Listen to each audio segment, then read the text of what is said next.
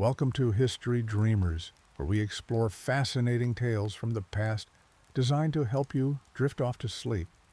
Tonight, we'll journey through 10 captivating historical narratives, each told in a soothing, measured pace. Like this video and subscribe to our channel if you enjoy falling asleep to history. Where are you watching from, and what time is it there?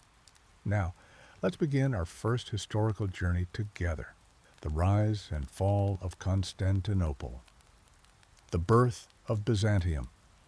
In the mists of ancient time, where the Bosphorus Strait narrows between Europe and Asia, there once stood a modest Greek settlement called Byzantium. Founded in 657 BCE by Megarian colonists led by King Bizas, this small outpost occupied one of the most strategically significant locations in the known world. Positioned at the crossroads of major trade routes connecting the Black Sea to the Mediterranean, the settlement flourished quietly for centuries. Little did these early inhabitants know that their humble colony would one day transform into the magnificent capital of the Eastern Roman Empire and stand as the bulwark of Christianity against the rising tide of Islam for over a millennium.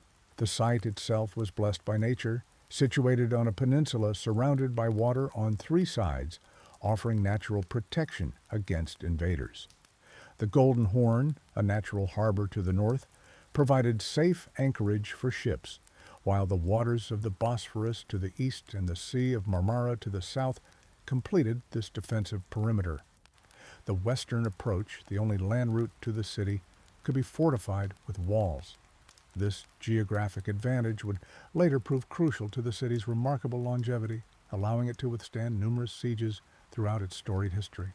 The early settlement prospered through trade and fishing, growing slowly but steadily.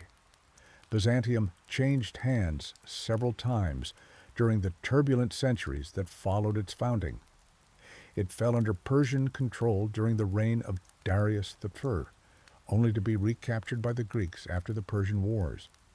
Later, it became part of the Athenian Empire, then the Spartan Empire, before experiencing brief periods of independence. Eventually, it found itself under the expanding influence of the Roman Republic, which would set the stage for its greatest transformation. By 196 CE, it had become firmly integrated into the Roman world, though still maintaining its distinct Greek character. The true turning point in Byzantium's history came in the early 4th century CE, during a period of Roman civil war. In 324 CE, the Roman Emperor Constantine III defeated his rival Licinius in the Battle of Chrysopolis, fought near Byzantium itself. With this victory, Constantine became the sole ruler of the Roman Empire.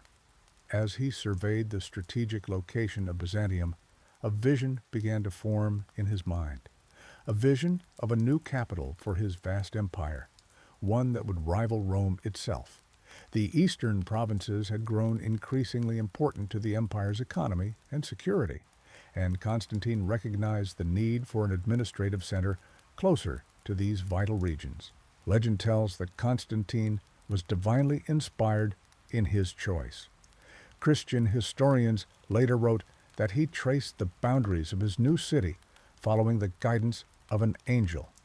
Whether divine or pragmatic, his decision would change the course of history. On May 11, 330 CE, the new city was officially dedicated and named Constantinople, the city of Constantine. In a ceremony blending Christian ritual with Roman imperial traditions, Constantine established his namesake city as Nova Roma, New Rome, though this official title would soon give way to the more popular name of Constantinople. The population was drawn from throughout the empire, with incentives offered to nobles and merchants to relocate.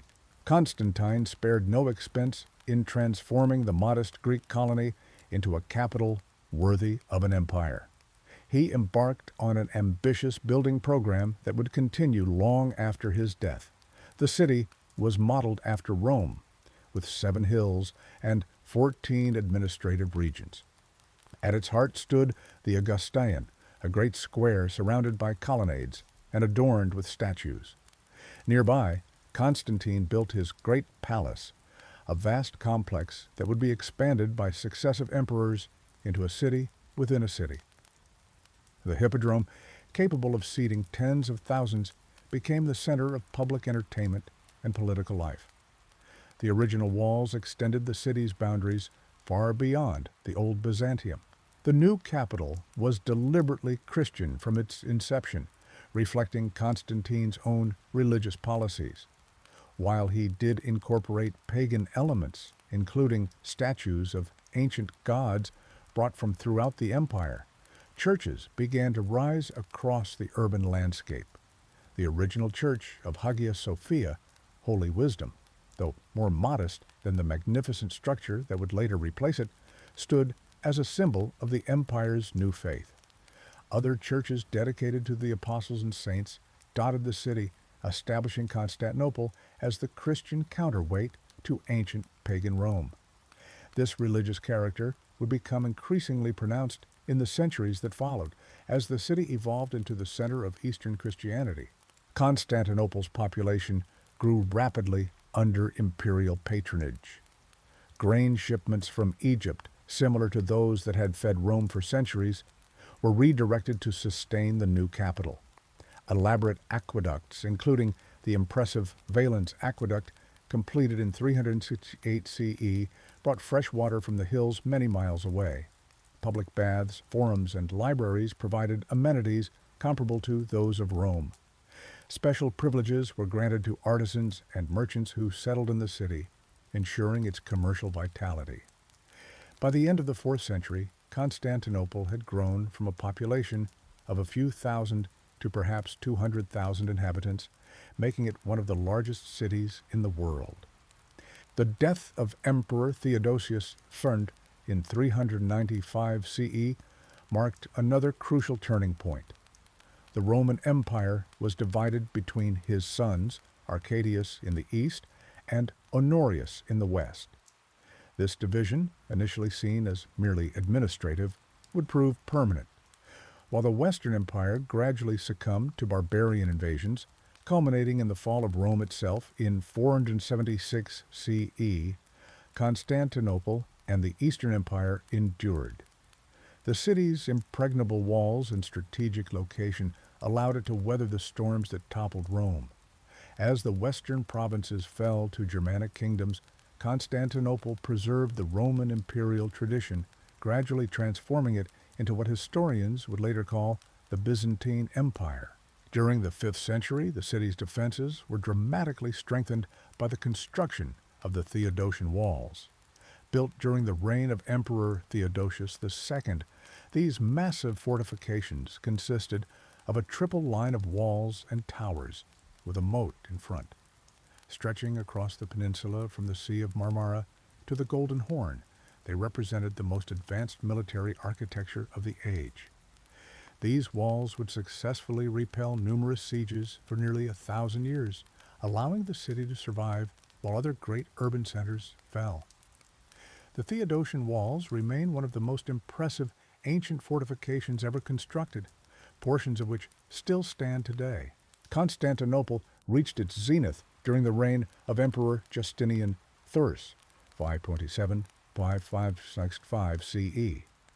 A ruler of boundless ambition, Justinian sought to restore the Roman Empire to its former glory, reconquering much of the lost western territories. At home, he transformed Constantinople through an ambitious building program. The crowning achievement was the new Hagia Sophia, completed in 537 CE, with its massive dome soaring 180 feet above the floor. When Justinian first entered the completed cathedral, he is said to have exclaimed, "Solomon, I have surpassed thee." The building stood as the largest cathedral in the world for nearly 1,000 years and remains one of history's greatest architectural achievements. Justinian's reign also saw tragedy strike the capital. In 532 CE, political tensions erupted into the Nika riots, a week of violence and destruction that threatened to topple the emperor. The rioters burned much of the city center, including the original Hagia Sophia. Only through the decisive and ruthless intervention of his wife, Empress Theodora, and his general Belisarius did Justinian maintain his throne. The riots were suppressed with extreme brutality. Contemporary sources claim that over 30,000 people were killed in the Hippodrome when imperial troops trapped and massacred the rioters. From this destruction, however, emerged the opportunity for Justinian's most ambitious rebuilding projects. Life in early Constantinople reflected its unique position between East and West. Greek remained the predominant language, though Latin continued as the language of administration until the 6th century. The populace enjoyed entertainments similar to those of Rome: chariot races in the Hippodrome, theatrical performances, and public festivals. Religious processions became increasingly important to civic life as Christianity became more deeply entrenched. The city's economy thrived on trade, with goods flowing from throughout the known world: silk from China, spices from India, furs from Russia, and grain from Egypt all passed through its markets, making Constantinople the commercial hub of the medieval world. The city's intellectual life was equally vibrant. While much of Western Europe descended into what later historians would call the Dark Ages, Constantinople preserved classical learning and literature. The University of Constantinople, founded in 425 CE by Emperor Theodosius II, became a center of higher education. Imperial and private libraries preserved thousands of ancient texts that would otherwise have been lost to history. Scholars studied and commented on the works of ancient Greek philosophers, scientists, and historians, maintaining an unbroken intellectual tradition from antiquity. This preservation of classical knowledge would later help fuel the Renaissance when these texts finally made their way back to Western Europe. Religion permeated every aspect of life in Constantinople. The Patriarch of Constantinople emerged as one of the most powerful figures in the Christian world, second only to the Pope in Rome. Religious controversies regularly inflamed public passions, sometimes leading to riots and violence. Theological debates that seem obscure to modern observers, such as the nature of Christ's divinity or the use of icons in worship, were matters of intense public concern in Byzantine society. The emperor himself was considered Christ's representative on earth, and imperial ceremonies blended religious and political symbolism. This distinctive Byzantine Christianity, with its elaborate liturgy and mystical theology, would evolve into what we now know as Eastern Orthodoxy. The final siege. The year is 1453. Constantinople, the magnificent capital of the Byzantine Empire, stands as it has for over 1,000 years, a monument to Roman engineering, Christian devotion, and Greek cultural refinement. The morning sun catches on the golden dome of the Hagia Sophia, creating a beacon visible for miles around the Bosphorus. Inside the massive walls that have protected the city for centuries, Emperor Constantine IV Palaiologos rises early. He has received troubling reports. The young Ottoman Sultan, Mehmed II, just 21 years of age, has been making preparations outside the city. This will not be like previous sieges. The emperor feels it in his bones. This time will be different. Mehmed II, known to history as Mehmed the Conqueror, has harbored ambitions for Constantinople since childhood. The Byzantine capital represents both a strategic prize and a symbolic one.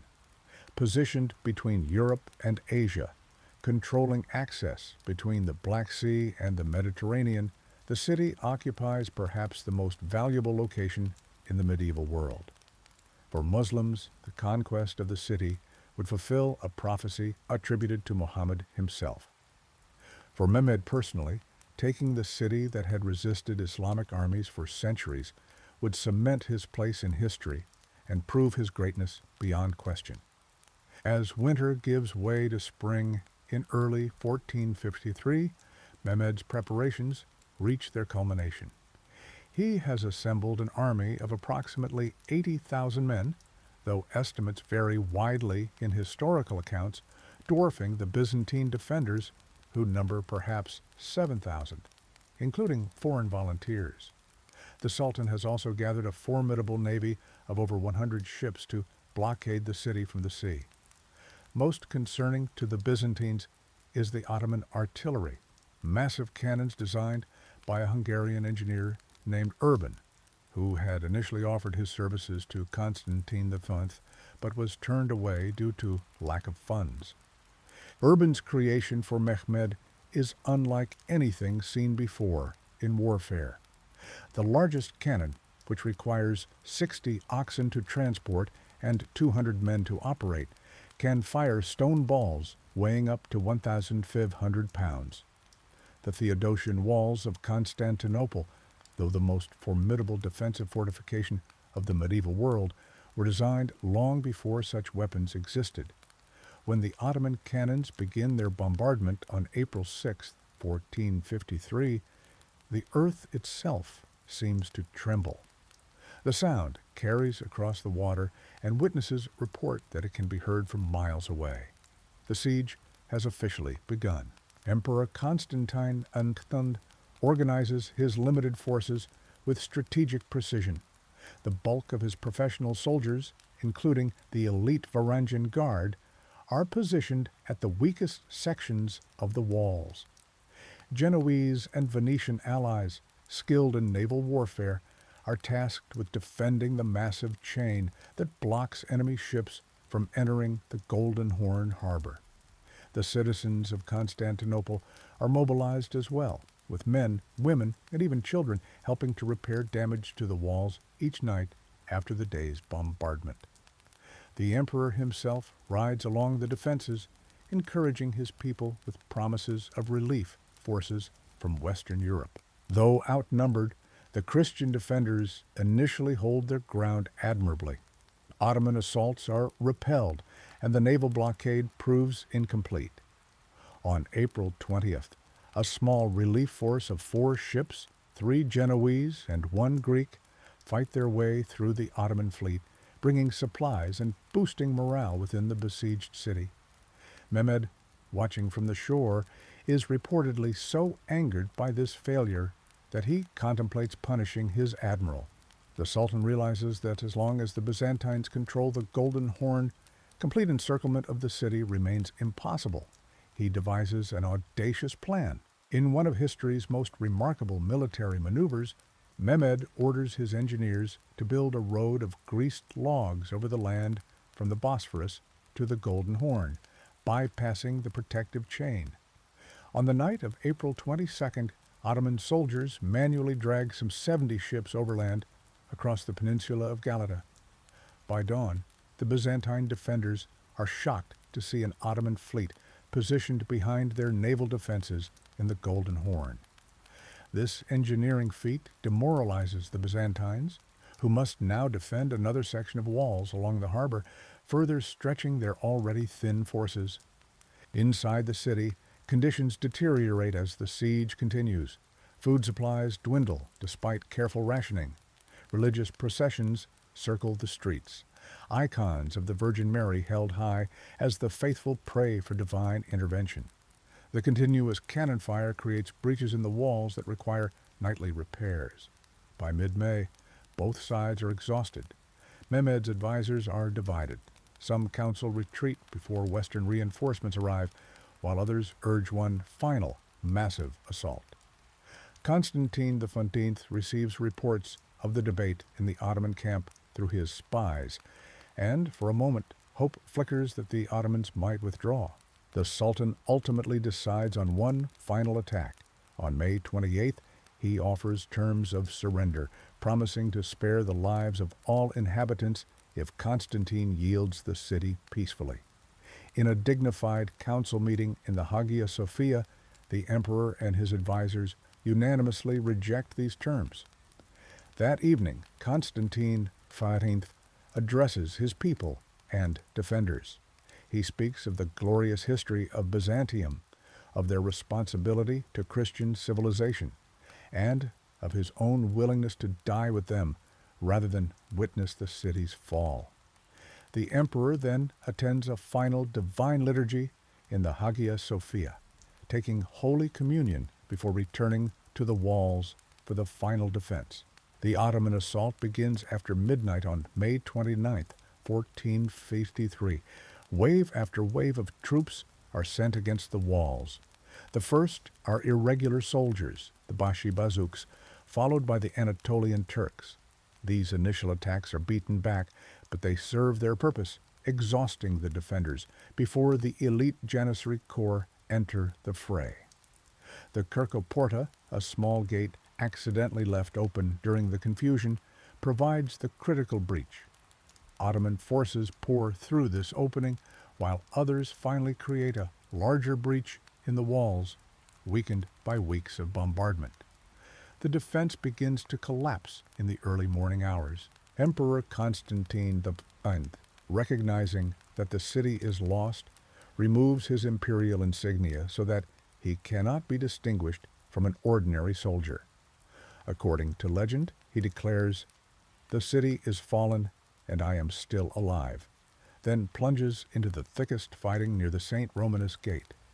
His body is never officially recovered or identified. The last Byzantine emperor dies with his empire, bringing a symbolic end to the Roman imperial tradition that had endured for nearly 500 years since the time of Augustus. By sunrise, Ottoman troops have flooded into the city. The remaining defenders retreat to the Hagia Sophia, hoping for sanctuary. Mehmed II enters Constantinople later that morning, proceeding directly to the Hagia Sophia. He stops a soldier attempting to break up the marble floor, reportedly stating, "Be satisfied with the booty and the captives. The buildings of the city belong to me." The Sultan orders an Islamic prayer to be recited in Christianity's greatest cathedral, converting it on the spot to a mosque. This powerful symbolic act announces to the world that a new era has begun. For 3 days, Ottoman soldiers are permitted to plunder the city, though Mehmed orders that key structures be preserved. Thousands of citizens are enslaved, while others are ransomed at high prices. In the aftermath of the conquest, Mehmed takes steps to rebuild Constantinople, now increasingly called Istanbul, as his imperial capital. Rather than destroying the city's heritage, he positions himself as the successor to the Byzantine emperors. He adopts the title Caesar of Rome, Kaiser I Rum, and invites Orthodox Christians, Jews, and Armenians to resettle in the city. Greek scholars flee west, bringing with them precious manuscripts that will help fuel the Renaissance in Italy. The Hagia Sophia, though converted to a mosque, preserves many of its mosaics under plaster for centuries, a physical manifestation of the city's layered identity. The fall of Constantinople reverberates across Europe, creating a psychological shock that many historians consider a definitive end to the Middle Ages. Pope Nicholas V calls for a crusade, but the age of crusading fervor has passed.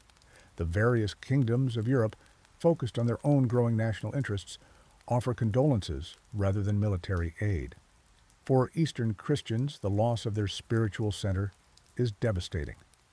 The Russian Orthodox Church, previously under the ecclesiastical authority of Constantinople, increasingly positions Moscow as the Third Rome, the heir to Constantinople's religious authority, a claim with enormous implications for later Russian imperial ambitions. For the Ottoman Empire, the conquest represents its emergence as a world power. Mehmed II goes on to conquer much of the Balkans and solidifies Ottoman control of Anatolia. The strategic position of Constantinople gives the Ottomans control over the vital trade routes between East and West, generating enormous wealth that funds further expansion. Islamic scholars and artists flock to the city, creating a new cultural flowering. The architectural genius Mimar Sinan will later add magnificent mosques to the skyline, complementing rather than replacing the Byzantine monuments. The Ottoman Empire would endure until 1923, with Istanbul as its magnificent capital for nearly 5 centuries. Technologically, the siege marks a turning point in military history. The massive cannons that breached Constantinople's walls demonstrate the growing obsolescence of medieval fortifications in the face of gunpowder weapons. The use of naval power, combined with innovative engineering to move ships overland, illustrates the creative military thinking that would characterize the early modern period. The fall of Constantinople thus accelerates the military revolution, already underway in Europe, hastening the transition from medieval to early modern warfare. The story of Constantinople's fall contains a profound irony. In conquering the city, the Ottomans preserved much of what made it special. Had the city remained a Byzantine relic, it might have gradually declined into insignificance. Instead, under Ottoman rule, it flourished anew as one of the world's great imperial capitals. Today's Istanbul bears the imprint of both Byzantine and Ottoman glory. The Hagia Sophia, standing alongside the Blue Mosque, ancient cisterns beneath Ottoman palaces, Byzantine walls framing Ottoman neighborhoods. The conquest that ended one civilization ensured the survival of its monuments by incorporating them into another. As the sun sets over the Bosphorus today, the silhouette of Istanbul's domes and minarets creates one of the world's most recognizable skylines. Cruise ships pass through the same waters where Ottoman galleys once sailed. Tourists wander the halls where Constantine V held his final council, and where Mehmed II proclaimed his victory. The 1453 conquest, so pivotal in world history, lives on in the very stones of the city. Constantinople fell, but in another sense it endures, transformed rather than destroyed, a living monument to the continuous flow of history, where endings and beginnings intertwine in the human story that connects us all across the centuries. The mysterious march north, the story of the Ninth Roman Legion, represents one of history's most enduring mysteries, a tale of military might that dissolves into whispers and shadows at the northern edges of the Roman Empire. As the first century unfolds across the misty landscapes of Britain, we find ourselves following the path of these seasoned soldiers who marched into the historical record with clarity and precision, only to vanish with a perplexing ambiguity that has puzzled scholars for centuries. The beginning of our story takes us back to the early days of imperial Rome, when the legions stood as the backbone of Roman power and territorial ambition. The Ninth Legion, or Legio Numva Hispana, to give it its full honorific, was established during a time of profound transformation in Roman military organization. Founded by Pompey in 65 BCE, the legion first distinguished itself in campaigns in Hispania, hence the name Hispana that would forever be attached to its standards. These early years shaped the character of the Ninth, forging it into a formidable fighting force. The soldiers who filled its ranks were predominantly drawn from the Roman provinces, men who sought Roman citizenship through military service. They trained relentlessly in the art of formation combat, becoming masters of the gladius, the short sword that had conquered much of the known world, and experts at maintaining the defensive wall of their interlocked scutum shields. When Julius Caesar crossed the Rubicon in 49 BCE, plunging Rome into civil war, the Ninth found itself caught in the political maelstrom that would ultimately transform the Republic into an empire. Records indicate that the legion fought under Caesar at the decisive Battle of Pharsalus in 48 BCE, where they helped secure victory against Pompey, their original founder. The irony of this circumstance would not have been lost on the veterans who had served under both commanders. In the tumultuous years that followed Caesar's assassination, the Ninth continued to play a role in the shifting political landscape. During the reign of Augustus, Rome's first emperor, the legion was stationed in Pannonia, where they helped secure the northeastern frontier along the Danube River.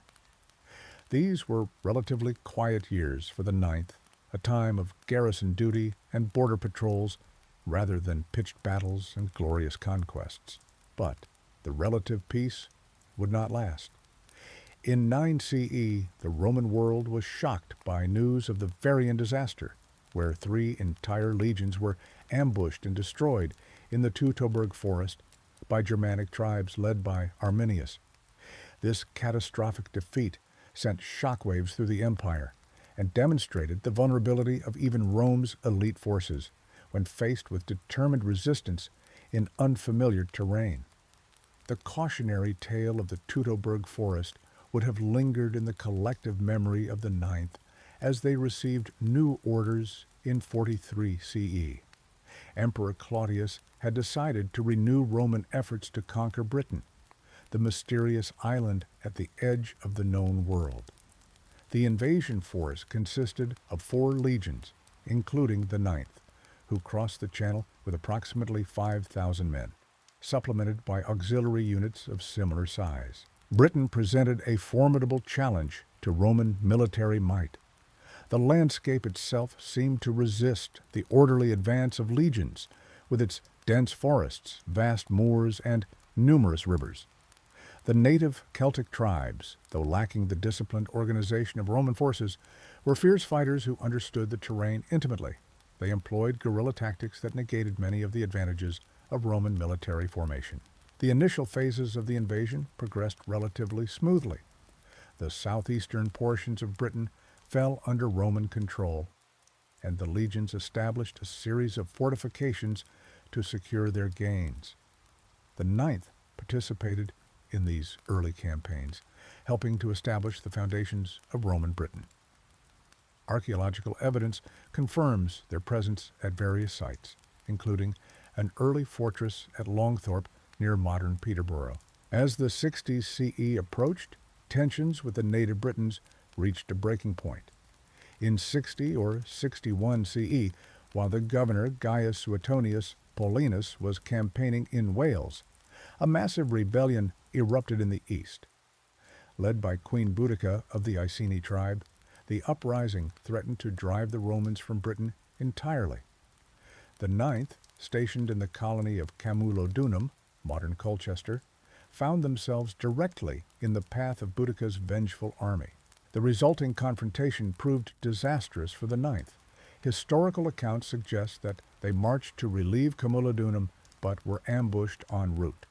Tacitus records that the infantry of the legion was massacred, with only the cavalry commander and some of his men escaping to carry the news of defeat. Modern scholars debate the extent of these losses, but it seems clear that the Ninth suffered a significant defeat, perhaps losing as many as 80% of its fighting force. This devastating blow might have spelled the end for many legions, but the Ninth proved resilient. In the years following the Boudican revolt, the legion was rebuilt, receiving reinforcements from other parts of the empire. By the 70s CE, they had established a new fortress at Eboracum, modern York, which would serve as their base for several decades as they participated in the ongoing efforts to pacify northern Britain. The terrain of northern Britain presented even greater challenges than the south. The highlands were home to the Caledonian tribes, who fiercely resisted Roman encroachment into their territories.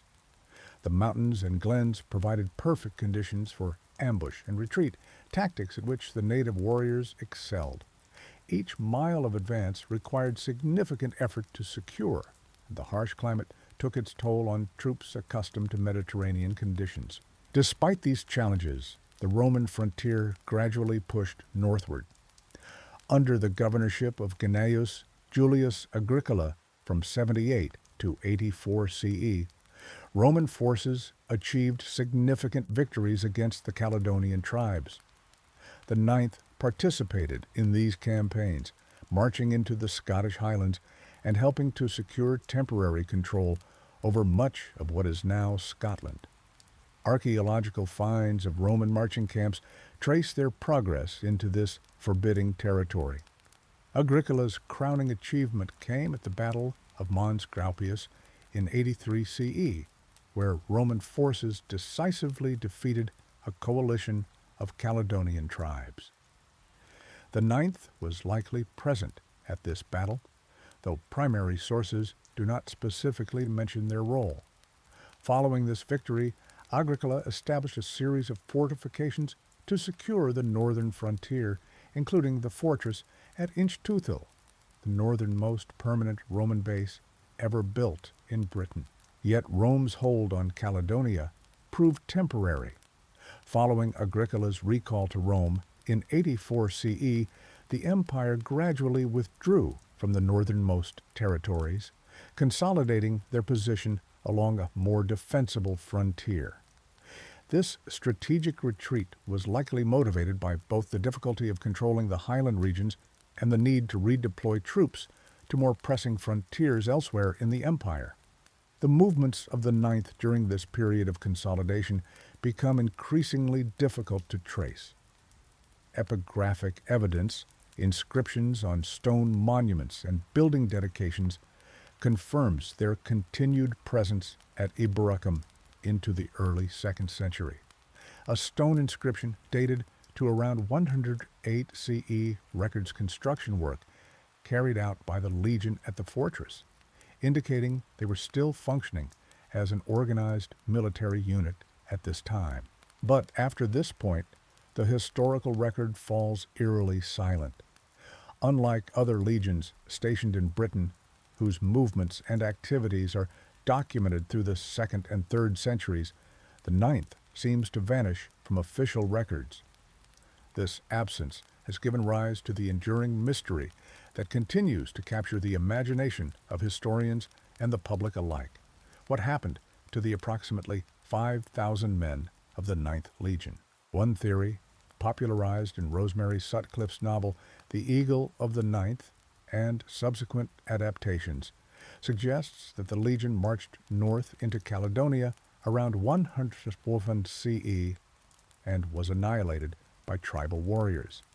This dramatic end would explain their sudden disappearance from the historical record and aligns with what we know about the dangerous nature of the northern frontier. Archaeological evidence lends some credence to this theory. Excavations at Roman sites in northern Britain have uncovered tantalizing clues of conflict during this period. At Vindolanda, writing tablets dating to the early 2nd century mention unrest among the Britons. Additionally, there is evidence that Hadrian's Wall, begun in 122 CE, may have been constructed partly in response to a serious military setback suffered by Roman forces in the north. The timing aligns with historical accounts of trouble in Britain during the early years of Hadrian's reign. The historian Fronto, writing in the 160s CE, mentions that many Roman soldiers were killed in Britain during this period. While he does not specifically name the 9th, this reference suggests significant military losses that could potentially include a legion or substantial portions of one. The terrain itself would have favored an ambush of the kind that might lead to the destruction of an entire legion. The glens and valleys of Caledonia created natural choke points where Roman formations could be disrupted and their tactical advantages negated. If the 9th ventured too far north with inadequate reconnaissance or support, they might have found themselves in a situation not unlike the disaster at Teutoburg Forest a century earlier. Yet not all scholars accept the theory of annihilation in Scotland. Some point to fragmentary evidence suggesting that elements of the 9th were transferred to the Rhine frontier or even further east.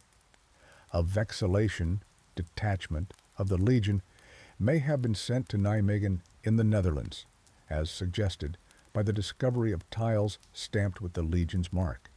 Others note possible references to the 9th participating in campaigns against the Jewish revolt in 132-135 CE. The absence of the 9th from a list of legions compiled in 165 CE confirms that by this date the Legion no longer existed as an active military unit. But whether this was due to battlefield destruction, disbandment following losses, or reorganization into other units remains unclear. The last confirmed reference to the 9th as an active unit dates to the reign of Trajan, 98-1-17 CE, placing their disappearance roughly within this time frame. As daylight fades over the misty northern landscapes of Britain, we are left with an incomplete picture of the Ninth's final march. Perhaps they fell in a last heroic stand against overwhelming odds, their eagles captured and their names added to the long list of Rome's fallen. Or perhaps their end was more prosaic, a gradual dissolution as veterans retired and units were reassigned to other frontiers without the full legion ever being reconstituted. The enduring power of the Ninth Legion story lies precisely in this ambiguity. In the silence of the historical record, we hear echoes of countless possible endings, each reflecting different facets of Rome's complex relationship with its furthest frontier. The mystery invites us to consider the limitations of imperial power, the resilience of indigenous resistance, and the way in which history itself is shaped by what remains and what is lost to time. Theories and shadows. The disappearance of the Ninth Legion represents one of ancient history's most enduring mysteries. As the mists of time settled over the northern reaches of Roman Britain, they seemed to swallow an entire legion of Rome's finest soldiers, leaving behind only fragments of evidence and centuries of speculation. The story of these lost men continues to captivate historians and storytellers alike, not merely for what we know, but for what remains hidden in the shadows of the past. In the absence of definitive answers, theories have multiplied like autumn leaves in a forest clearing, each one attempting to provide closure to a tale that history has left deliberately open-ended. The last reliable records of the Ninth Legion place them in York around 108 CE, after which they vanish from Roman military registers. This silence in the historical record has created a canvas upon which many theories have been painted. Perhaps the most widely accepted explanation suggests that the legion met its fate in a catastrophic military defeat somewhere in the wilds of northern Britain.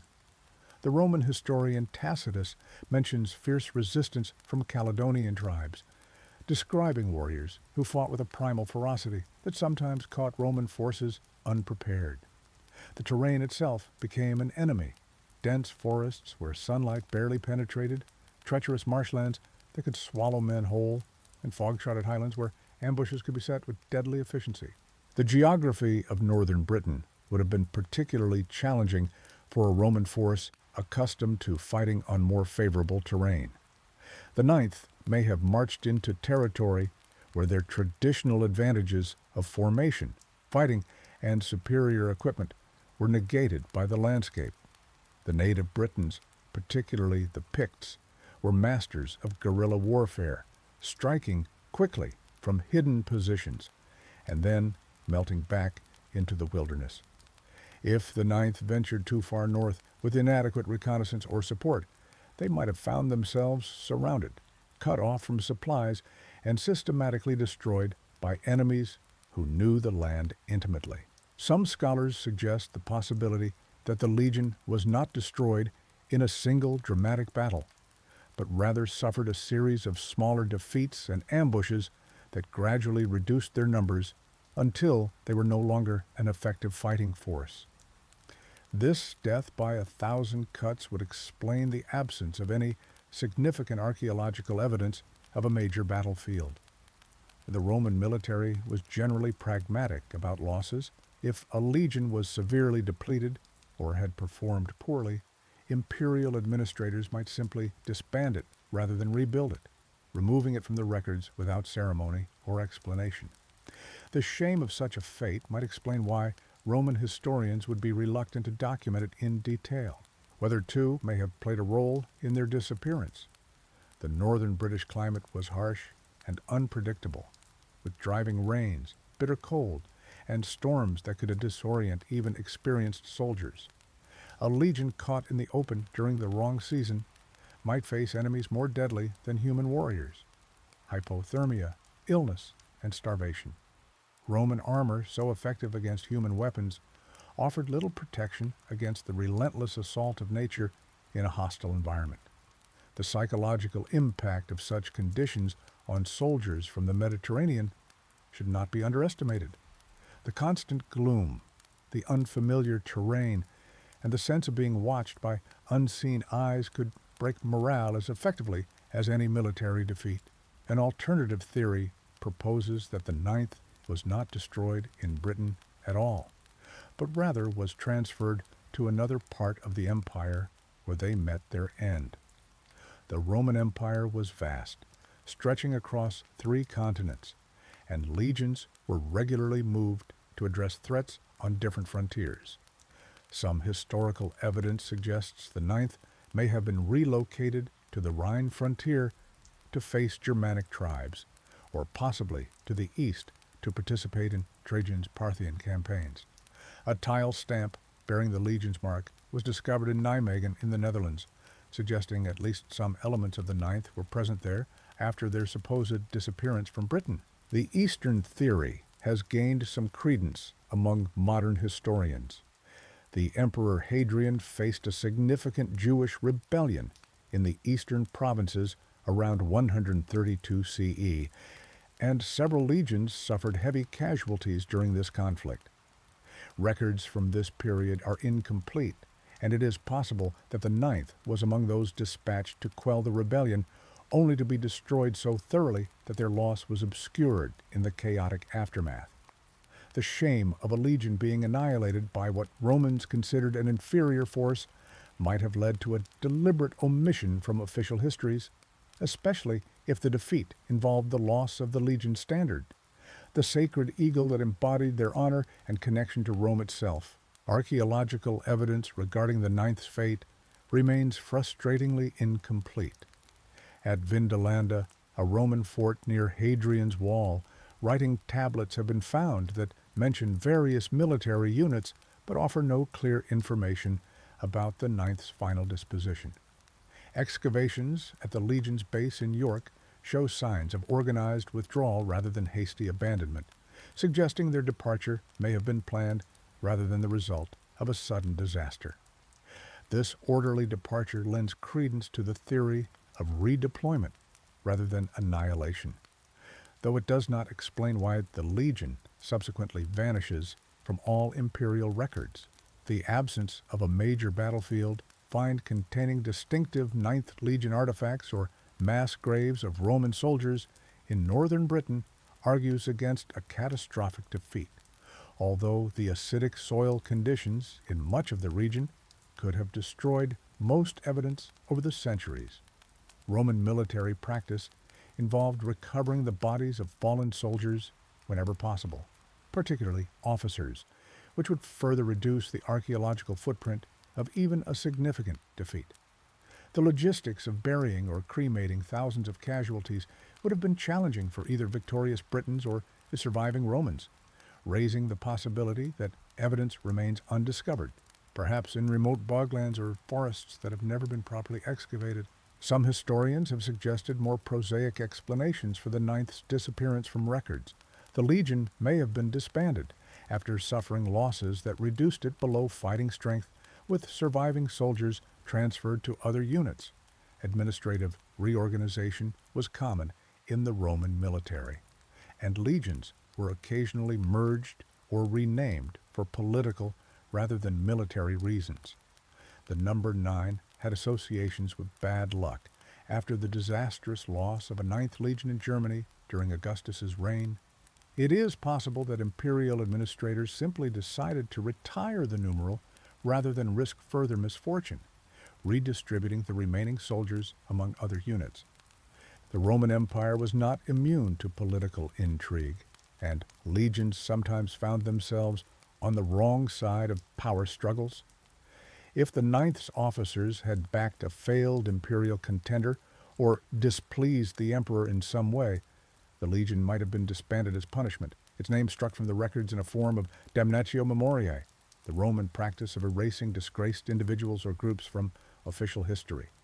This would explain the complete silence regarding their fate in Roman sources, though it seems unlikely that such a political disaster would leave no traces in the gossip-filled histories that documented imperial politics.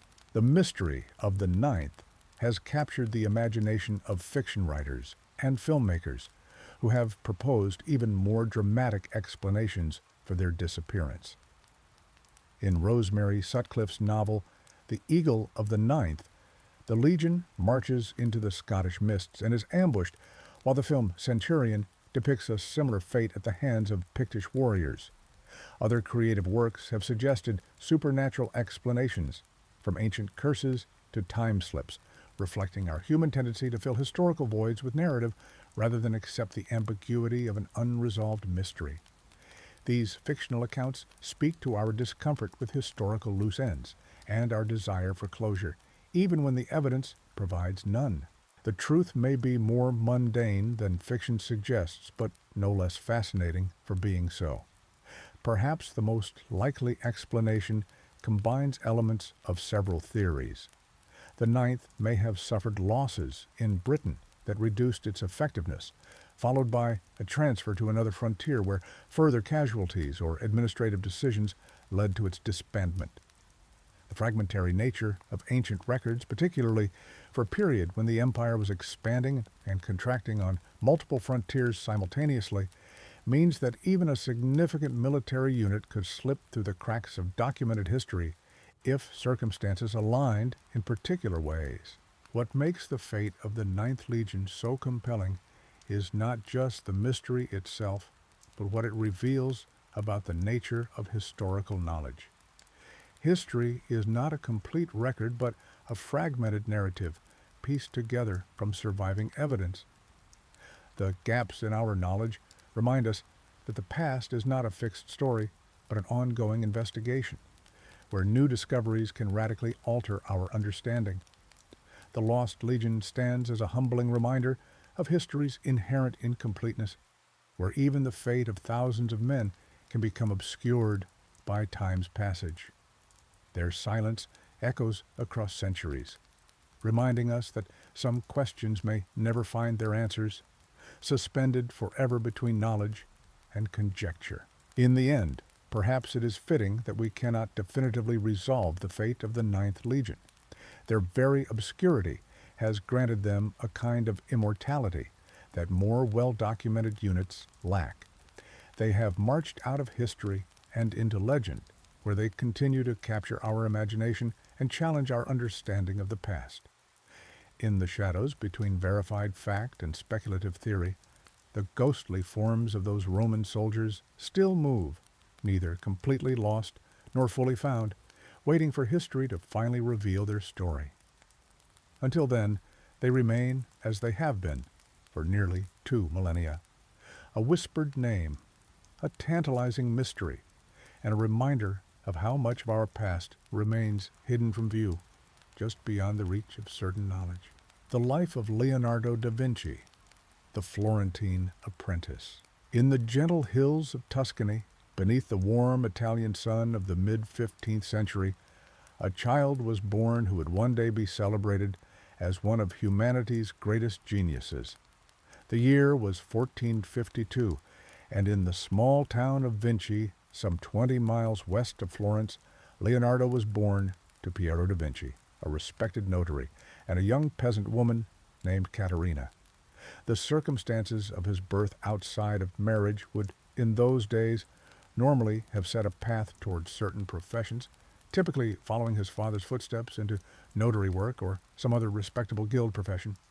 Yet fate, or perhaps the unmistakable spark of genius visible even in his childhood, would dictate a different course entirely.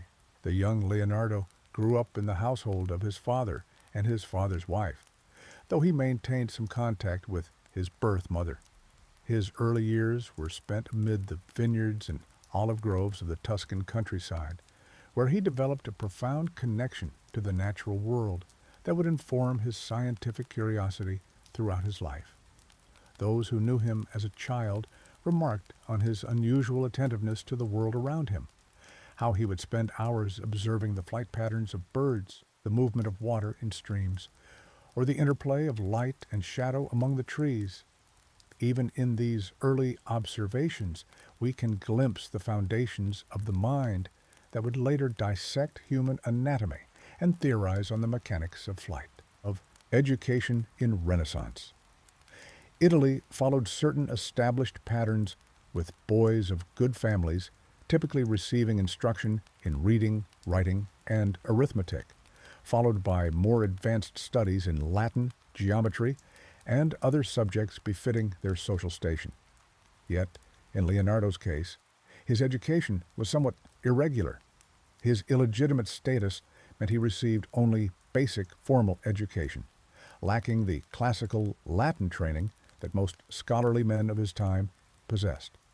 This educational deficiency would later prompt Leonardo to describe himself as an unlettered man, or uomo senza lettere, a self-deprecating description that belied his extraordinary breadth of knowledge gained through observation and self-directed study.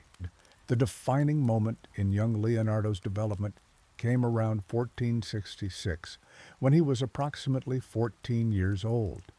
His father, recognizing his son's extraordinary artistic talent, arranged for him to become an apprentice in the workshop of Andrea del Verrocchio in Florence. Verrocchio was among the most versatile and respected artists of his day, a master sculptor, painter, goldsmith, and more. His workshop was less a simple artist's studio and more a comprehensive creative laboratory where apprentices learned not just to paint, but to work with various materials and master multiple artistic and technical disciplines. This multifaceted environment would prove the perfect incubator for Leonardo's wide-ranging genius. Florence, in the 1460s, was experiencing the full flowering of the Renaissance under the patronage of the powerful Medici family. The city had become a crucible of artistic and intellectual innovation, where the rediscovery of classical learning merged with new techniques and perspectives in art and science. For a young apprentice with Leonardo's curiosity and talent, Florence offered endless stimulation. The city buzzed with the presence of great artists and thinkers like Botticelli and Verrocchio himself, while magnificent architectural achievements like Brunelleschi's dome for the Florence Cathedral demonstrated how art, engineering, and mathematics could combine to create works of extraordinary beauty and technical sophistication. Life as an apprentice in Verrocchio's workshop was demanding and comprehensive. Leonardo would have begun with the most basic tasks: sweeping floors, preparing panels, grinding pigments, and mixing paints. These humble beginnings provided him with intimate knowledge of materials that would serve him throughout his career. Gradually, as his skills developed, he would have been entrusted with more significant responsibilities, perhaps first drawing simple background elements in the master's compositions, then progressing to more complex components. The workshop system was designed to impart not just technical skill, but a comprehensive understanding of the artist's craft from conception to completion. The young Leonardo absorbed everything the workshop had to teach and more. Beyond the techniques of painting and sculpture, he learned metallurgy, chemistry, and mechanics. He studied how to create perspective in drawings, how to accurately depict the human form, and how different materials behaved under various conditions. In Verrocchio's workshop, art was inseparable from science and engineering, a holistic approach that aligned perfectly with Leonardo's natural inclinations. His unquenchable curiosity drove him to understand not just how to depict a muscle or a leaf, but why they were structured as they were and how they functioned. Among Leonardo's earliest known drawings is a landscape dated 1473, depicting the valley of the Arno River. This simple yet confident work already displays his acute powers of observation and his ability to capture the essential character of a landscape.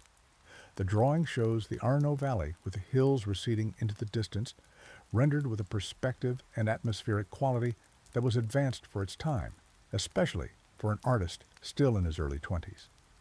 This work gives us a glimpse of Leonardo's developing eye, his attention to the natural world, and his emerging mastery of technique. According to the 16th century artist and historian Giorgio Vasari, whose Lives of the Most Excellent Painters, Sculptors, and Architects provides much of what we know about Renaissance artists, a pivotal moment came when Leonardo assisted Verrocchio with the painting The Baptism of Christ. Verrocchio had assigned his talented apprentice to paint one of the angels in the scene. Leonardo executed this task with such extraordinary skill and beauty that Verrocchio, recognizing he had been surpassed by his pupil, supposedly vowed never to paint again. While this dramatic account may be more legend than fact, the angel attributed to Leonardo does indeed show remarkable delicacy and naturalism compared to other figures in the painting. Leonardo's contributions to the baptism of Christ demonstrate the qualities that would distinguish his art throughout his career. His angel possesses a softness of modeling with subtle transitions between light and shadow that create an impression of living flesh. The curling hair is rendered with a naturalistic flow rather than stylized pattern. Most striking is the sense of psychological presence. The angel seems lost in contemplation, conveying an inner life rather than merely striking a conventional pose. These qualities, which art historians call sfumato, from the Italian word for smoke, and psychological insight, would become hallmarks of Leonardo's mature style.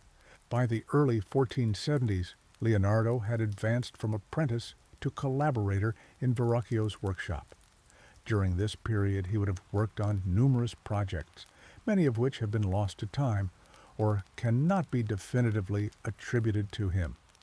We know that Verrocchio's workshop produced paintings, sculptures, decorative objects, and designs for festivals and pageants, all areas in which Leonardo would later excel independently.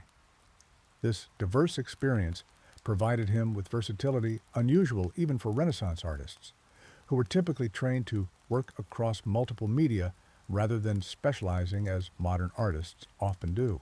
The collaborative nature of Renaissance workshops makes it difficult to determine exactly which works from this period can be attributed to Leonardo alone. Art historians continue to debate the attribution of various paintings and drawings from the 1470s. What is clear, however, is that Leonardo was developing a distinctive approach characterized by meticulous observation, scientific inquiry, and technical innovation. His notebooks from this period, filled with sketches and observations, reveal a mind constantly analyzing, questioning, and seeking to understand the underlying principles of what he observed. Around 1472, Leonardo was registered as a master in the Guild of St. Luke, the Guild of Artists and Doctors of Medicine. This registration marked his professional status as an independent artist, though he continued to work in Verrocchio's workshop for several more years. The association of artists with medical practitioners in the same guild reflects the Renaissance understanding of art as a form of knowledge, requiring study of human anatomy and natural philosophy. For Leonardo, this connection between art and science was not merely institutional, but fundamental to his approach to both disciplines. One of the earliest works attributed entirely to Leonardo is the small panel painting Annunciation, created around 1472-1475. The scene depicts the angel Gabriel announcing to the Virgin Mary that she will bear the Son of God. Already in this early work, we can see Leonardo's innovative approach to traditional religious subjects. The setting is a garden with meticulously observed plants in the foreground and a misty landscape receding into the distance. The angel kneels on muscular wings that suggest Leonardo's interest in the mechanics of flight.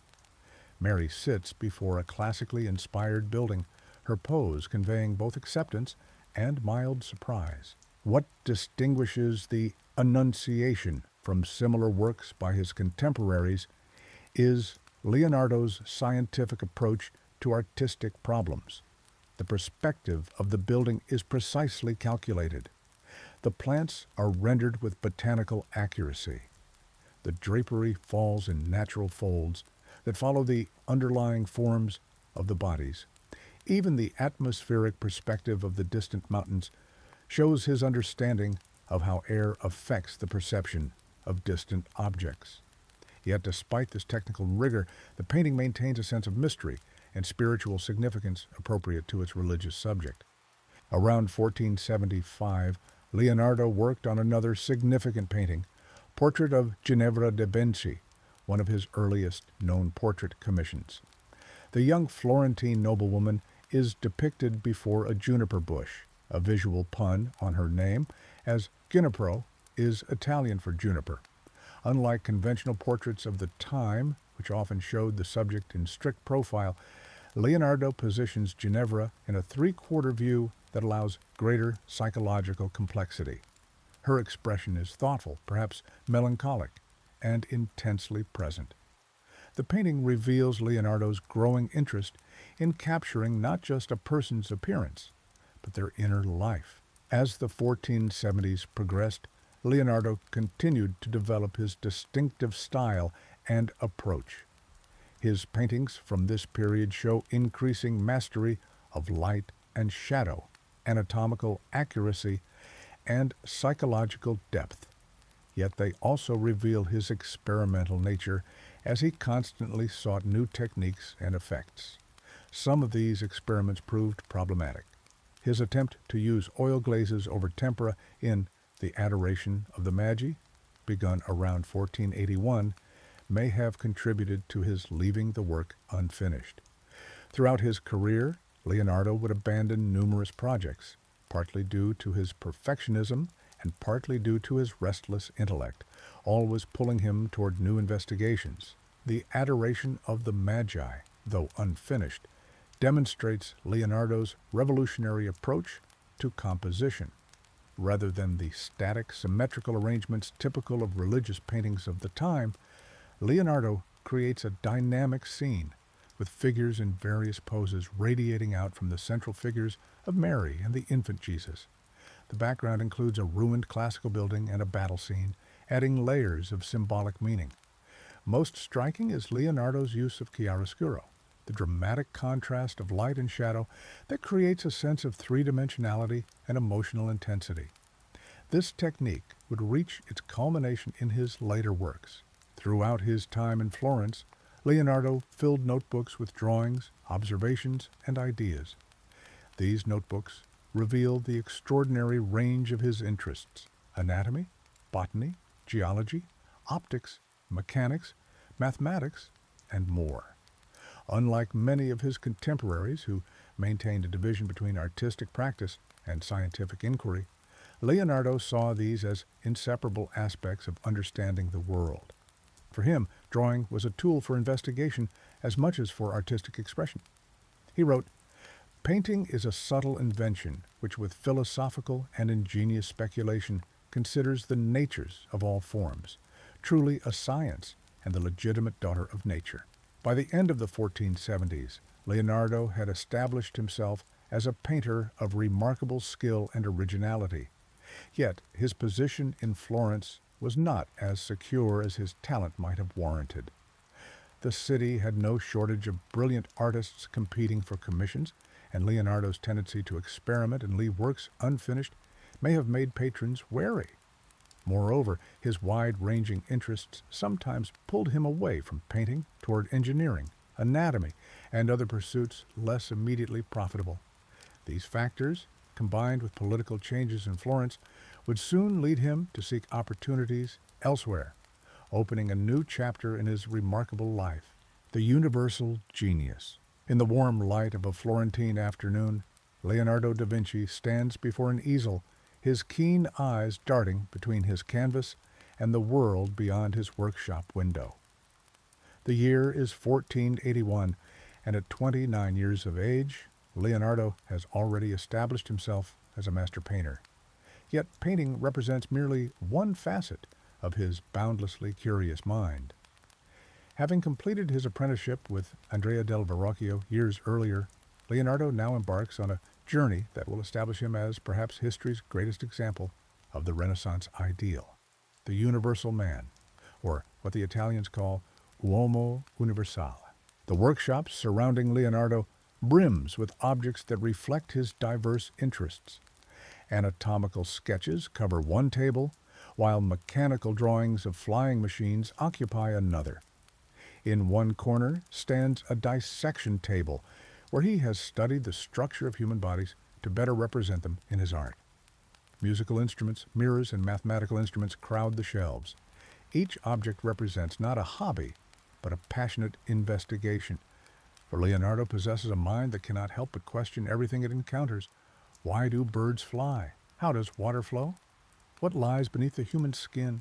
As the 1480s unfold, Leonardo's scientific inquiries begin to rival his artistic endeavors in both scope and significance.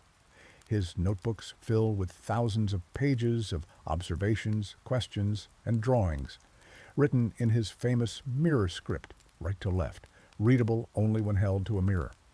This is not merely an eccentric habit, but a practical solution for a left-handed man wishing to avoid smudging his ink. The notebooks reveal a mind constantly analyzing, questioning, and connecting seemingly unrelated phenomena. Leonardo believes that understanding comes through observation, and so he observes everything. In 1482, Leonardo leaves Florence for Milan, seeking the patronage of Ludovico Sforza, Duke of Milan. In his letter of introduction, he barely mentions his artistic abilities, focusing instead on his skills as a military engineer. "I can construct bridges, tunnels, cannons, and catapults," he writes. "I can build ships. I can create sculptures in marble, bronze, and clay." Only as an afterthought does he add, "In painting, I can do as well as anyone else."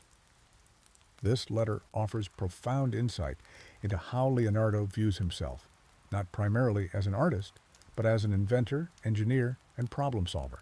The Milanese court proves fertile ground for Leonardo's multifaceted genius.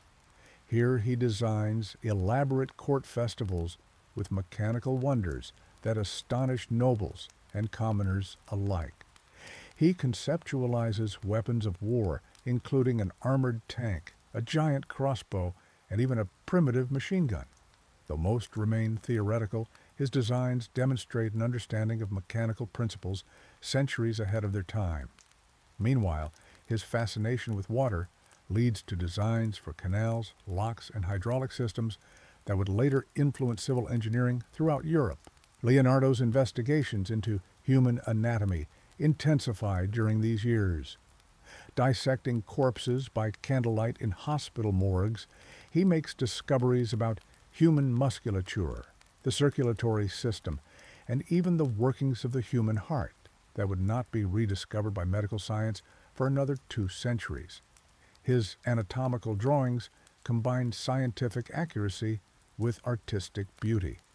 He identifies the human heart as a 4-chambered muscle rather than the 2-chambered organ described by Galen, whose ancient texts still dominated medical teaching. By day, Leonardo works on his commissioned masterpiece for the Dominican monastery of Santa Maria delle Grazie, The Last Supper. This revolutionary composition captures the dramatic moment when Jesus announces that one of his disciples will betray him. Leonardo arranges the figures in groups of 3, their poses and expressions revealing their personalities and reactions. Unlike previous depictions, Leonardo creates a scene of psychological drama, with each disciple responding differently to Christ's announcement.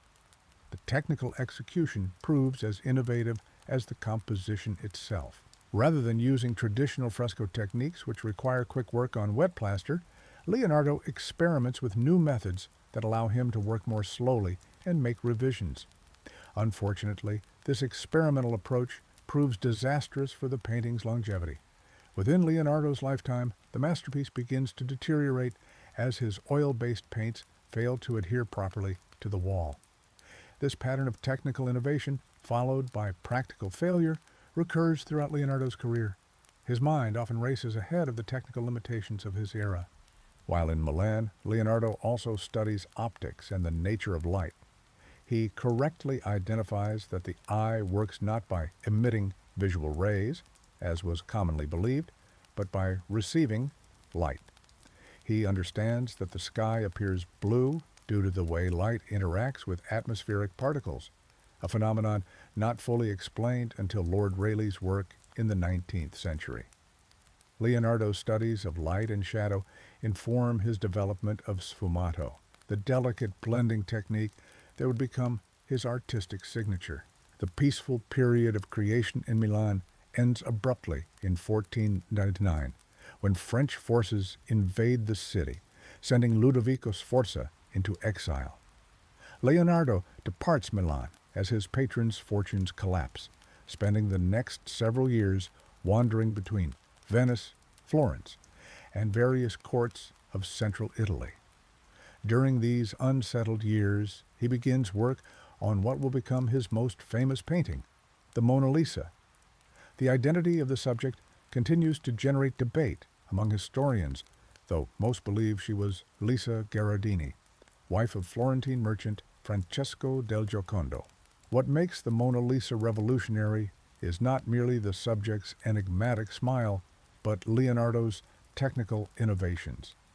The portrait demonstrates his mastery of sfumato, creating soft, smoky contours instead of harsh lines. The background landscape seems to exist in a different atmospheric plane than the subject, creating a sense of depth that transcends earlier portrait traditions. Leonardo carries this relatively small painting with him for years, continuously refining details that only his eye could detect, never considering it truly complete. Leonardo's scientific inquiries continue unabated during these nomadic years. He studies the flight of birds with unprecedented detail, filling notebooks with observations of wing movements and air currents. These studies lead him to design various flying machines, including ornithopters with flapping wings, and the first conceptual design for a helicopter, a spiraling aerial screw. Though none could function with the materials and understanding available in the Renaissance, his aerodynamic principles prove remarkably sound when viewed through modern scientific understanding. Geology captures Leonardo's attention as he travels through the mountainous regions of central Italy. Finding seashells embedded in rocks high above sea level, he correctly deduces that these mountains must once have been underwater. This insight contradicts the prevailing belief that such anomalies resulted from Noah's flood. Instead, Leonardo proposes that Earth's surface changes gradually over vast periods, a revolutionary concept that anticipates modern geological understanding by centuries. The Earth is a living organism, he writes. Its flesh is the soil, its bones are rock strata, its blood is the underground water. Between 1502 and 1503, Leonardo works briefly as a military engineer for the notorious Cesare Borgia. During this employment, he creates remarkably accurate maps using techniques he developed himself. His cartographic innovations include the bird's eye perspective and the use of different colors to indicate varying elevations, concepts that would not become standard in map making for centuries. Leonardo's maps combine scientific precision with artistic rendering, transforming cartography from a utilitarian craft into a form of visual science. By 1503, Leonardo returns to Florence, where he is commissioned to paint a mural depicting the Battle of Anghiari for the Great Hall of the Palazzo Vecchio. This project places him in direct competition with Michelangelo, who is assigned the opposite wall. The rivalry between these two titans of Renaissance art captures the public imagination. Leonardo, now 51, with his elegant manners and colorful attire, contrasts sharply with the younger, temperamental Michelangelo. Their artistic approaches differ as dramatically as their personalities. Leonardo's battle scene focuses on a frenzied struggle for a standard, capturing the psychological fury of combat rather than heroic poses. Like The Last Supper, this masterpiece suffers from Leonardo's experimental techniques. After applying paint to the wall, he attempts to dry it using large braziers. The heat proves excessive, causing the colors near the bottom to melt and run. Eventually, Leonardo abandons the project, leaving yet another potentially revolutionary work unfinished. Today we know the composition only through preparatory drawings and later copies. In 1513, Leonardo's fortunes change again when he secures the patronage of Giuliano de' Medici, brother of Pope Leo X. Moving to Rome, Leonardo finds himself in an environment dominated by Raphael and Michelangelo, whose energetic styles represent the new direction of high Renaissance art. Now, in his 60s, Leonardo focuses increasingly on scientific studies rather than artistic commissions. He conducts experiments with mirrors, optics, and hydraulics in the quiet of his Vatican apartments, somewhat removed from the bustling artistic scene around him. Leonardo's final geographical move occurs in 1516, when he accepts an invitation from the young French king, Francis I, to join the court at Amboise in the Loire Valley. The aging master crosses the Alps on muleback, reportedly carrying the Mona Lisa and other favorite paintings with him. Francis provides Leonardo with a comfortable manor house, Clos Lucé, connected to the royal castle by an underground passage. Here, Leonardo serves not primarily as a painter, but as premier painter, engineer, and architect to the king, a title that acknowledges his universal genius. In these final years, Leonardo designs architectural projects and an ideal palace for the king, though these remain unbuilt. He organizes spectacular court festivals featuring his mechanical inventions and theatrical designs. Most significantly, he arranges and edits his thousands of notebook pages, attempting to organize the vast knowledge he has accumulated throughout his life. He plans treatises on anatomy, flight, water, mathematics, and painting, though none reach completion. The sheer breadth of his investigations has outpaced even his considerable abilities to synthesize and communicate them. On May 2, 1519, Leonardo da Vinci dies at Clos Lucé, with Francis I reportedly cradling his head in the final moments, though this romantic story likely represents artistic license rather than historical fact. He leaves behind thousands of notebook pages filled with ideas that anticipate discoveries in fields ranging from astronomy to hydrodynamics. Many of these concepts would not be independently developed for centuries. His artistic output, though relatively small in number, fewer than 20 paintings can be confidently attributed to him, transformed Western art through its technical innovation and psychological depth. After Leonardo's death, his notebooks scatter across Europe, many pages becoming lost to history. His assistant, Francesco Melzi, inherits the bulk of these papers, but after Melzi's death, they disperse among collectors. Today, Leonardo's surviving notes reside in major collections, from Milan to London, from Paris to Madrid. Each page offers glimpses into one of history's most remarkable minds, a mind that refused to recognize the boundaries between art and science, between observation and imagination, between the possible and the impossible. What makes Leonardo extraordinary is not merely his talent, but his insatiable curiosity. Where others saw a bird and admired its song, Leonardo wondered how its wings generated lift. Where others saw clouds, he studied atmospheric effects. Where others accepted conventional wisdom, he demanded evidence. His genius lay in connecting disparate fields of knowledge, applying anatomical understanding to painting, engineering principles to architecture, optical studies to artistic perspective.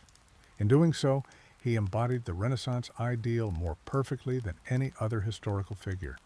Perhaps Leonardo's greatest legacy lies not in any single invention or painting, but in his methodology, his commitment to observation, experimentation, and cross-disciplinary thinking. In an age of increasing specialization, Leonardo reminds us of the power of the generalist mind, the mind that sees connections between seemingly unrelated phenomena. The ultimate Renaissance man continues to inspire not only artists and scientists, but anyone who believes in the unlimited potential of human curiosity. In Leonardo's own words, learning never exhausts the mind. The admiral of the western seas. In the early years of the 15th century, as Europe was cautiously emerging from the shadows of its medieval past, half a world away, the magnificent Ming dynasty of China was reaching unprecedented heights of power and sophistication. The third emperor of this illustrious dynasty, Zhu Di, the Yongle Emperor, had grand visions that extended far beyond the boundaries of his already vast empire. Among the many remarkable figures who emerged during his reign, none would leave a more indelible mark on the maritime history of the world than a man who began his life in the most unlikely of circumstances. Zheng He, born in 1371 in the southwestern province of Yunnan, Zheng He entered the world as Ma He, a child of the Hui people, Muslims of Chinese and Central Asian ancestry. His father, Ma Haji, had made the pilgrimage to Mecca and served as a local administrative official. The family lived during tumultuous times, as the Ming dynasty was still consolidating its power after overthrowing the Mongol-led Yuan dynasty.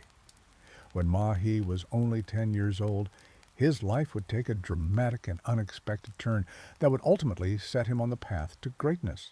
In 1381, the Ming army invaded Yunnan, one of the last holdouts of Yuan resistance. During this military campaign, the young Ma He was captured and taken prisoner. Following the custom of the time, he was castrated and enlisted into the imperial service as a eunuch. This practice, though brutal by modern standards, was common throughout Chinese history. Eunuchs often rose to positions of considerable influence within the imperial court, serving as trusted advisors to emperors who valued their presumed loyalty, unencumbered by family ties or ambitions for hereditary power. The young eunuch was assigned to the household of Zhu Di, then the Prince of Yan and fourth son of the Hongwu Emperor, the dynasty's founder. This fortuitous placement would prove decisive for Ma He's future. He grew tall and strong, developing into an imposing physical presence. Contemporary accounts describe him as standing over 6 feet tall with a chest measuring 5 feet in circumference. His physical stature, combined with his intelligence and loyalty, soon earned him a place in the prince's military retinue. Ma He distinguished himself in several military campaigns, particularly during the civil war that erupted following the death of the Hongwu Emperor in 1398.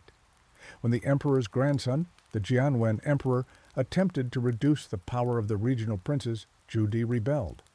During this conflict, which lasted from 1399 to 1402, Ma He served as one of Zhu Di's most trusted commanders. His military acumen proved invaluable as Zhu Di's forces marched south and eventually captured the imperial capital of Nanjing. Once seated on the dragon throne as the Yongle Emperor, Zhu Di rewarded his loyal eunuch general with a new name, Zheng He. The surname Zheng was an honorific bestowed by the emperor himself, a mark of the highest imperial favor. Now established as one of the emperor's closest confidants, Zheng He was entrusted with a mission of unprecedented scope and ambition to command a vast fleet that would project Ming power and prestige throughout the known world. The motivation behind the emperor's decision to launch these maritime expeditions has been the subject of much historical debate. Some scholars suggest that the Yongle Emperor, having gained his throne through usurpation, sought to enhance the legitimacy of his rule through displays of imperial might and benevolence. Others point to economic incentives, diplomatic aspirations, and the desire to establish a network of tributary states acknowledging Chinese supremacy. Whatever the precise motivation, the scale of the enterprise was breathtaking. Beginning in 1405, Zheng He would embark on the first of his 7 voyages, commanding the largest naval fleet the world had yet seen. The preparation for this inaugural expedition was a logistical feat of staggering proportions. In the shipyards of Nanjing, along the banks of the Yangtze River, thousands of skilled workers labored to construct vessels of various sizes and functions. At the heart of this armada were the famous treasure ships, wooden behemoths that dwarfed anything sailing in European waters at the time. These treasure ships were maritime marvels, measuring approximately 440 feet in length and 180 feet in width, with displacement tonnages estimated between 3,000 and 3,500 tons. By comparison, Christopher Columbus's flagship, the Santa Maria, which would sail the Atlantic nearly a century later, was a mere 85 feet long with a displacement of about 100 tons. The treasure ships featured multiple masts carrying red silk sails, 9 watertight bulkheads, and rudders standing over 30 feet high. The full fleet consisted of more than 300 vessels of various types, including water tankers, troop transports, warships, supply ships, and horse carriers. Crewing this massive armada were approximately 27,000 men, including sailors, soldiers, diplomats, merchants, translators, doctors, astrologers, and various specialists whose combined expertise would facilitate the ambitious goals of the expedition. Among this multitude, Zheng He stood as the unquestioned admiral, vested with the full authority of the Son of Heaven. As the fleet prepared to depart from Nanjing in the autumn of 1405, the capital buzzed with excitement and apprehension. Never before had such a large naval expedition been launched, and the logistics of feeding, supplying, and coordinating so many ships and men represented an unprecedented challenge. Zheng He's personal quarters on the flagship were equipped with maps, navigational instruments, and accommodations befitting his status as the emperor's representative on the high seas. The preparations complete, Zheng He led his magnificent fleet down the Yangtze River toward the East China Sea. The ships moved in an orderly formation, their red sails billowing in the wind, brass cannons gleaming in the sunlight. The local population gathered along the riverbanks to witness this extraordinary spectacle, many offering prayers and burning incense for the safe return of sons, brothers, and fathers who served among the vast crew. For many sailors, this would be their first venture beyond the familiar coastline of their homeland.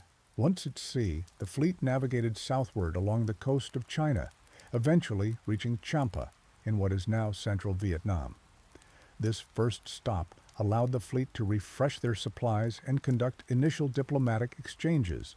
From there, they proceeded to Java and Sumatra, in present-day Indonesia, traversing waters known for piracy and treacherous weather. Yet the size and formidable nature of the Ming Armada ensured that the few would dare to challenge them directly. Throughout this journey, Zheng He demonstrated remarkable skills as both navigator and diplomat. He had studied the existing maritime knowledge compiled by earlier Chinese explorers and merchants, but much of his route would take him into waters that were poorly charted or entirely unknown to Chinese mariners. He relied on compass readings, stellar observations, and depth soundings, developing techniques that would later be recorded in navigation manuals and charts. As the fleet sailed westward across the Indian Ocean, they visited kingdoms in Ceylon, modern Sri Lanka, and along the southwestern coast of India. In each port, Zheng He established a pattern of diplomatic engagement that would characterize all his voyages. He presented lavish gifts from the Yongle Emperor, including silk, porcelain, gold, and silver. In return, he accepted tribute from local rulers, often in the form of exotic animals, spices, precious stones, and other local treasures that would delight the imperial court. The political dimensions of these exchanges were carefully calibrated. While Zheng He carried sufficient military force to compel cooperation if necessary, his primary approach was diplomatic, seeking to impress foreign rulers with Chinese civilization's sophistication and wealth rather than threatening them outright. This strategy reflected the traditional Chinese worldview, which positioned the Middle Kingdom at the center of a universal order, with other nations arranged in concentric circles of diminishing civilization the further they were from China. Not all encounters were peaceful, however. When the fleet reached Sumatra, they confronted the notorious pirate Chen Zuyi, who had long terrorized the Strait of Malacca, a crucial maritime choke point. After initial negotiations failed, Zheng He's forces engaged in battle, capturing or destroying Chen's ships and taking the pirate himself prisoner. Chen was brought back to Nanjing, where he was executed. This decisive action enhanced the security of trade routes and demonstrated the Ming dynasty's commitment to maritime order. In Ceylon, Zheng He faced another challenge when the local ruler, Alakaswara, attempted to extort the Chinese fleet and possibly plotted an attack. Responding decisively, Zheng He's forces captured Alakaswara and several of his officials, taking them back to China as prisoners. The Yongle emperor eventually released them with a stern warning, installing a more cooperative ruler on the Ceylonese throne. These episodes highlighted Zheng He's willingness to use force when necessary to fulfill his diplomatic mission. As the fleet continued its journey, it reached the shores of eastern Africa, visiting areas in what are now Somalia, Kenya, and Tanzania. The arrival of these massive Chinese vessels with their colorful sails and diverse crew caused considerable sensation among local populations. Some African leaders traveled aboard the treasure ships to return to China as honored guests of the emperor, bringing with them gifts including giraffes, zebras, ostriches, and other exotic animals that had never before been seen in China.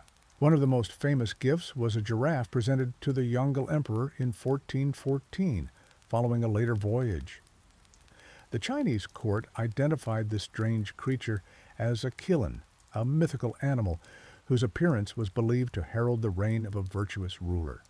The emperor was delighted by this apparent heavenly confirmation of his mandate to rule, and paintings of the giraffe became popular throughout China. This episode illustrates how these voyages served not only diplomatic and commercial purposes, but also bolstered the emperor's domestic legitimacy. Throughout his travels, Zheng He demonstrated remarkable cultural sensitivity and adaptability. A Muslim himself, he was able to communicate effectively with Islamic leaders throughout the Indian Ocean world. He also respected local customs and religious practices, sometimes making pilgrimages to both Buddhist temples and Muslim mosques. This cultural fluency greatly enhanced his effectiveness as a diplomat and contributed to the generally positive reception of the Ming fleet in foreign ports. As this first historic voyage neared its conclusion, Zheng He's fleet had established diplomatic relations with over 30 kingdoms and polities, collected numerous exotic treasures and specimens, and mapped trade routes that would facilitate increased commercial exchange. After more than 2 years at sea, the Armada returned triumphantly to Nanjing in 1407. The Yongle Emperor was immensely pleased with the results and immediately began planning for a second expedition. 7 voyages of discovery. In the early years of the Ming Dynasty, as Europe still slumbered in its medieval period, China launched the greatest maritime expedition the world had yet seen. The treasure fleet of Admiral Zheng He, already magnificent in its first voyage, would grow even more impressive in subsequent journeys. These naval expeditions, spanning from 1405 to 1433, represented not just China's technological superiority, but also its diplomatic reach across the known world. The 7 voyages would carry the Ming Emperor's influence from the shores of China across the Indian Ocean, reaching as far as the east coast of Africa. The scale of Zheng He's fleet defied imagination. While Columbus would later cross the Atlantic with 3 modest ships, Zheng He commanded armadas of over 300 vessels. The largest of these were the Beotian treasure ships, massive wooden vessels that measured up to 400 feet in length and 160 feet in width. These 9-masted giants dwarfed European vessels of the age, carrying crews of up to 500 men each. The treasure ships featured multiple decks, watertight compartments, and balanced rudders that allowed for remarkable stability in rough seas. Zheng He's second voyage, departing in 1407, built upon the diplomatic foundations laid during his first expedition. This journey involved visits to Calicut in India, Thailand, and Java, reinforcing trade relationships and the perception of Ming power. The fleet's arrival in foreign ports created spectacles of unprecedented grandeur. Local rulers witnessed the massive Chinese ships appearing on the horizon like floating cities, their red silk sails billowing in the wind, and the sound of drums and gongs announcing their presence from miles away. The fleet's provisioning requirements were staggering. Each voyage required enough food and fresh water for thousands of men for months at sea. The ships carried giant pottery vats filled with soil where vegetables were grown during long voyages. Livestock traveled aboard separate vessels, ensuring fresh meat remained available. Specialized ships in the fleet served as floating granaries, while others functioned as mobile artillery platforms equipped with early cannons and other weapons to deter pirates who might target the valuable cargo. By the third voyage, in 1409, Zheng He's navigational expertise had reached its peak. Chinese sailors utilized sophisticated navigational tools, including the magnetic compass, which had been in use in China centuries before its adoption in Europe. They mapped star positions, measured water depths with weighted lines, and maintained detailed nautical charts. Records indicate that Zheng He's navigators could determine their latitude with remarkable accuracy by measuring the angle of the North Star or the Sun at noon, using devices similar to the European astrolabe. The diversity aboard Zheng He's ships reflected the cosmopolitan nature of the Ming Empire. While most sailors were Chinese, the crews included Muslim navigators from western China who were skilled in astronomy and the use of Arabic nautical instruments. The expeditions carried scholars who documented foreign cultures, artists who recorded the sights of distant lands, and translators fluent in multiple languages. Even the food prepared aboard the ships combined Chinese cooking techniques with ingredients gathered from ports around the Indian Ocean. The fourth voyage, beginning in 1413, took Zheng He farther west than any previous Chinese expedition, reaching Hormuz in the Persian Gulf and multiple ports along the Arabian Peninsula. This journey solidified trade patterns that would persist for generations. Arab merchants in these ports marveled at the Chinese porcelain, silks, and lacquerware. In exchange, the fleet acquired exotic goods including frankincense, myrrh, aloe, pepper, precious woods, and medicines that were eagerly sought by the Ming court. The treasure ships carried more than just trade goods. Their cargo holds contained wonders that demonstrated Chinese craftsmanship, intricate mechanical clockworks, finely woven textiles, astronomical instruments of bronze and silver, and paintings of breathtaking detail. These were not merely commodities, but diplomatic gifts intended to inspire awe. Zheng He presented these treasures to foreign rulers as tokens of the Ming Emperor's benevolence, reinforcing the tributary relationship that China sought to establish with lands throughout maritime Asia. The fifth voyage in 1417 focused on diplomatic missions to 17 separate countries, demonstrating the vast reach of Chinese influence. Zheng He's political acumen became evident as he navigated complex regional politics. In the Malabar coast of India, he intervened in a succession dispute, supporting one faction against another. In Sumatra, he helped suppress pirates who had been disrupting trade. The admiral demonstrated that Ming China was willing to project power far from its shores to maintain the stability necessary for commerce to flourish. The ships carried detailed instructions from the Yongle Emperor regarding diplomatic protocol. Foreign rulers were expected to perform the kowtow, a ritual prostration, before the emperor's representatives. Those who complied received recognition as tributaries of the Ming Empire, along with valuable gifts and trading privileges. The system was less about direct political control and more about acknowledging Chinese centrality in the world order, a concept deeply embedded in Chinese political philosophy since ancient times. Zheng He's sixth voyage, launched in 1421, coincided with the completion of the Forbidden City in Beijing. This expedition brought back numerous envoys from foreign lands to witness the magnificence of the new imperial palace and to participate in court ceremonies. The foreign dignitaries traveled aboard the treasure ships in special accommodations, experiencing Chinese hospitality at sea. Many kept detailed journals of their experiences, providing valuable historical accounts from non-Chinese perspectives, about the workings of the fleet. Among the most fascinating aspects of the voyages was Zheng He's collection of exotic flora and fauna. The treasure ships returned to China with specimens previously unknown to Chinese naturalists.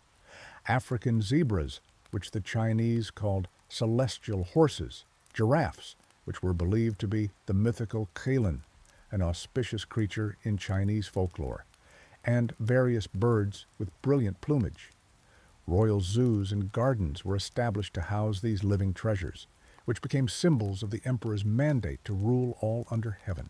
The admiral's management of this vast floating city demonstrated remarkable organizational skills.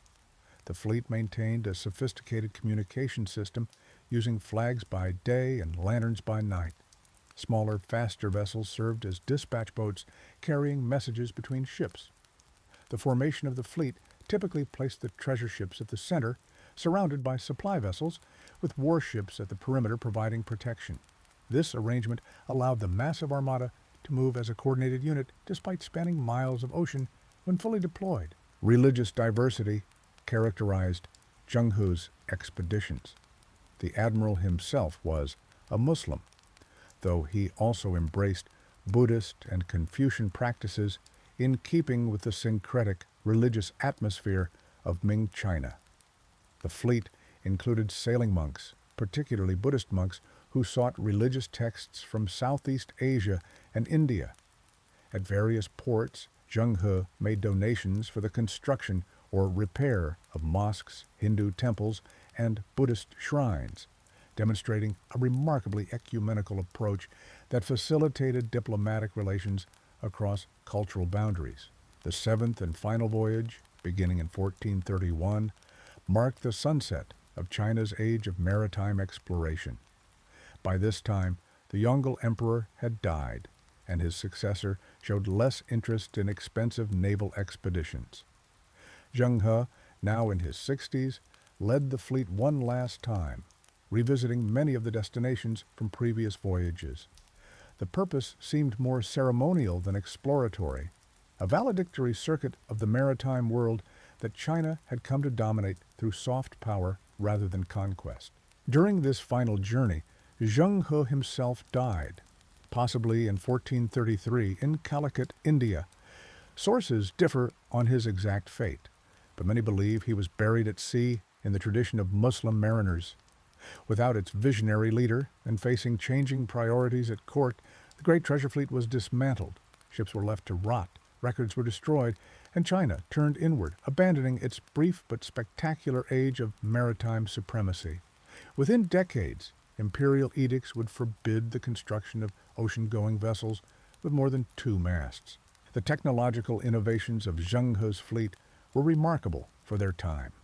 The treasure ships employed balanced rudders that could be raised and lowered, technology that wouldn't appear in Europe until centuries later. Their hull designs incorporated multiple watertight compartments, providing unprecedented safety at sea. The ship's massive size was made possible by ingenious internal bracing systems that distributed weight evenly throughout the wooden structures, preventing warping and breaking in heavy seas. Perhaps the most significant aspect of the voyages was their peaceful nature. Unlike European expeditions that followed a century later, Zheng He's fleets did not seek territorial conquest or religious conversion. The massive size of the armada made military engagement rarely necessary. Most conflicts were resolved through diplomacy rather than force. When military action did occur, as in the suppression of pirates in Sumatra or the civil war in Ceylon, it was targeted and limited, aimed at securing trade routes rather than establishing colonies. The historical impact of Zheng He's voyages extended beyond his lifetime. Traditional trade routes across the Indian Ocean were reinforced, creating patterns that would persist for centuries. Chinese goods, particularly porcelain, which Europeans later called China, became highly desired commodities throughout maritime Asia. Cultural influences traveled in both directions. Chinese communities established in Southeast Asian ports during this period maintained their identity while adapting to local conditions, creating unique hybrid cultures that persist to the present day. After the abandonment of the Treasure Fleet project, China's maritime technology stagnated. The knowledge of building massive ocean-going vessels was largely lost. While Chinese junks continued to trade along the coasts of Asia, the era of grand exploration had ended. This maritime retreat coincided with the rise of European navigation into the Indian Ocean. Portuguese ships entered these waters in 1498, just 65 years after Zheng He's final voyage, beginning a new chapter of oceanic history that would reshape global power dynamics for centuries to come. The Archimedes. Chronicles, the mind of Syracuse. In the golden light of Sicily's ancient shores, where the Mediterranean waters lapped against the stone harbors of Syracuse, there lived a man whose mind would transcend time itself. Archimedes of Syracuse, born in this coastal city around 287 BCE during the twilight years of classical Greek civilization, would come to represent the pinnacle of ancient scientific thought. As the warm Sicilian sun rises over the limestone buildings of Syracuse, we begin our journey into the life of perhaps the greatest mathematician and inventor the ancient world ever knew. The Syracuse of Archimedes' youth was a prosperous Greek colony, a jewel in the Mediterranean that had maintained its independence and cultural identity, while much of the Greek world had fallen under Roman influence. The city boasted magnificent theaters carved into hillsides, temples with soaring columns, and bustling markets filled with traders from across the known world. Into this vibrant setting, Archimedes was born to a family that, while not among the highest aristocracy, possessed sufficient standing to provide him with the finest education available. His father, Phidias, was an astronomer, and from him young Archimedes likely derived his initial fascination with the mathematical principles that governed the movements of the heavenly bodies. As a boy, Archimedes would gaze at the night sky from the hills overlooking Syracuse, watching the stars wheel overhead in their eternal patterns.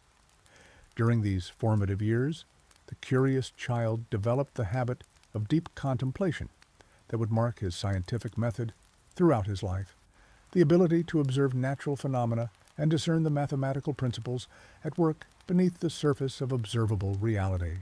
Education in classical Greek society emphasized a balance of physical and intellectual development, and the young Archimedes would have studied not only mathematics and astronomy, but also music, poetry, and athletics. Yet it was in mathematics where his genius first became apparent. His tutors soon found themselves outpaced by their student, whose mind raced ahead to solve problems that had stumped scholars for generations. By his adolescence, Archimedes had exhausted the mathematical knowledge available in Syracuse and hungered for more. As was common for promising scholars of his era, Archimedes traveled to Alexandria in Egypt to continue his studies. Alexandria, founded by Alexander the Great and ruled by the Ptolemaic dynasty, had established itself as the intellectual center of the Mediterranean world. Its famed library housed thousands of scrolls containing the accumulated knowledge of Greek, Egyptian, Babylonian, and other civilizations.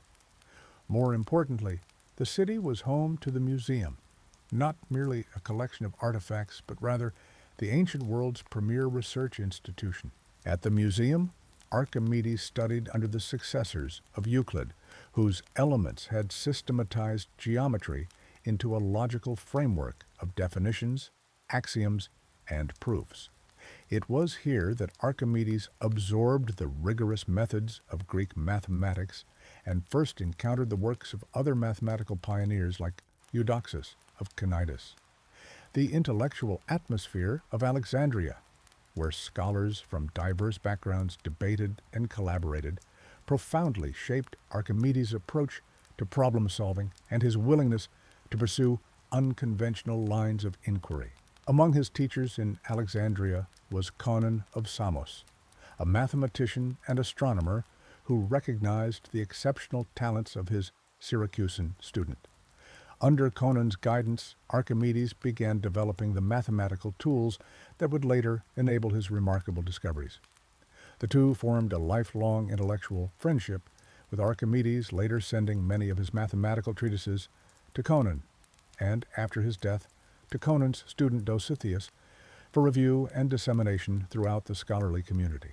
After several years in Alexandria, Archimedes returned to his beloved Syracuse, carrying with him not only the formal knowledge he had acquired, but also a distinctly Alexandrian approach to scholarship, one that combined theoretical inquiry with practical application. Unlike some of his contemporaries who viewed applied mathematics as inferior to pure theory, Archimedes recognized that physical problems could inspire profound mathematical insights, and conversely, that abstract mathematics could solve concrete challenges. Upon his return to Syracuse, Archimedes found the city under the rule of Hiero II, who had risen from modest origins to become king around 270 BCE. Hiero proved to be a stable and effective ruler who maintained Syracuse's independence through careful diplomacy between the rising power of Rome and the established Carthaginian Empire. Under Hiero's governance, Syracuse experienced a period of peace and prosperity during which arts and sciences flourished, creating the perfect environment for Archimedes' genius to bloom. King Hiero II, while not a mathematician himself, possessed a keen appreciation for intellectual achievement and recognized in Archimedes a potentially valuable asset to his court. Their relationship would evolve into one of the most productive patronages in the history of science. Hiero provided Archimedes with the resources and freedom to pursue his investigations, while Archimedes' innovations enhanced the king's prestige and, eventually, the city's defensive capabilities. It was during the early years of this relationship that one of the most famous incidents in scientific history allegedly occurred. According to the Roman architect Vitruvius, writing several centuries later, King Hiero had commissioned a new golden crown, but suspected that the goldsmith had substituted silver for some of the gold while keeping the remainder for himself. The crown weighed exactly as it should if made of pure gold, yet the king remained suspicious and turned to Archimedes to determine its composition without damaging it. The solution came to Archimedes, so the story goes, while bathing. As he lowered himself into a full tub, he noticed water spilling over the edges and realized that the volume of water displaced must equal the volume of his submerged body. This insight provided a method to determine the crown's volume, and by comparing its weight-to-volume ratio with that of pure gold, detect any adulteration. So excited was Archimedes by this discovery that he allegedly leaped from his bath and ran naked through the streets, shouting, "Eureka! I have found it!" While the Eureka moment has become legendary, possibly embellished over centuries of retelling, the principle Archimedes discovered was unquestionably revolutionary, what we now call Archimedes' principle, that a body immersed in fluid experiences an upward buoyant force equal to the weight of the fluid displaced, laid the foundation for hydrostatics, and remains fundamental to engineering and physics to this day. More importantly, it demonstrated Archimedes' remarkable ability to derive universal principles from everyday observations. The Crown investigation marked just the beginning of Archimedes' service to King Hiero. As his reputation grew, so did the range of problems brought before him. Syracuse was a maritime power, and many of Archimedes' innovations addressed nautical challenges. Among these was the Archimedes screw, a device for raising water that consisted of a screw mechanism inside a hollow cylinder. When the screw was turned, water would be carried up the tube, enabling irrigation or the removal of water from ships' hulls. Throughout these productive middle years, Archimedes divided his time between practical applications for his patron and the pure mathematical investigations that were his true passion. His approach to mathematics was characterized by extraordinary rigor, with proofs so meticulous that they remain compelling more than 2 millennia later. Using the method of exhaustion, a forerunner to integral calculus, he determined with remarkable precision the value of pi and calculated the areas and volumes of various curved shapes. In his treatise on the measurement of the circle, Archimedes demonstrated that pi lies between 3 10^71 and 3 to 107, the most accurate approximation of his time. In On the Sphere and Cylinder, he proved that the volume of a sphere is 2/3 the volume of its circumscribing cylinder, an achievement of which he was so proud that he requested the diagram be engraved on his tomb. And in The Quadrature of the Parabola, he became the first to determine the area of a segment of a parabola using the method of exhaustion.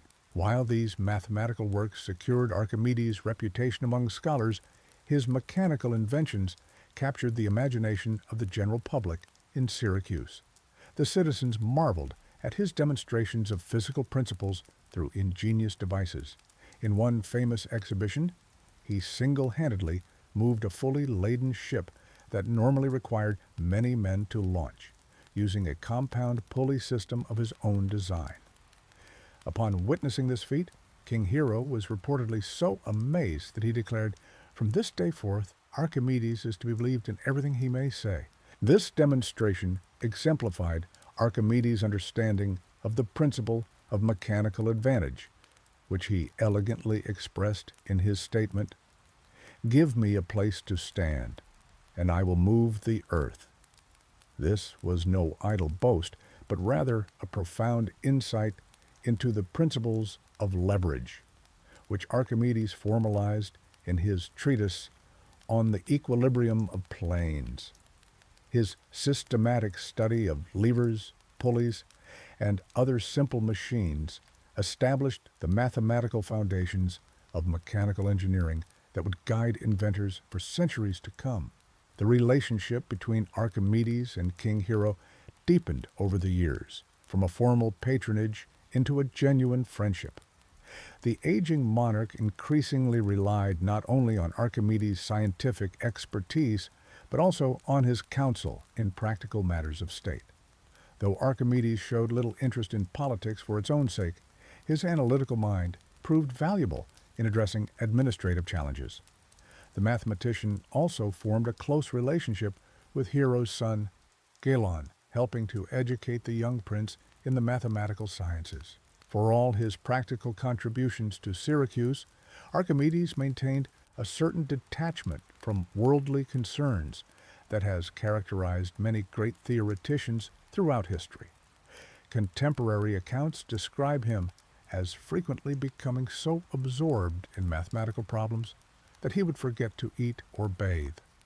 His servants sometimes had to force him to attend to his physical needs, dragging him to the baths while he continued to draw geometric figures in the olive oil with which he had anointed himself. In his personal life, Archimedes lived modestly despite his elevated position in Syracusan society. While historical records provide few details about his family life, some accounts suggest he never married, dedicating himself entirely to his intellectual pursuits. He maintained correspondence with mathematicians throughout the Greek world, particularly those at the Library of Alexandria, where his treatises were eagerly anticipated and meticulously preserved, ensuring that his discoveries would survive for future generations. As the political landscape of the Mediterranean changed around him, Archimedes remained focused on his investigations, seemingly oblivious to the growing tension between Syracuse and Rome. The year 215 BCE brought the death of his patron and friend, King Hero II, after a nearly 50-year reign. Hero's grandson, Hieronymus, succeeded to the throne, but the young ruler lacked his grandfather's diplomatic skill. Under the influence of anti-Roman advisors, Syracuse abandoned its long-standing alliance with Rome and sided with Carthage in the Second Punic War. Principles and legacy. Archimedes sits in his study as the afternoon sun filters through the window, casting a golden glow across the room. The smell of parchment fills the air, mixed with the faint scent of olive oil from the lamps that will soon be lit as evening approaches. The mathematician's fingers are stained with ink, his brow furrowed in concentration as he works through a particularly challenging problem involving the properties of spheres and cylinders.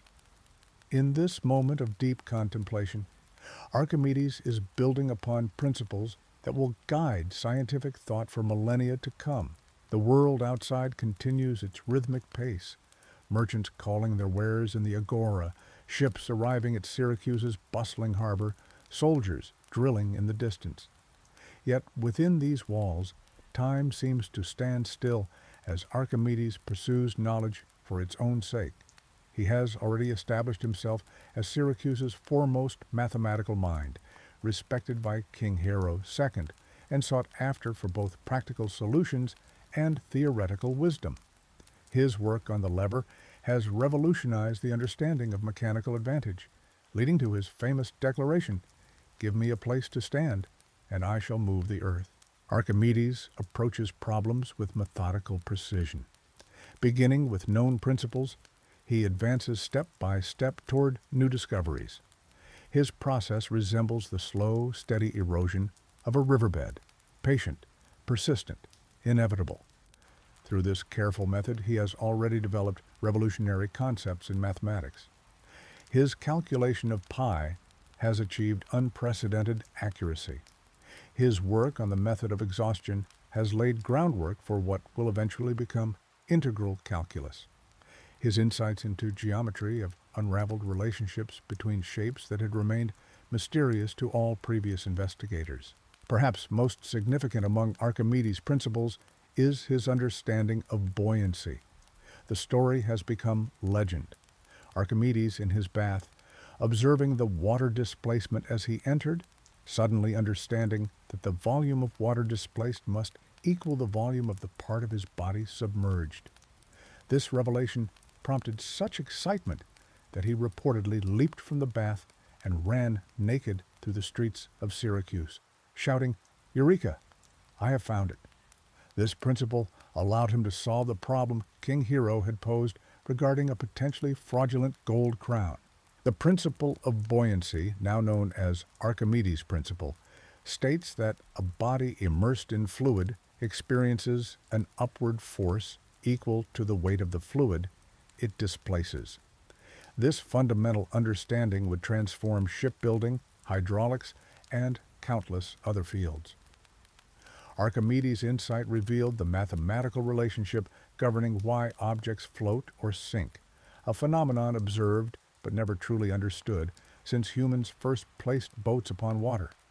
Though seemingly straightforward to modern minds, this connection between displacement and buoyancy represented an extraordinary leap in human understanding. Beyond buoyancy, Archimedes formulated principles regarding the centers of gravity in various shapes. He demonstrated that the center of gravity of a parallelogram lies at the intersection of its diagonals, while in a triangle it resides at the intersection of the lines drawn from any vertex to the midpoint of the opposite side.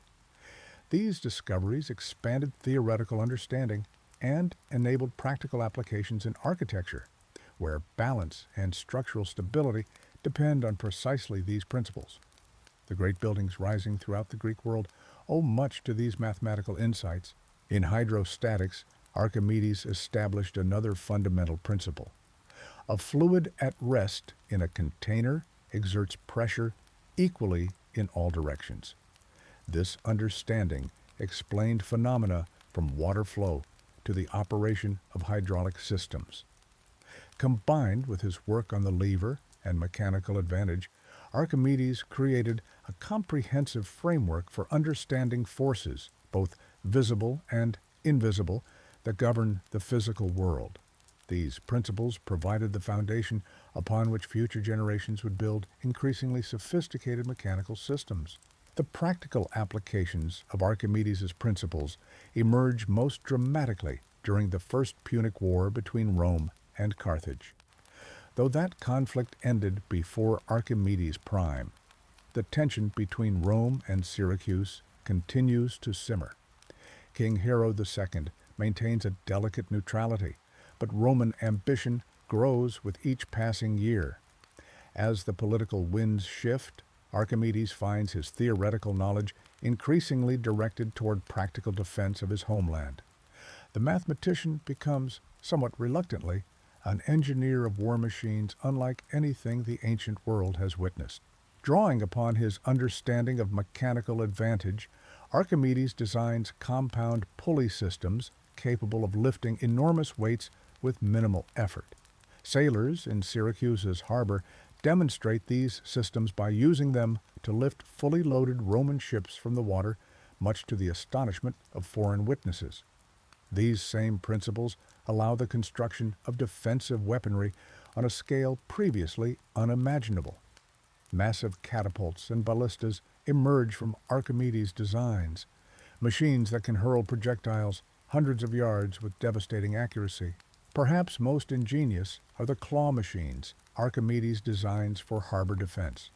Using a series of pulleys and grappling mechanisms, these devices can seize the prow of an enemy ship, lift it partially from the water, then suddenly release it, causing the vessel to capsize or break apart. Roman sailors develop a profound fear of these unpredictable weapons. The psychological impact proves as valuable as the physical damage, as enemy forces approach Syracuse with growing hesitation, knowing Archimedes' machines await them. The defensive preparations prove prescient. In 214 BCE, during the Second Punic War, Roman forces under General Marcus Claudius Marcellus lay siege to Syracuse. The attack comes from both land and sea, with Rome's considerable military might focused on capturing the strategic Greek city. Under ordinary circumstances, Syracuse would likely fall quickly to such a determined assault. But these are not ordinary circumstances. The Romans find themselves facing not just soldiers and walls, but the defensive genius of Archimedes. As Roman ships approach the harbor, they encounter a devastating array of weapons. Catapults hurl massive stones that crash through decks and hulls. Smaller, more accurate machines rain iron darts upon exposed sailors. The infamous claws seize ships without warning, lifting and capsizing them as crews watch in horror. From the city walls, similar engines decimate ground forces. Even at ranges previously considered safe, Roman soldiers find themselves targeted by Archimedes' precision weaponry. The siege stalls as Marcellus must reconsider his approach against such unprecedented defenses. According to the historian Plutarch, Marcellus refers to Archimedes as a geometric Briareus, comparing him to the hundred-handed giant of Greek mythology. The Roman general develops a grudging respect for this elderly mathematician whose mind has transformed the nature of warfare. He reportedly gives specific orders that Archimedes should be captured alive if possible, recognizing the value of such genius. The siege of Syracuse stretches on for 2 years, an extraordinary duration that testifies to the effectiveness of Archimedes' defensive systems. In 212 BCE, the siege enters its final phase. Roman forces finally manage to enter Syracuse during a festival when defenses are minimally manned. As soldiers pour into the city, chaos erupts in the streets. Archimedes, now approximately 75 years old, remains in his home, absorbed in mathematical problems. The patterns of geometric shapes drawn in the sand before him hold his attention more completely than the sounds of conquest echoing through the city. His mind remains engaged with eternal principles even as temporal power shifts around him.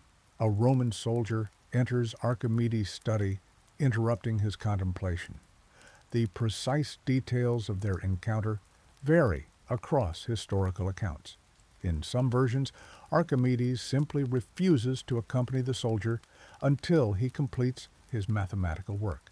In others, he fails to identify himself when questioned. All accounts agree on the tragic outcome.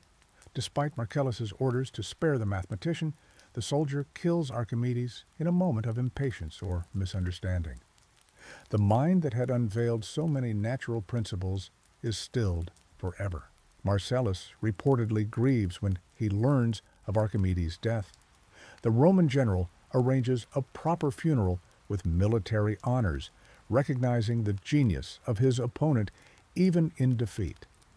Archimedes' tomb is marked with his favorite mathematical proof, a sphere inscribed within a cylinder demonstrating that the ratio of their volumes is 2.3. This elegant relationship between three-dimensional forms had given him particular satisfaction, representing the harmony and proportion he perceived throughout the natural world. As Roman control solidifies over Syracuse, Archimedes' principles continue their quiet work in the world.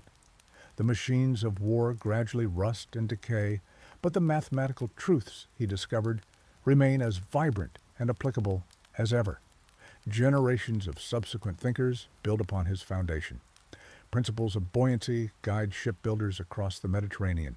Concepts of mechanical advantage inform the construction of increasingly sophisticated machines. His methods of proof establish standards for mathematical rigor that persist for centuries. The preservation of Archimedes' work faces challenges in the ancient world. Many of his treatises survive only through copies and translations. The sack of Constantinople in 1204 CE during the Fourth Crusade results in the loss of some original manuscripts. Others are preserved through Arabic translations during the Islamic Golden Age, when scholars recognized the immense value of Archimedes' insights. These texts eventually returned to Europe during the Renaissance, helping to fuel the scientific revolution that transforms human understanding once again. In 1906, nearly 2,200 years after Archimedes' death, a remarkable discovery occurs. A scholar examining a Byzantine prayer book notices faint writing beneath the visible text. Further investigation reveals this palimpsest contains previously unknown works by Archimedes, including the method of mechanical theorems. This text finally illuminates how Archimedes made some of his most significant discoveries, showing he used concepts remarkably similar to modern calculus. The ancient genius had been even more advanced than previously understood. Archimedes' principles continue to operate in our modern world, often invisibly but fundamentally. Every ship that floats does so according to his understanding of buoyancy. Hydraulic systems in countless machines function based on his insights into fluid pressure. The mathematics he pioneered underpins engineering, physics, and countless other disciplines. When astronauts experience weightlessness in orbit, they are demonstrating Archimedes' principles in a context he could never have imagined, but would certainly have appreciated. The legacy of Archimedes extends beyond specific principles to a way of thinking, a method of careful observation, logical analysis, and mathematical description that forms the foundation of modern science. His approach demonstrated that the natural world operates according to discoverable mathematical principles rather than arbitrary divine whims. This conceptual shift represented a critical step in human intellectual development, establishing patterns of investigation that would eventually lead to our current scientific understanding. As evening falls over Syracuse, the study where Archimedes once worked lies empty, but his principles continue their quiet work throughout the world. The tides rise and fall according to gravitational forces he would have delighted in calculating. Ships cross oceans supported by the buoyancy he explained. Machines lift impossible weights through the mechanical advantage he described. Though his physical presence has long since passed into history, the principles Archimedes discovered continue to shape our world, eternal, reliable, as true now as when first perceived by that remarkable mind in ancient Syracuse, the man who sold the Eiffel Tower. The year was 1925, and Paris shimmered under the golden glow of prosperity that followed the Great War. The city of lights had recovered its splendor, with cafes overflowing with artists and intellectuals, while wealthy tourists from America and across Europe strolled along the Seine. Among them walked a distinguished gentleman with a perfectly tailored suit, manicured hands, and an aristocratic air that commanded respect without demanding it. This was Count Victor Lustig, though he was neither a count nor was Lustig his real name. A tall, handsome man with dark hair slicked back from his forehead, he moved through Parisian society like a fish through water. Elegant, purposeful, and completely in his element. Born Robert Miller in 1890 in what is now the Czech Republic, the man who would become Victor Lustig began his career in crime early. As a young man, he demonstrated remarkable linguistic abilities, eventually becoming fluent in 5 languages, a talent that would serve him well in his international confidence schemes. His education at the finest European schools provided him not only with academic knowledge, but with an understanding of how the wealthy behaved, how they spoke, and most importantly, how they trusted. By the 1920s, Lustig had already established himself as a skilled con artist, primarily working transatlantic ocean liners where wealthy passengers provided easy marks. In the spring of 1925, Lustig sat in his room at the Hôtel de Crillon, one of Paris's most opulent establishments, reading the newspaper. An article caught his eye, a small piece discussing the maintenance problems facing the Eiffel Tower. Constructed for the 1889 World's Fair, the tower had been intended as a temporary structure. Nearly 4 decades later, it required expensive maintenance and repairs. The article mentioned that public officials were considering the cost of upkeep against the potential of dismantling the iconic structure. For most readers, this was merely an interesting piece of news. For Lustig, it was inspiration. Sitting by the window of his luxurious hotel room, the soft spring breeze carrying the scents of Paris through the open window, Lustig contemplated the possibilities. The Eiffel Tower, the very symbol of Paris, was a massive structure of iron lattice, rising over 300 meters above the Champ de Mars. If the government truly was considering dismantling it, why couldn't he sell it before they did? The audacity of the idea might have deterred a lesser criminal, but Lustig had long ago learned that the more outrageous the scheme, the more likely people were to believe it. People expected small deceptions, not grand ones, and what could be grander than selling the Eiffel Tower? Lustig began his preparations methodically. First, he hired a forger to produce official-looking government stationery with the impressive letterhead of the Ministry of Posts and Telegraphs. Then, using his fluent French, he drafted letters to 6 leading scrap metal dealers in Paris.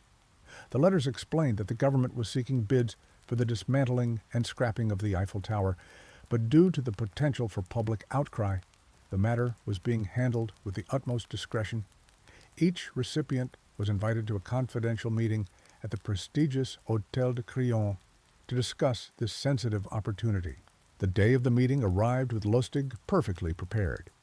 He had arranged for a professional-looking office suite at the hotel, hired a secretary for appearances, and dressed impeccably in a tailored dark suit that exuded government authority. The 6 scrap metal dealers arrived, each believing they had been specially selected for this prestigious project. Lustig greeted them warmly but formally, with the practiced demeanor of a minor but important government official, neither too friendly nor too aloof. The confidence man explained that the Eiffel Tower had become structurally unsound and prohibitively expensive to maintain. The tower, Lustig explained with convincing regret, had been built to last only 20 years. Now, 36 years later, the metal was fatigued, and engineers had determined it needed to be dismantled for public safety. However, the government feared public backlash if the beloved landmark were to disappear. Therefore, the entire operation needed to be conducted with exceptional discretion. The officials had decided the most practical solution was to sell the tower for scrap. Over 7,000 tons of high-quality metal would go to the winning bidder. Lustig articulated all this while occasionally referring to official-looking documents and blueprints spread across his desk. Lustig then escorted the group of businessmen to the tower itself, traveling in a hired limousine. During this tour, he pointed out supposed structural deficiencies, speaking knowledgeably about metal fatigue and maintenance issues. He answered questions with the ease of someone deeply familiar with both the tower and government procedures. The con artist had studied enough about metallurgy and engineering to sound convincing to these experienced scrap dealers. Throughout the tour, he continuously emphasized the need for absolute secrecy, creating an atmosphere of exclusive opportunity that appealed to the dealer's sense of privilege and potential profit. After the tour, Lustig asked each dealer to submit a confidential bid, emphasizing that the government's decision would not be based solely on the highest offer, but would also consider the reputation and discretion of the company. This clever framing allowed him to select his mark based not on who offered the most money, but on who seemed most gullible. He carefully observed each man during the presentation and tour, noting who seemed most eager, who asked the fewest skeptical questions, and who appeared most susceptible to his charismatic authority. Among them, André Poisson emerged as the perfect target. André Poisson was relatively new to the scrap metal business in Paris.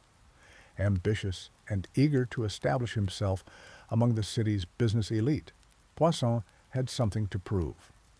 Lustig recognized in him the desire for acceptance and legitimacy that often makes people vulnerable to confident schemes. After dismissing the group, Lustig arranged for a private follow-up meeting with Poisson. The two men met the next day at an upscale café near the Champs-Élysées, where the gentle bustle of Parisian life created both ambiance and privacy. They could speak freely without being overheard, yet were surrounded by enough activity to seem like a casual business meeting. During this private meeting, Lustig employed his masterstroke. With a carefully calibrated display of hesitation and confidentiality, he revealed to Poisson that his government salary was inadequate for his lifestyle. He was, he implied, without directly stating, open to some additional compensation to ensure Poisson's bid would be viewed favorably. Rather than being suspicious, Poisson was relieved. This request for a bribe made the whole scenario more believable to him. Government corruption was something he understood and expected. If this had been a completely honest transaction, that might have raised his suspicions more than this request for personal enrichment. The next morning, Poisson arrived at Lustig's hotel suite with two items: a certified check for the purchase of the Eiffel Tower and a substantial cash bribe for Lustig personally. The exact amount of the transaction has been reported differently in various accounts, but it was certainly a fortune in 1925 currency, likely somewhere between 70,000 and 250,000 francs. Lustig accepted both payments with professional courtesy, provided Poisson with elaborately forged bills of sale and ownership transfer document, and assured him that workers would arrive to begin dismantling the tower within the week. With the transaction complete, Lustig wasted no time. He packed his bags, checked out of the Hôtel de Crillon, and boarded the first train to Vienna that same afternoon. He and his assistant, an American confidence man named Dan Collins, divided the proceeds and parted ways, planning to lay low until the scheme inevitably came to light. Lustig anticipated that once Poisson realized he had been duped, he would be too embarrassed to report the crime. A man who had been gullible enough to think he could purchase the Eiffel Tower and corrupt enough to pay a bribe would likely prefer to keep the entire fiasco private rather than face public ridicule and potential scrutiny of his business practices. Indeed, Poisson never went to the police. When no workers arrived to dismantle the tower, and his inquiries to the Ministry of Posts and Telegraphs were met with confusion, Poisson realized he had been thoroughly swindled. As Lustig had predicted, the shame of being so completely fooled, combined with the embarrassment of having attempted to bribe a government official, kept Poisson silent. The con was perfect, not only in its execution, but in its selection of a victim who had every reason to avoid reporting the crime. Lustig had walked away with a small fortune and left behind no official record of his scheme. A month later, feeling confident in his impunity, Lustig returned to Paris. He had expected Poisson to remain silent, but even he was surprised to discover that news of the scam had not spread at all. Emboldened by this success, the master con artist decided to attempt the same scheme again with a different group of scrap metal dealers. He sent out a new batch of letters, arranged another meeting, and prepared to select another mark. Remarkably, he almost succeeded a second time. However, his chosen victim from this second group became suspicious and checked with the actual government ministry before parting with any money. When Lustig learned that his potential mark had contacted the authorities, he immediately fled Paris, narrowly escaping arrest. He made his way to the United States, where new opportunities awaited and where his growing reputation among European authorities would not follow him immediately. The audacity of selling the Eiffel Tower, not once, but nearly twice, would eventually become the cornerstone of Lustig's legend in the annals of confidence crimes. Though he would go on to execute many more schemes, none would match the perfect blend of ambition, preparation, and psychological insight that characterized his most famous con. The counterfeiter's game. Victor Lustig's life of crime did not end with his infamous Eiffel Tower scam. If anything, his success only emboldened him to pursue larger and more elaborate schemes. By the mid-1920s, his reputation had grown in criminal circles throughout Europe and America.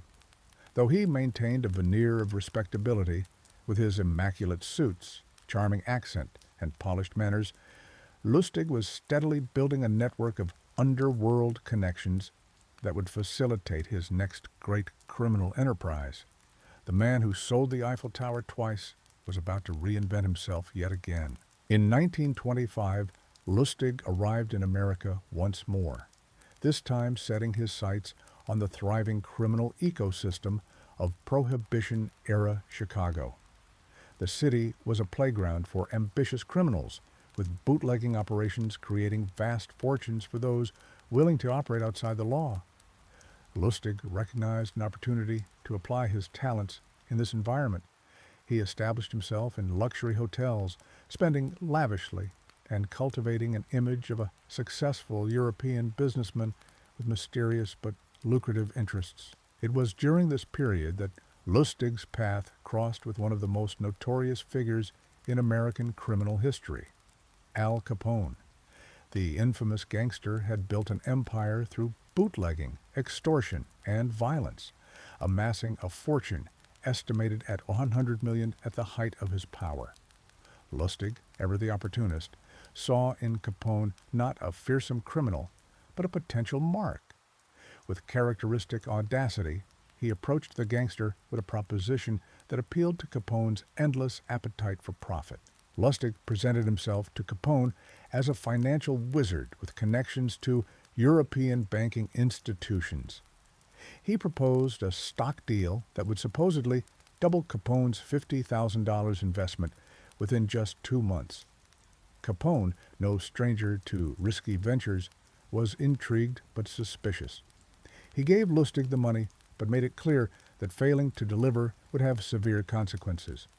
The con man now faced a dangerous situation. He had taken money from a man known for violently punishing those who crossed him. What followed revealed Lustig's psychological brilliance. Rather than attempting to flee or actually investing the money, he simply kept it in a safe deposit box for 2 months. When the time came to meet Capone again, Lustig arrived with a solemn expression. He explained that the deal had fallen through completely. Then, in a gesture that stunned the gangster, Lustig returned the entire $50,000. Capone was so impressed by this apparent honesty that he rewarded Lustig with $5,000, exactly what the con man had been after from the beginning. This encounter with Capone demonstrated Lustig's most remarkable talent, his deep understanding of human psychology. He recognized that in dealing with someone like Capone, with the appearance of honesty would be more profitable than any elaborate scheme. By seeming to forfeit a short-term gain, he secured both a decent profit and the trust of one of America's most dangerous criminals. It was a master class in the art of the long con and it solidified Lustig's reputation as a criminal who operated with a certain twisted code of honor. Yet even as Lustig cultivated connections with figures like Capone, he was developing a new and more sustainable criminal enterprise. Counterfeiting offered the perfect blend of technical challenge and potential profit that appealed to his sensibilities. Unlike his one-off confidence schemes, counterfeiting could provide a steady income stream if managed properly. By 1930, Lustig had partnered with a chemist named William Watts, a Nebraska pharmacist with a talent for engraving and chemistry that would prove invaluable to their operation. Watts had developed a method for treating paper to give it the exact feel and appearance of genuine currency. His chemical formulations could age paper artificially and reproduce the distinctive texture of American bills. Together with Lustig's connections and business acumen, they formed a partnership that would produce some of the most convincing counterfeit bills in American history. Their specialty became the $100 bill, which they could produce at a cost of about 30 cents each, a remarkable profit margin that made the operation extraordinarily lucrative. The Lustig-Watts counterfeiting operation was a model of criminal efficiency. Watts handled the technical aspects of production, working meticulously to perfect each detail of their fake bills. Lustig managed distribution, using his network of criminal contacts to circulate the counterfeit currency across multiple states. They were careful to spread their activities widely, never flooding any single area with fake bills that might draw unwanted attention. For several years, they operated with remarkable success, producing an estimated $100,000 in counterfeit currency. Their bills were of such high quality that they often passed undetected through multiple hands before anyone realized they were counterfeit. Even bank tellers trained to spot fake currency frequently accepted the Lustig-Watts bills without question.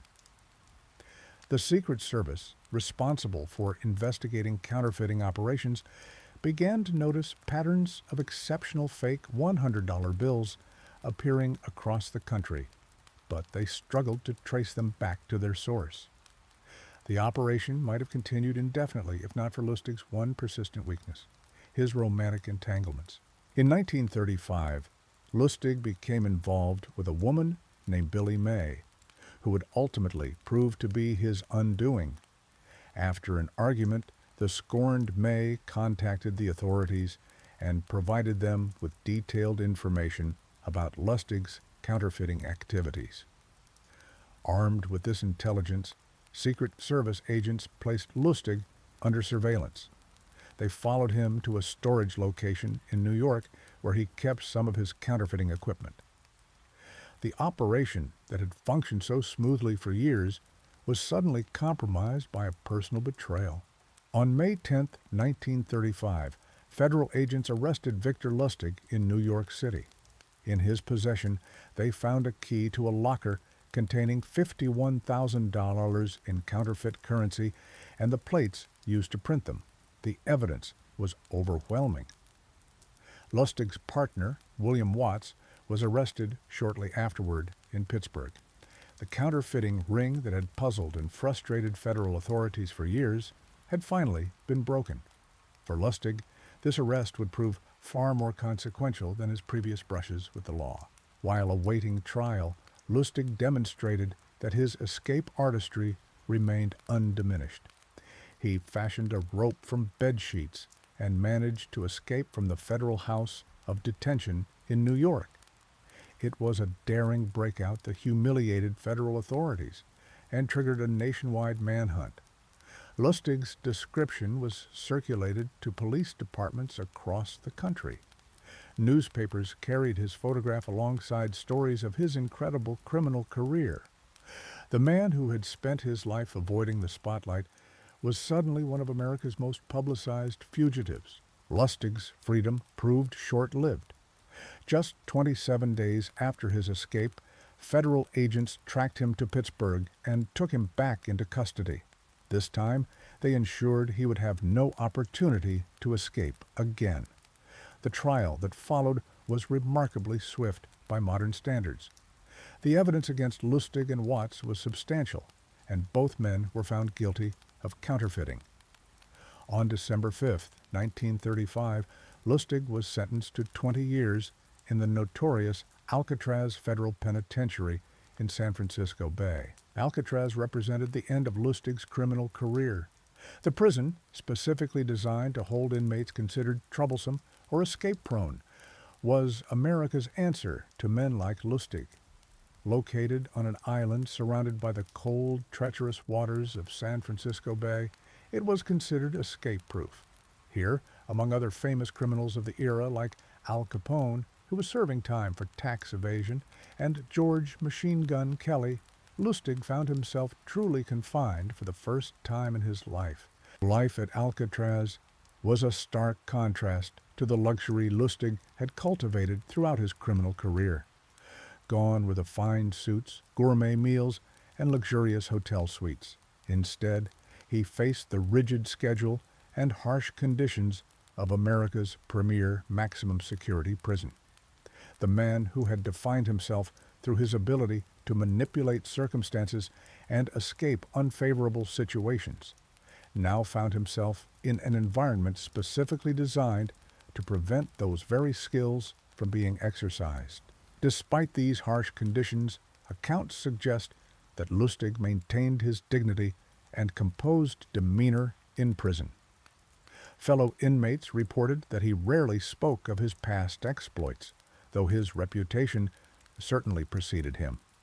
He adapted to prison life with the same flexibility that had characterized his criminal career, finding ways to make his confinement as comfortable as possible within the severe limitations of Alcatraz. Some accounts suggest he even managed to gain certain privileges through his charismatic interactions with guards and prison officials. Lustig's health began to deteriorate in the early 1940s. The man who had lived by his wits and charm found his body failing him in the harsh prison environment. In 1947, he contracted pneumonia. His condition worsened rapidly, and on March 11, 1947, Victor Lustig died in the medical facility at Alcatraz. He was approximately 57 years old, though as with many details of his life, his exact age remained somewhat uncertain due to the many contradictory identities he had created over the years. In death, as in life, Lustig maintained his mystique. His body was claimed by a nephew, but little is known about his funeral or final resting place. What remained instead was his legend, the story of a man whose criminal genius had been matched only by his audacity. The details of many of his schemes only became public knowledge after his death, as investigations and interviews with his associates revealed the full extent of his activities. His famous 10 Commandments for con men were discovered among his personal effects, a testament to his methodical approach to deception. Victor Lustig's legacy endures as one of the most fascinating chapters in the annals of criminal history. From selling the Eiffel Tower to counterfeiting operations that baffled federal authorities, his career spanned continents and decades. He operated in an era before modern technology made such schemes nearly impossible, exploiting the limited communication and verification systems of his time. Yet it was not merely opportunity that made Lustig successful. It was his remarkable insight into human psychology and his ability to inspire trust in even the most suspicious minds. The counterfeiter's game, as Lustig played it, was never merely about money. It was about the artistry of deception, the thrill of outthinking authorities, and perhaps most importantly, the power that came with manipulating reality itself. In a strange way, Victor Lustig embodied both the darkest and most fascinating aspects of the American dream. The belief that through ingenuity and determination, one could reinvent oneself and achieve success, albeit through criminal means. His story continues to captivate because it speaks to the thin line between audacious achievement and outright criminality. Catherine the Great's imperial. Russia, The German princess. In the gentle flow of 18th century geopolitics, few figures stand as prominently as Sophie Friederike August von Anhalt-Zerbst, a young German princess whose destiny would intertwine with one of history's most formidable empires. The year is 1729, and in the small Prussian town of Stettin, now modern-day Szczecin in Poland, a child is born who would later become known to the world as Catherine the Great. The winter air is crisp, and the modest court of her father, Prince Christian August of Anhalt-Zerbst, shows little indication that this newborn would one day rule the vast Russian Empire.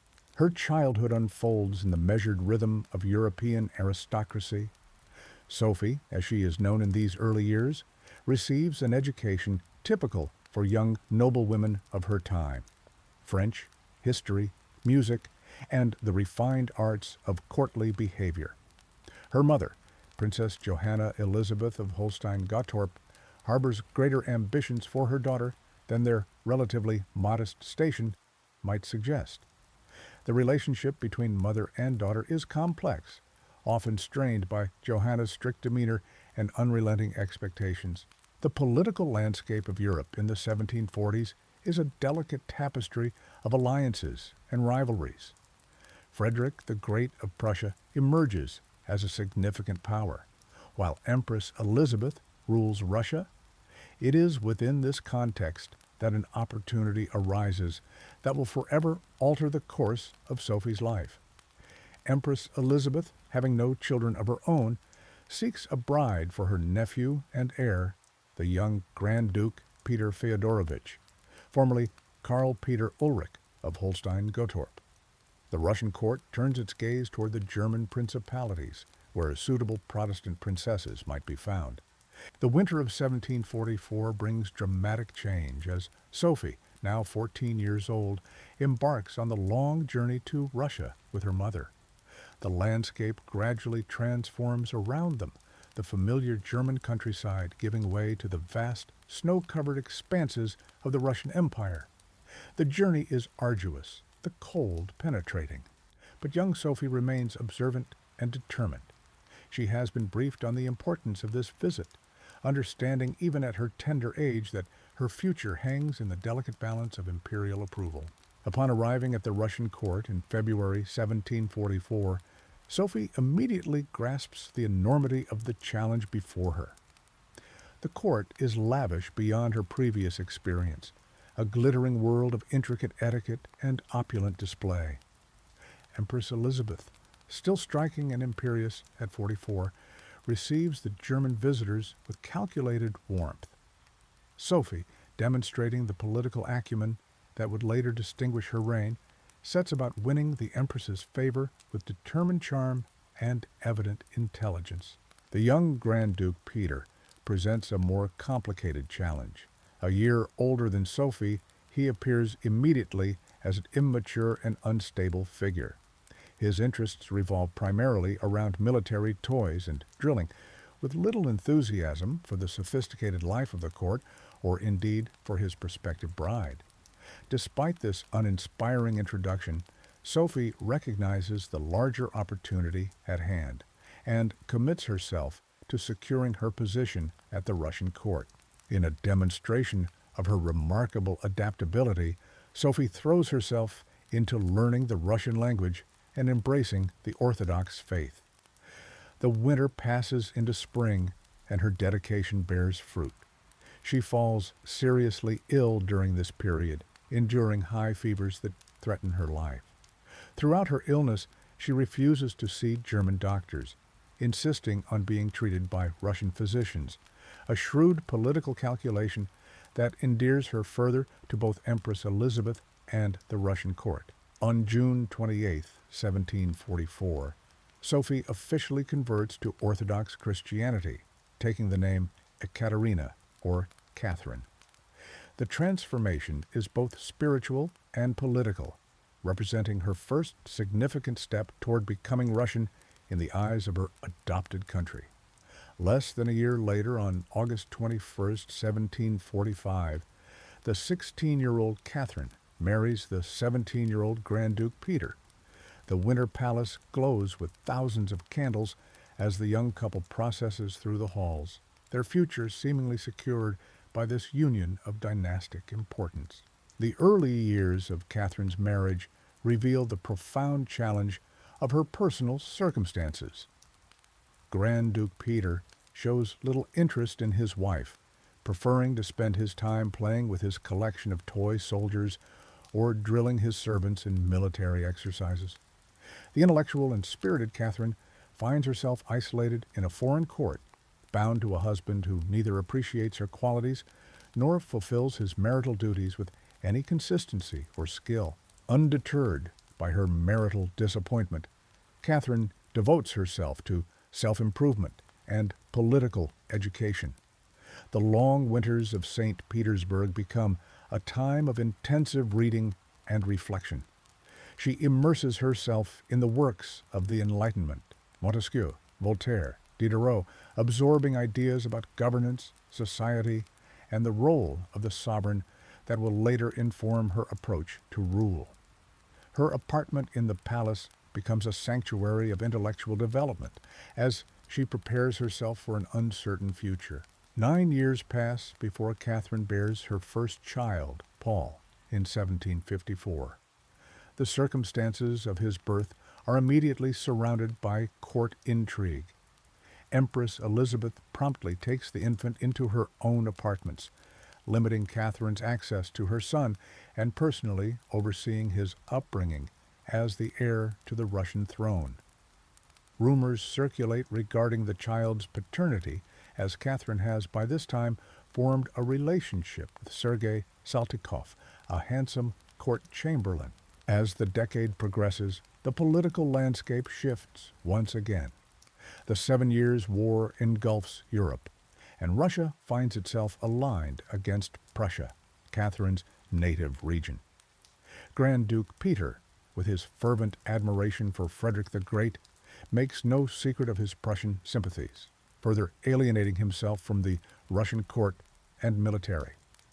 Catherine navigates these dangerous waters with increasing political skill, carefully distancing herself from her husband's unpopular positions. Empress Elizabeth's health begins to decline by 1760, creating an atmosphere of anticipation and anxiety at court. The prospect of Peter's accession to the throne alarms many Russian nobles who have observed his erratic behavior and anti-Russian sentiments with growing concern. Catherine, now 31, has cultivated a network of supporters, including her lover Grigory Orlov and his influential brothers, all officers in the prestigious Preobrazhensky Guards. On January 5, 1762, Empress Elizabeth dies after a reign of 20 years. Peter III ascends to the Russian throne, immediately implementing policies that alienate key constituencies. He withdraws Russia from the 7 Years' War, effectively surrendering the hard-won gains of the previous years.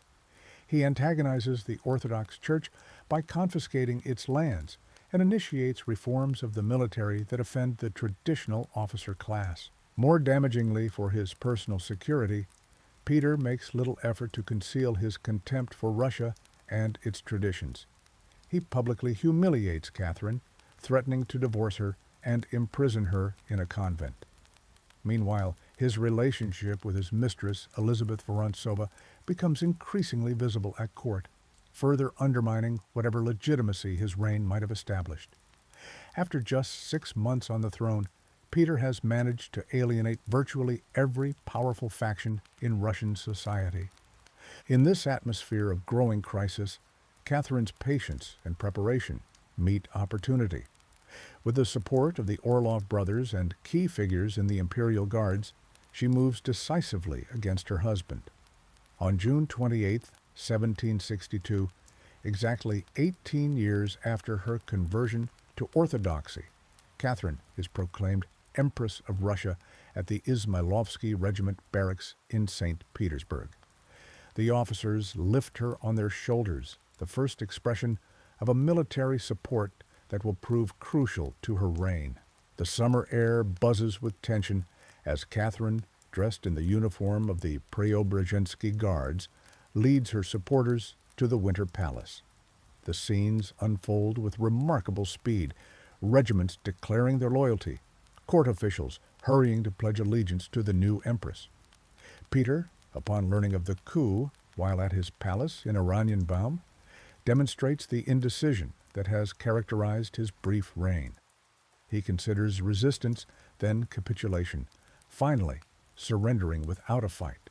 The deposed emperor is arrested and held at Ropsha, a country estate outside St. Petersburg. A week later, Catherine receives the news that Peter has died, allegedly from hemorrhoidal colic, but more likely at the hands of Alexei Orlov, Grigory's brother. Though Catherine's direct involvement in her husband's death remains a matter of historical debate, the convenient timing leaves a shadow over the beginning of her reign that never fully dissipates. And so, in the summer of 1762, Catherine stands at the threshold of power, a German princess who has, through determination, intelligence, and calculated risk, transformed herself into the sovereign of all Russia. The path from Stettin to St. Petersburg, from Sophie to Empress Catherine II, has been marked by personal hardship, political education, and strategic patience. Her position remains precarious in these early days. She is, after all, a foreign woman with no blood claim to the Russian throne, having seized power from her own husband and potentially overshadowing the rights of her son Paul. Yet, the support of the military and the nobility provides a foundation from which she can begin to establish her authority.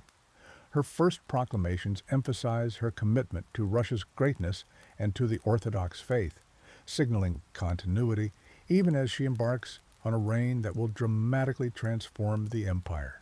Catherine's coronation takes place in Moscow on September 22, 1762.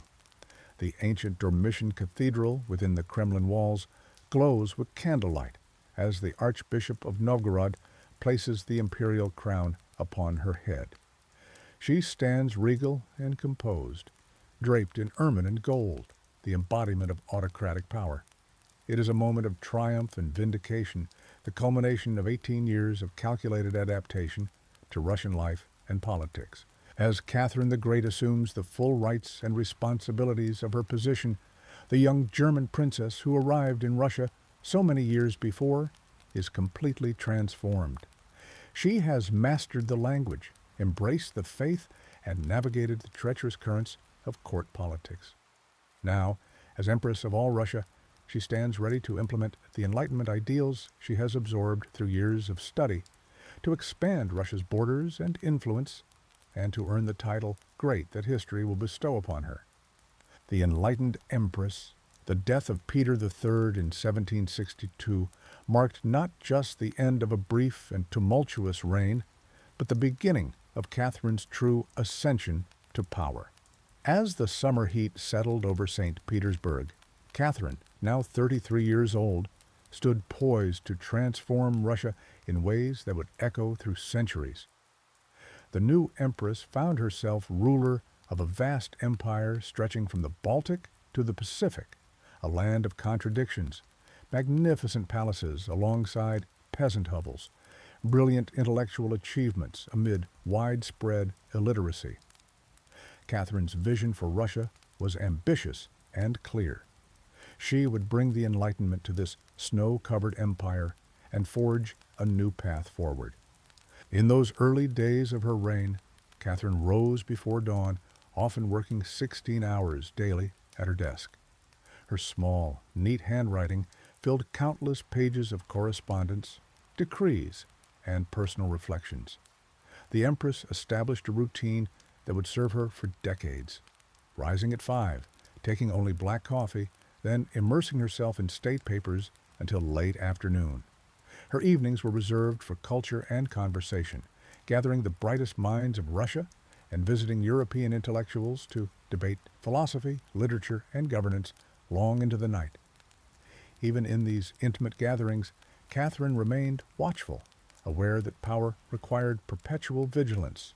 Catherine's approach to governance reflected her deep reading of Enlightenment philosophers. She maintained regular correspondence with Voltaire, Diderot, and other leading thinkers of the age. Voltaire called her the Star of the North, praising her intellectual curiosity and reform-minded spirit. When Diderot visited St. Petersburg in 1773, Catherine met with him almost daily for months, engaging in lengthy philosophical discussions. Yet she was no mere theoretical ruler. After one particularly idealistic suggestion from Diderot, she famously remarked that while philosophers wrote on paper, which accepted anything without resistance, she worked with human skin, which was far more sensitive and ticklish. The Empress's domestic reforms began with an ambitious legislative commission in 1767. Catherine authored the Nakaz, or Instruction, a progressive document outlining principles for a new legal code. Drawing heavily from Montesquieu and Beccaria, it proposed equality before the law, rejected torture, and suggested limits on capital punishment, radical ideas for 18th century Russia. She assembled representatives from across her domain to discuss these reforms, though the commission ultimately produced few concrete results. The Pugachev Rebellion of 1773-1774 would later temper some of Catherine's more liberal inclinations, as the violent peasant uprising, led by Emelian Pugachev, threatened the stability of her throne. Despite these challenges, Catherine's achievements in administration were substantial. She reorganized the Russian Empire into 50 provinces, each with about 300,000 inhabitants, creating a more rational governance structure. Her charter to the nobility in 1785 formalized the rights and privileges of the aristocracy, exempting them from taxes and corporal punishment, while confirming their ownership of land and serfs. Simultaneously, her Charter of the Towns established a formal municipal government structure and gave rights to urban merchants and artisans. These reforms strengthened the state while binding the nobility and emerging merchant class more closely to her throne. Education stood as one of Catherine's most lasting legacies. Before her reign, formal schooling in Russia was limited almost exclusively to the clergy and nobility. Catherine established Russia's first state-funded educational institution for women, the Smolny Institute, in 1764. The school accepted daughters of nobility and, in a separate division, daughters of merchants and townspeople. Throughout her empire, Catherine founded hundreds of primary schools based on Austrian models, establishing a commission of national schools to oversee their development. By the end of her reign, Russia had begun developing an educational infrastructure that would nurture generations of thinkers, artists, and scientists. The Empress also transformed Russia's cultural landscape. Under her patronage, St. Petersburg blossomed into a European cultural capital. She purchased vast art collections from across Europe, laying the groundwork for what would eventually become the Hermitage Museum, today one of the world's greatest art repositories. Catherine commissioned buildings from leading architects, resulting in the distinctive neoclassical style that still defines St. Petersburg.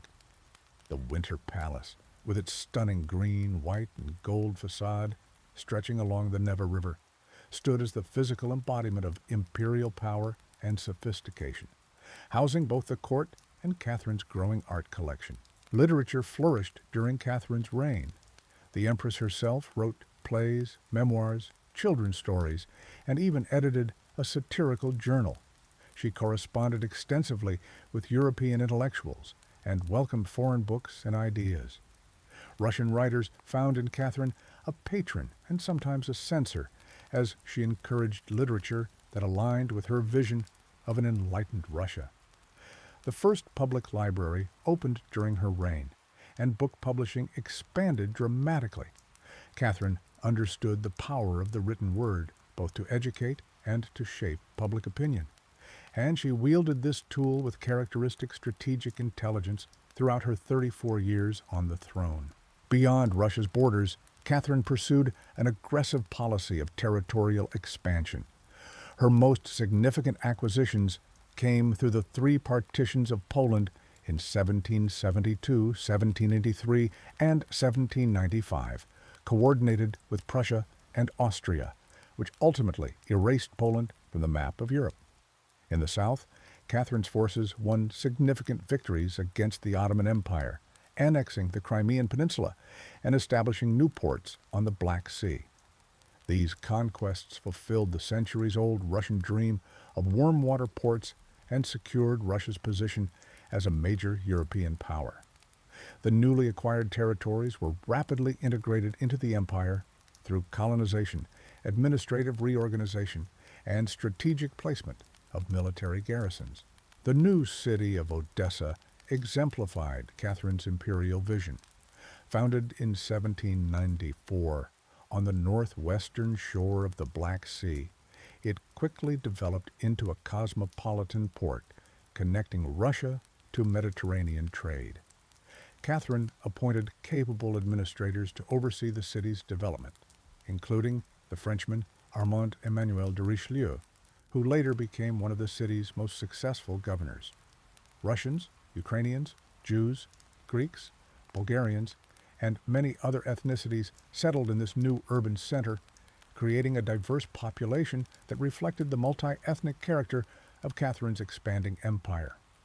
Odessa represented Russia's new southern face, commercial, cultured, and confidently European. The American Revolution and French Revolution bookended the latter part of Catherine's reign, presenting both intellectual and practical challenges to the Empress. Initially sympathetic to the American cause, she proclaimed an armed neutrality during the American Revolutionary War that effectively aided the colonists. However, the French Revolution horrified her, particularly after the execution of Louis XV and Marie Antoinette in 1793. Catherine, who had once corresponded enthusiastically with French philosophers, now banned French publications and tightened censorship. The revolutionary contagion threatened the very foundations of monarchical authority, and Catherine responded with increasingly conservative policies in her final years. Throughout her reign, Catherine's personal life remained as complex as her political one. After overthrowing her husband, she never remarried, though she maintained a series of significant relationships with carefully selected favorites. These men often combined the roles of lover, companion, and political ally. Count Grigory Orlov, instrumental in the coup that brought her to power, remained influential for many years. Grigory Potemkin, perhaps her most important lover, became her partner in governance even after their romantic relationship ended. Alexander Lanskoy, one of her younger favorites, shared her interest in art collecting before his untimely death devastated the Empress. These relationships were institutionalized at court, with favorites receiving apartments adjoining Catherine's and often wielding substantial political influence. Potemkin deserves special attention in any account of Catherine's reign. Their relationship transcended the personal to become a powerful political partnership that shaped the empire. After their romantic relationship cooled around 1776, Potemkin remained Catherine's closest advisor and possible secret husband. He directed Russia's southern expansion, organized the annexation of Crimea, built the Black Sea Fleet, and founded numerous cities, including Sevastopol. The famous Potemkin villages, supposedly fake settlements created to impress Catherine during her 1787 journey to newly conquered territories, were largely a myth propagated by her enemies. In reality, Potemkin was a capable administrator who genuinely developed the regions under his control. Catherine's relationship with her son Paul remained strained throughout her reign. The heir to the throne grew up isolated from his mother, raised by court appointees, and developing views often at odds with Catherine's. As Paul reached adulthood, many expected Catherine to step aside, but she showed no inclination to relinquish power. The relationship deteriorated further when Catherine appeared to favor Paul's son Alexander, sometimes hinting she might name her grandson as heir instead. Paul grew increasingly resentful, developing into a bitter critic of his mother's policies and waiting impatiently for his turn to rule, a turn that would come only after Catherine's death in 1796, when Paul was already 42 years old. The Empress's cultural achievements extended beyond art collecting to active patronage of scientific inquiry. She invited prominent scientists to Russia and established new academic institutions.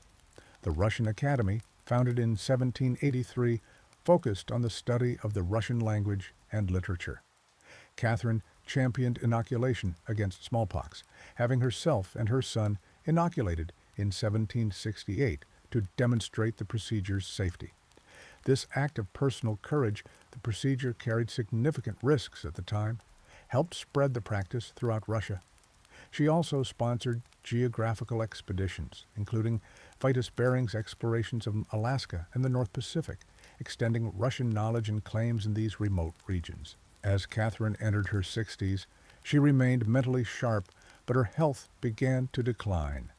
The Empress grew heavier, struggled with painful swelling in her legs, and suffered occasional fainting spells. Nevertheless, she maintained her rigorous work schedule and active court life. On November 5, 1796, Catherine rose as usual, worked with her secretaries, and retired to her private apartments. Her valet later found her on the floor, having suffered a stroke. Unable to speak or move, the Empress lingered for about 36 hours before dying on November 6th, ending one of the most remarkable reigns in Russian history. She was 67 years old and had ruled Russia for 34 years. Catherine left behind a transformed Russia. The empire had grown by nearly 200,000 square miles, gained 7 million new subjects, and established itself as a dominant European power. St. Petersburg had become a cultural capital with magnificent architecture, art collections, and intellectual life. Yet contradictions remained at the heart of her legacy. The enlightened empress, who corresponded with philosophers, had done nothing to alleviate serfdom and had actually strengthened the nobility's power over the peasantry. The supporter of education and culture had increasingly censored ideas as she aged. These contradictions would continue to shape Russia's development long after Catherine was laid to rest in the Peter and Paul Cathedral, alongside the other Romanov rulers of the dynasty she had joined, strengthened, and forever transformed. The mystery of Roanoke. Colony. The lost settlement. The story of Roanoke Colony stands as one of America's most enduring historical mysteries, a tale of disappearance and speculation that has captivated historians for centuries. The lost colony of Roanoke represents the first attempt by the English to establish a permanent settlement in North America, decades before Jamestown would succeed where Roanoke failed. As the summer sun sets over the Atlantic and darkness blankets the eastern seaboard, let us journey back to the dense forests and coastal waters of what would later become North Carolina, where once a small band of hopeful English settlers stepped onto foreign shores, unaware they would vanish into the mists of history. In the latter half of the 16th century, Queen Elizabeth I of England cast her gaze westward across the Atlantic. The Spanish had already established thriving colonies in the New World, extracting vast wealth from lands previously unknown to European powers. England, not to be outdone and eager to challenge Spanish dominance, sought to establish its own presence in North America. Enter Sir Walter Raleigh, a favorite of the Queen, who received a royal charter in 1584 to explore and colonize the eastern shores of North America. Raleigh, ambitious and eager to please his sovereign, organized an expedition that would forever alter the course of American history. The story begins properly in April 1584, when Raleigh dispatched 2 ships under the command of Philip Amadas and Arthur Barlow. Their mission was one of reconnaissance, to scout suitable locations for a future English settlement. By July of that year, the expedition reached the barrier islands of what is now North Carolina. They made contact with local indigenous peoples, primarily the Secatan and Croatoan tribes, who received the English explorers with cautious hospitality. Amadas and Barlow returned to England with glowing reports of fertile land and manageable native relations. They even brought back two Croatoan men, Manteo and Wanchese, who learned English and provided valuable cultural insights. Encouraged by these promising reports, Raleigh organized a more substantial expedition in 1585. This time, the fleet consisted of 7 ships carrying approximately 600 men, commanded by Raleigh's cousin, Sir Richard Grenville. Their destination was Roanoke Island, a small piece of land nestled between the North Carolina mainland and the Outer Banks. While Raleigh himself remained in England to maintain his position at court, Grenville established the first settlement on Roanoke Island, leaving behind 107 men to hold the colony while he returned to England for supplies and additional colonists. Ralph Lane was appointed as governor of this preliminary settlement. The winter of 1585 to 1586 proved challenging for these first Roanoke settlers. Food shortages quickly became a pressing concern, and relations with the native populations deteriorated rapidly. Lane and his men, trained as soldiers rather than farmers, struggled to produce sufficient food. When their supplies dwindled, they increasingly relied on the indigenous peoples for sustenance. However, misunderstandings, cultural differences, and the colonists' demanding nature led to growing tensions. The situation escalated dramatically when the colonists attacked and killed the local Secatan chief, Wingana, believing him to be organizing resistance against the English presence. By the spring of 1586, the situation had become desperate. The colonists waited anxiously for Grenville's return with supplies. But it was Sir Francis Drake who arrived first, following his raids on Spanish holdings in the Caribbean. Finding the colony in distress, Drake offered to take the remaining colonists back to England. Lane and his men, facing starvation and hostile relations with the native population, abandoned the settlement and returned with Drake in June 1586. Their hasty departure created a strange historical footnote. They left just before Grenville returned with supplies and reinforcements.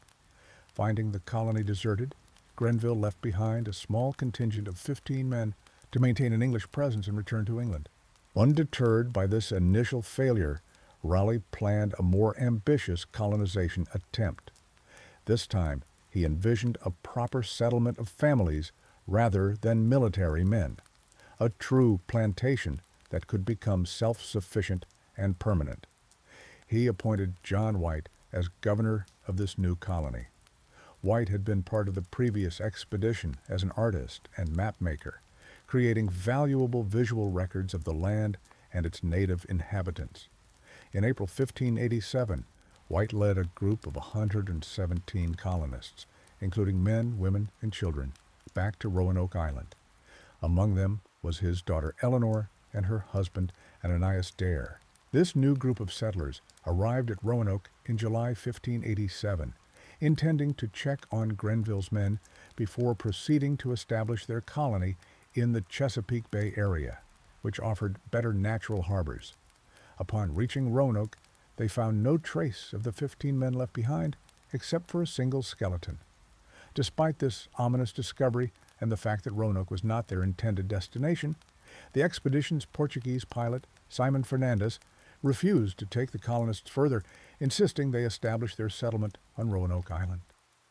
White reluctantly complied, and the colonists began rebuilding the abandoned structures from Lane's settlement. On August 18, 1587, a moment of joy illuminated the struggling colony.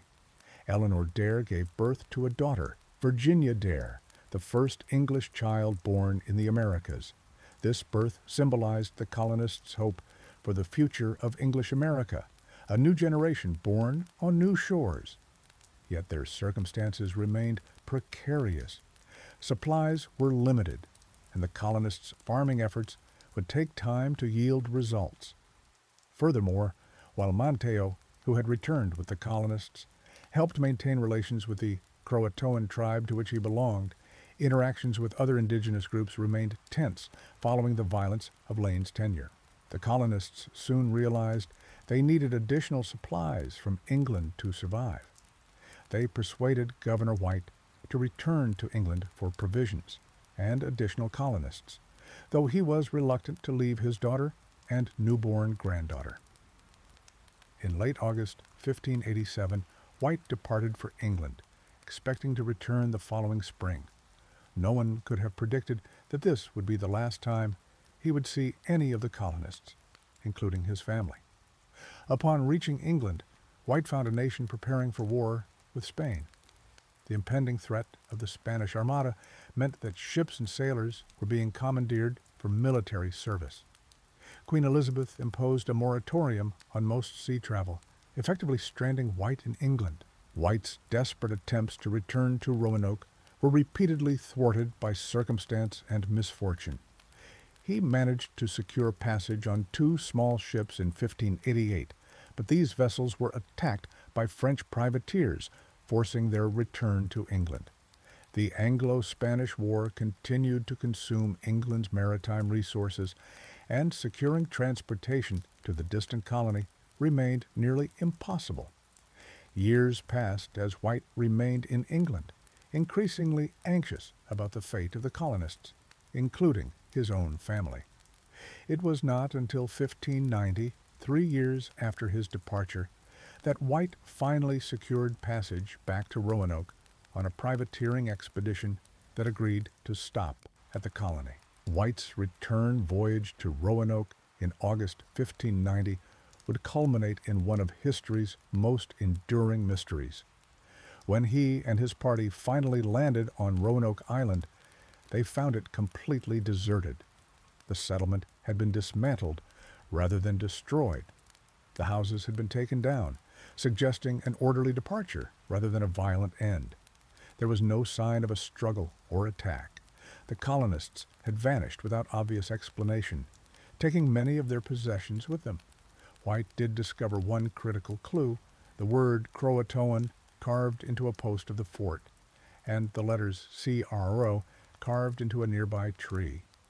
Before his departure in 1587, White had arranged with the colonists that if they were forced to leave, they would carve their destination into a tree or post. If they left under duress, they would carve a cross above the name. The absence of a cross gave White hope that the colonists had relocated voluntarily, possibly to Croatoan Island, today's Hatteras Island, home of the friendly Croatoan tribe, and Manteo. However, before White could investigate further, a massive storm arose, damaging his ships. With supplies dwindling and the weather threatening, the expedition was forced to abandon the search and return to England. Despite his desperate desire to find his daughter and granddaughter, White was never able to return to the colonies. He died around 1593, never learning the fate of the lost colonists of Roanoke. The colonists' preparations before White's departure provide tantalizing clues about their intentions. They had discussed relocating 50 miles inland if conditions on Roanoke became untenable. This plan was formalized in what they called the Croatoan scheme. If they moved before White's return, they would leave clear indications of their destination. The word carved into the post suggests they followed this plan, possibly seeking refuge with the Croatoan tribe. Yet other possibilities exist. They may have attempted to find the earlier settlement at the Chesapeake Bay, been captured or adopted by indigenous groups, or perished from disease, starvation, or conflict. The absence of bodies or clear evidence of violence has kept the mystery alive for centuries. The significance of the Roanoke colony extends far beyond its mysterious end. It represented the first substantial English attempt to establish a permanent presence in North America, laying groundwork for future colonial efforts. The settlers brought with them English cultural practices, agricultural techniques, and governance structures that would influence later successful colonies. Their interactions with indigenous peoples, both positive and negative, established patterns that would be repeated throughout colonial American history. And perhaps most importantly, the birth of Virginia Dare symbolized the beginning of a new chapter in the Atlantic world, the start of English America.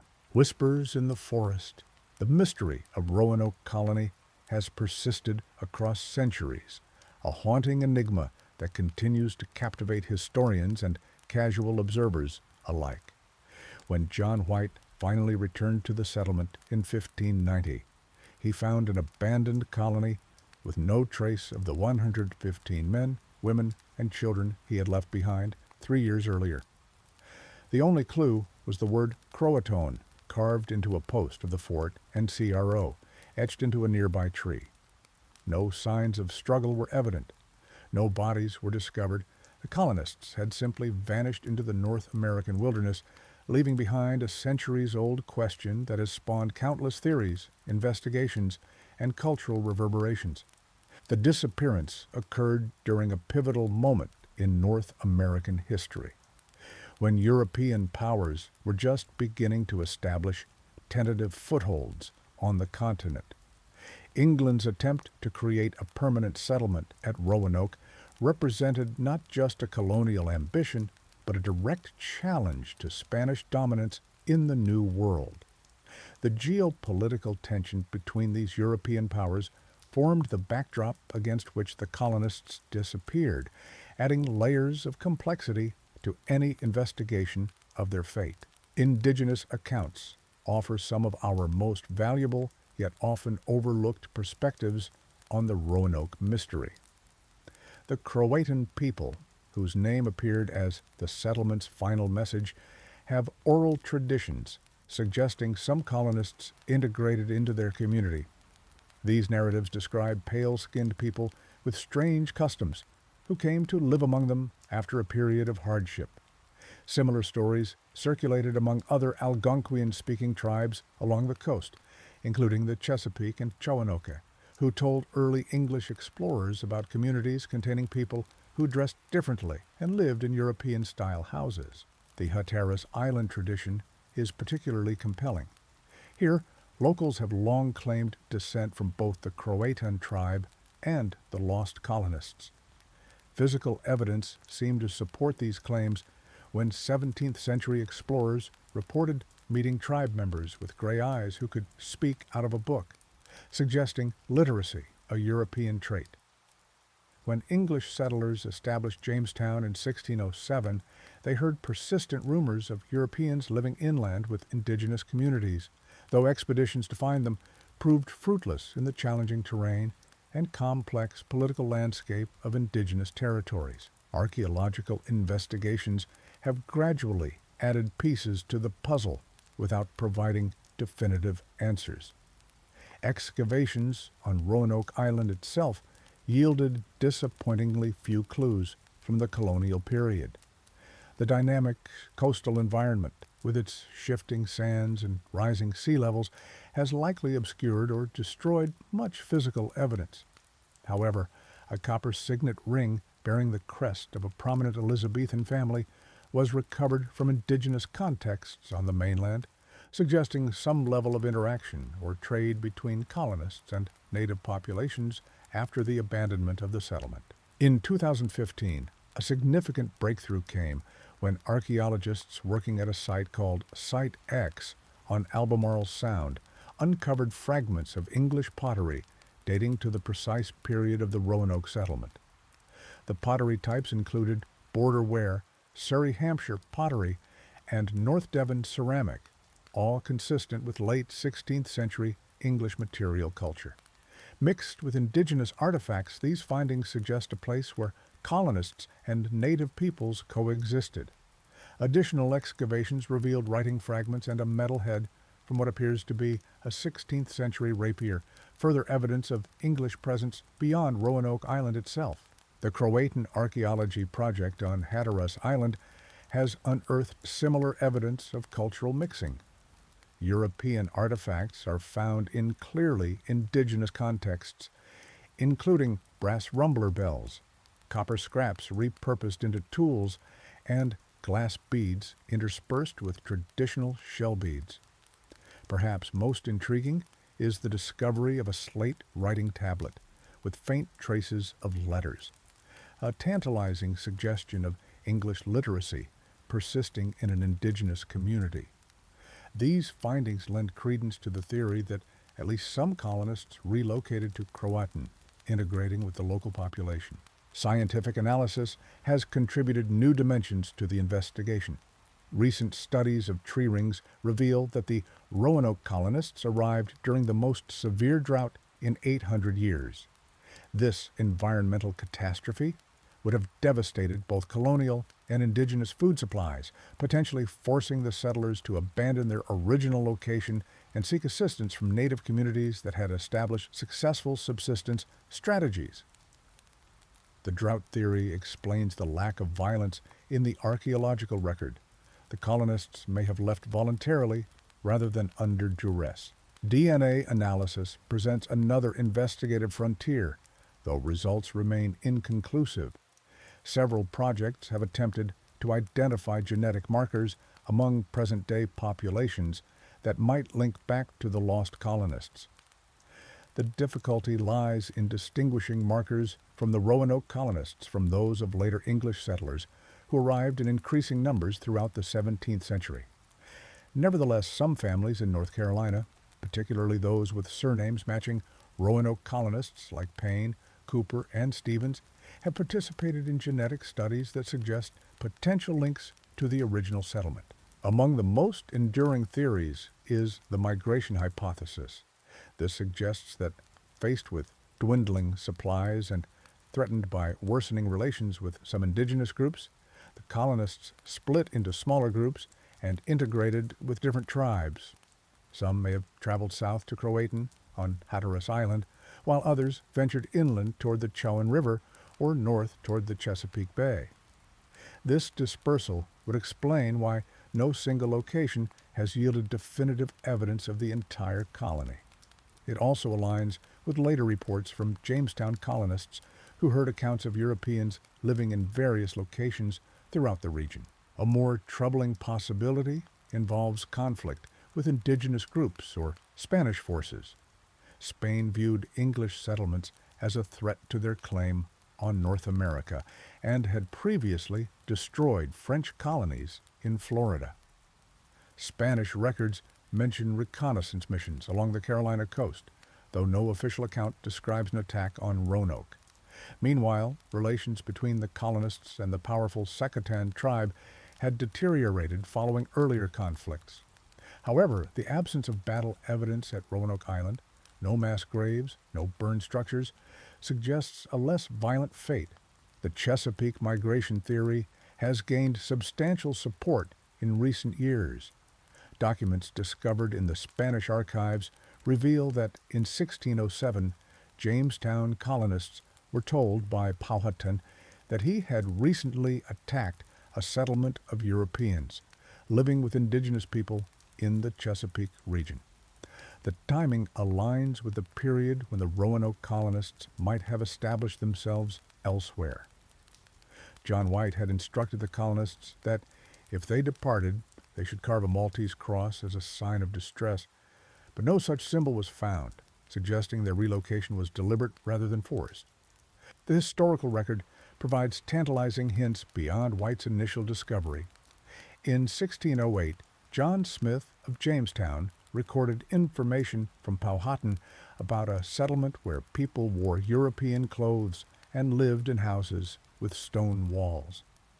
Captain John Smith dispatched 2 expeditions to find these survivors, but political complications with Powhatan prevented success.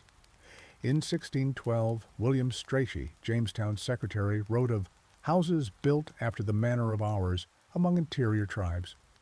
These accounts suggest that knowledge of the colonists' survival persisted in indigenous oral tradition for decades after their disappearance from Roanoke. Less probable explanations have nonetheless captured public imagination. Some speculate that the colonists attempted to return to England independently and perished at sea. Others suggest they might have traveled to the Caribbean, seeking Spanish settlements despite national enmities. A fringe theory even proposes they established an isolated community in the Appalachian Mountains, developing independently of other European settlements. While these theories lack substantial evidence, they demonstrate how the mystery's persistence has led to increasingly creative attempts to resolve the historical puzzle. The Dare Stones controversy illustrates how the Roanoke mystery has invited both serious inquiry and outright fraud.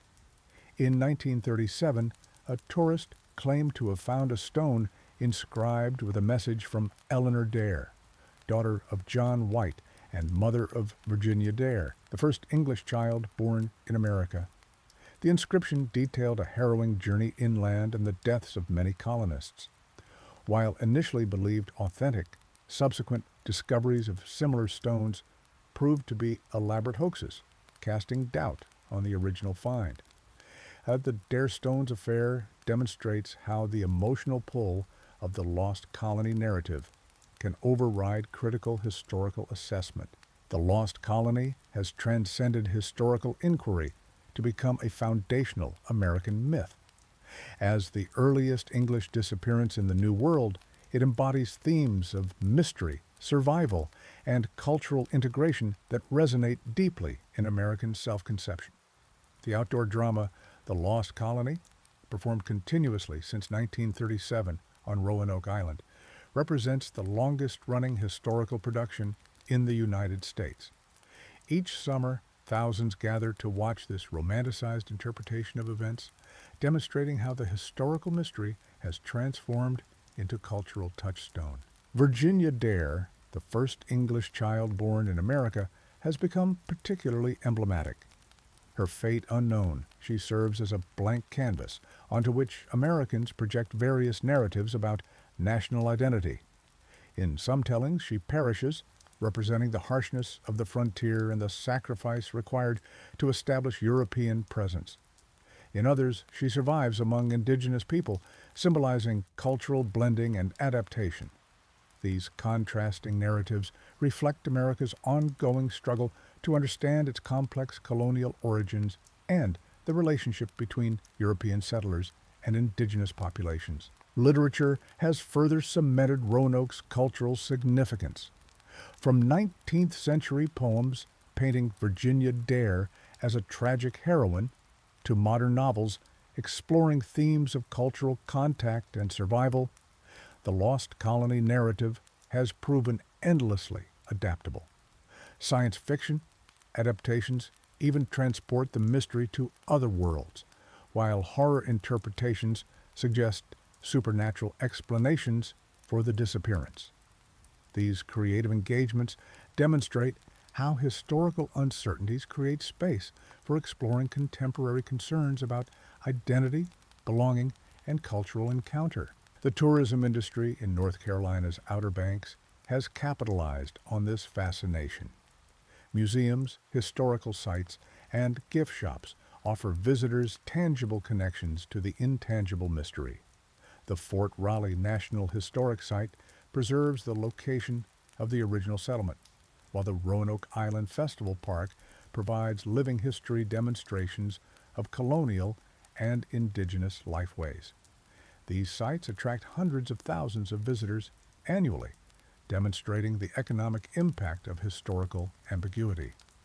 The lost colony has become not just a historical question, but a commercial enterprise supporting local economies. As archaeological and archival research continues, new technologies offer hope for resolving aspects of the mystery. Ground-penetrating radar, underwater archaeology, and advanced DNA analysis may yet uncover decisive evidence. The Lost Colony Research Group coordinates multidisciplinary efforts, while the First Colony Foundation conducts ongoing excavations at promising sites. These investigations balance scientific rigor with sensitivity toward indigenous perspectives, recognizing that the mystery exists within complex historical relationships between European colonizers and native inhabitants, whose descendants remain vital communities today. Perhaps the most likely explanation combines multiple theories. Facing starvation, the colonists dispersed to several locations, integrating with different indigenous communities. Some traveled to Croatan as indicated by their message. Others moved inland toward the Chowan River region, and still others might have reached the Chesapeake. Over time, through intermarriage and cultural adoption, they ceased to exist as a distinct English population, instead contributing to the multicultural tapestry of early American society. Their disappearance thus represents not an ending but a transformation, a process of cultural adaptation and survival through integration. The Roanoke mystery endures not simply because it remains unsolved, but because it embodies fundamental questions about American origins. In the space between historical fact and speculation, we confront essential themes of cultural contact, survival, and identity formation. The colonists' ultimate fate, whether through assimilation, relocation, or demise, reflects the complex processes that shaped early America. As we continue to investigate their disappearance, we are really exploring our own national beginnings, searching for understanding in the whispers that still echo from the forests of the Carolina coast. The Silk Road journeys, the Golden Path East. In the vast expanse of human history, few trade networks have shaped civilizations as profoundly as the Silk Road. This ancient highway of commerce stretched across the continents, a shimmering thread of cultural exchange that connected distant worlds. As the sun rises over the eastern horizon, we begin our journey along this legendary path that carried not only silk, but ideas, religions, technologies, and dreams. The story of the Silk Road is one of human ambition and curiosity, of merchants and monks, emperors and nomads, all contributing to a magnificent tapestry of interconnection that would forever alter the course of human development. The term Silk Road was coined relatively recently, in 1877, by the German geographer Ferdinand von Richthofen. Yet the routes he described had existed for millennia before him. The Silk Road was never a single path, but rather a complex network of trade routes spanning over 4,000 miles, connecting China in the east with the Mediterranean in the west. These routes traversed some of the world's most formidable landscapes: the windswept steppes of Central Asia, the scorching Taklamakan Desert, the towering Pamir Mountains, and the treacherous Karakoram Range. The origins of the Silk Road can be traced back to the 2nd century BCE, during China's Han Dynasty. Emperor Wu of Han sought to expand westward, partly to secure allies against the nomadic Xiongnu tribes that threatened China's northern borders. In 138 BCE, the emperor dispatched an envoy named Zhang Qian on a diplomatic mission to forge alliances with the distant kingdoms to the west. Zhang Qian's 13-year odyssey took him through unknown territories where he was captured and held prisoner for a decade before escaping and completing his mission. Upon his return to China, Zhang Qian brought back tantalizing tales of distant lands and exotic goods. He spoke of the blood-sweating horses of Fergana, stronger and faster than any Chinese steed. He described the bustling markets of Bactria and Sogdiana, where traders from India and Parthia exchanged their wares. Most significantly, he revealed the existence of a vast network of existing trade routes that China could access to reach these distant realms. Emperor Wu was captivated. He immediately dispatched more expeditions westward, establishing the foundations of what would become the Silk Road. The most coveted Chinese export traveling these routes was, of course, silk. For centuries, China held a monopoly on silk production. The methods of sericulture, the raising of silkworms, and the harvesting and weaving of silk were state secrets, with smuggling silkworm eggs out of China punishable by death. This luxurious fabric became so desirable in the West that it was worth its weight in gold. Roman senators depleted the empire's treasury, purchasing Chinese silk for their wives, prompting the Roman Senate to futilely ban the wearing of silk as an extravagance. But silk was merely one of countless commodities that traversed these ancient pathways. From China came paper, porcelain, jade, bronze works, and lacquerware. Central Asia contributed horses, wool, gold, silver, and precious stones. India offered spices, cotton textiles, ivory, and peppers. From the eastern Mediterranean came glassware, gold and silver work, amber, carpets, and perfumes. The Silk Road became a conduit for the world's most precious and exotic goods, creating wealthy trading hubs at key junctures along its length. The journey along the Silk Road was fraught with peril. Few merchants traveled the entire route from end to end. Instead, goods changed hands multiple times at the great market cities that punctuated the network. A Chinese merchant might carry silk to Dunhuang, where a Sogdian trader would purchase it and transport it to Samarkand. There, a Persian merchant might acquire it for the journey to Baghdad, from where it might eventually reach Constantinople or Alexandria. Each transaction increased the price, making silk and other luxury goods astronomically expensive by the time they reached their final destinations. These market cities became cosmopolitan centers where peoples of different cultures, languages, and religions mingled and exchanged not just goods but ideas. Kashgar, situated at the western edge of the Tarim Basin, was a crucial junction where routes from China, India, and Central Asia converged. Samarkand, with its towering blue-domed mosques and madrasas, became one of the wealthiest cities in Central Asia. Bukhara, renowned for its scholars and libraries, attracted students from across the known world. Merv, once one of the largest cities on Earth, controlled access to routes heading toward Persia. Perhaps the most legendary of these Silk Road cities was Dunhuang, located at the eastern edge of the Taklamakan Desert. Here, the northern and southern routes around this desert of death converged before continuing to China proper. Dunhuang became not just a commercial center, but a spiritual one as well.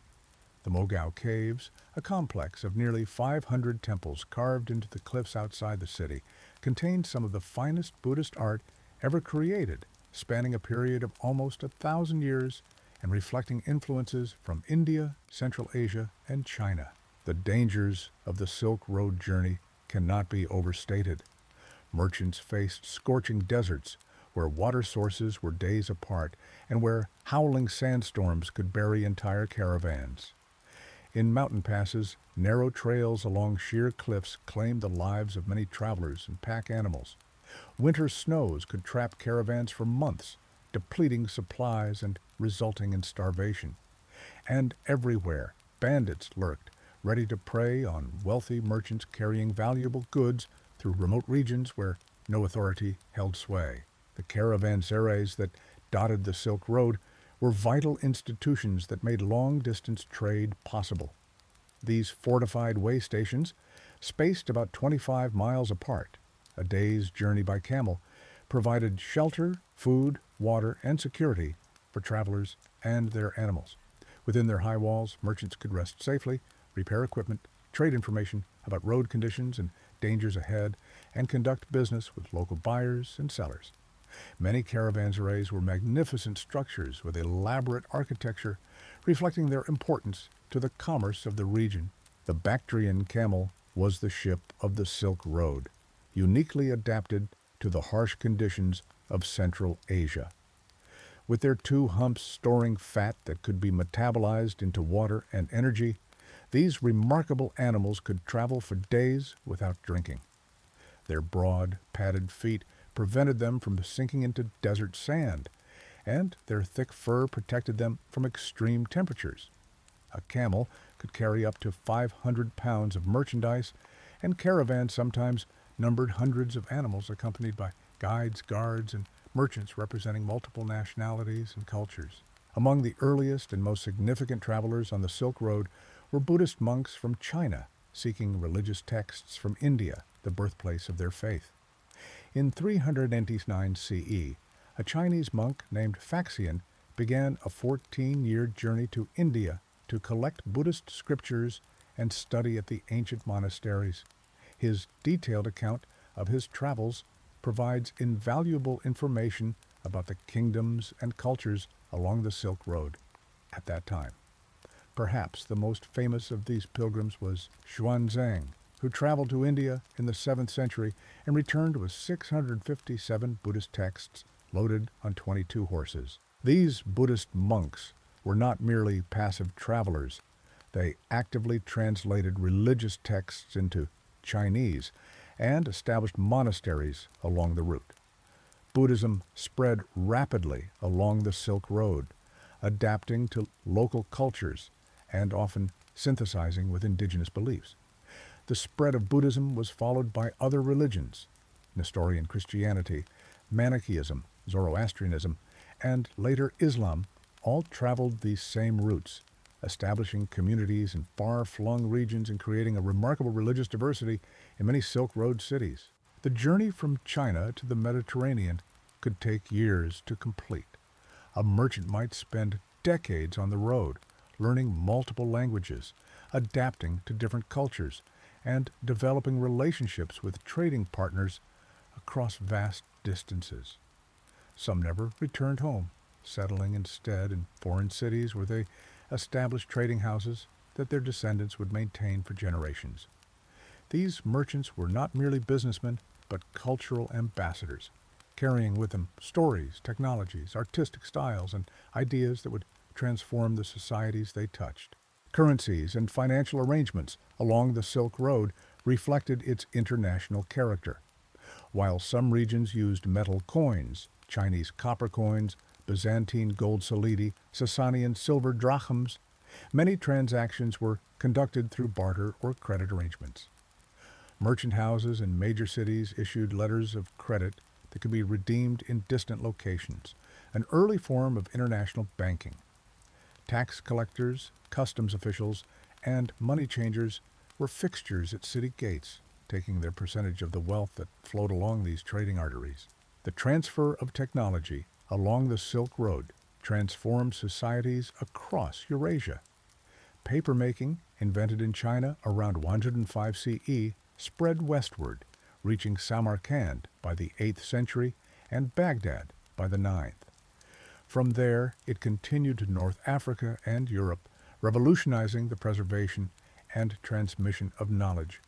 Similarly, techniques for glass production moved eastward from the Mediterranean, while innovations in textile production, metalworking, and agriculture crossed cultural boundaries and stimulated new industries in distant lands. The transmission of scientific knowledge was equally profound. Mathematical concepts traveled from India to the Islamic world and eventually to Europe. Astronomical observations and theories were shared among Chinese, Indian, Persian, and Greek scholars, advancing humanity's understanding of the cosmos. Medical knowledge from various traditions, Chinese, Ayurvedic, Greek, and Persian, circulated among healers, creating sophisticated systems of diagnosis and treatment that incorporated diverse approaches to understanding the human body. Merchants and monasteries. In the vast tapestry of human connection that was the Silk Road, the exchange of goods was merely the beginning of a much deeper story. As camel caravans traversed the windswept deserts and mountain passes linking east and west, they carried not just silks and spices, but ideas, beliefs, and cultural practices that would forever alter the civilizations they touched. The Silk Road was never a single path, but rather a complex network of routes spanning over 4,000 miles, connecting China to the Mediterranean and all lands in between.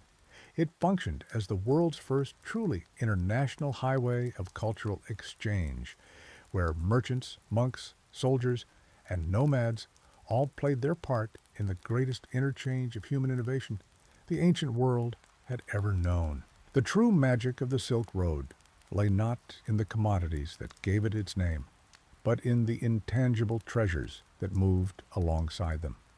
Buddhist monks traveled westward from India and China, their saffron robes bright against the dusty landscape, carrying sacred texts and establishing monasteries that served as islands of learning and rest for weary travelers. Christianity spread eastward, finding footholds in Central Asia centuries before Europe's age of exploration.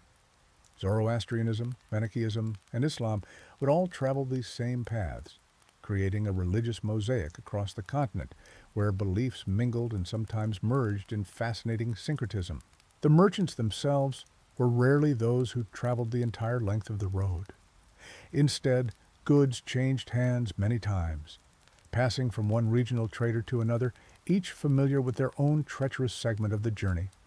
A bolt of silk might begin its journey in Luoyang, change hands in Dunhuang, again in Samarkand, yet again in Baghdad, and finally reach a market in Constantinople, having multiplied many times in value. Each transaction added to its cost, but also to its mystique.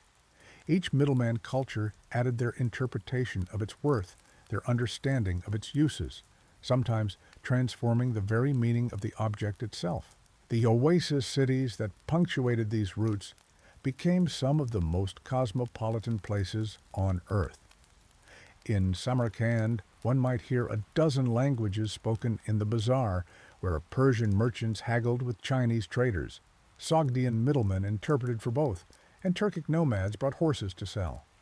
Bukhara's libraries held texts in Sanskrit, Greek, Chinese, and Arabic.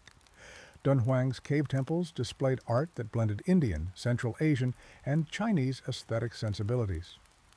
In these crossroad communities, cultures didn't simply meet, they merged and evolved, creating new forms of architecture, art, music, and literature. Of all the middlemen who facilitated Silk Road trade, none were more important than the Sogdians. This Iranian-speaking people from what is now Tajikistan and Uzbekistan became the premier merchants of the Silk Road from the 5th to the 8th centuries. Their language became the lingua franca of commerce across Central Asia. Sogdian colonies could be found from the Black Sea to China's imperial capital at Chang'an. They were master negotiators and cultural chameleons who could adapt to local customs while maintaining their own cultural identity through their Zoroastrian faith and commercial practices. The Sogdians' success lay in their remarkable adaptability. They learned Chinese to trade with the East and Persian to trade with the West. They adopted Buddhism when dealing with Indian merchants and honored Christian saints when trading with Byzantines. Their commercial letters, discovered in a watchtower near Dunhuang, reveal a sophisticated network of trade relationships spanning the entire breadth of Asia. Yet even their remarkable commercial empire would eventually give way to others, as the dynamic nature of the Silk Road meant that no single group could dominate its commerce forever. As Buddhism spread along the Silk Road, monasteries became crucial infrastructure for long-distance trade. These religious institutions served multiple functions beyond spiritual practice.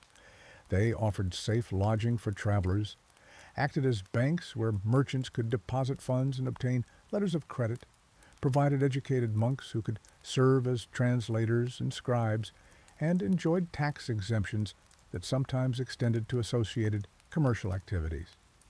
The symbiotic relationship between faith and commerce created a practical framework that supported trade across political boundaries. In the misty Pamir Mountains, where the air grows thin and caravans moved slowly through high passes, monasteries carved into cliffs offered shelter from bitter winds and avalanches. Monks maintained paths, recorded weather patterns, and provided crucial local knowledge about changing conditions. Their lamplights served as beacons in mountain darkness, guiding traders to safety. In return, grateful merchants donated generously to these institutions, bringing exotic gifts and funding the creation of magnificent artworks that blended artistic traditions from across Asia. The Chinese Buddhist monk Xuanzang's famous 7th century journey to India illustrates how religious pilgrimage and commerce intertwined. Though his primary mission was to collect Buddhist scriptures, his detailed account of his 17-year journey provides invaluable information about Silk Road commerce and culture.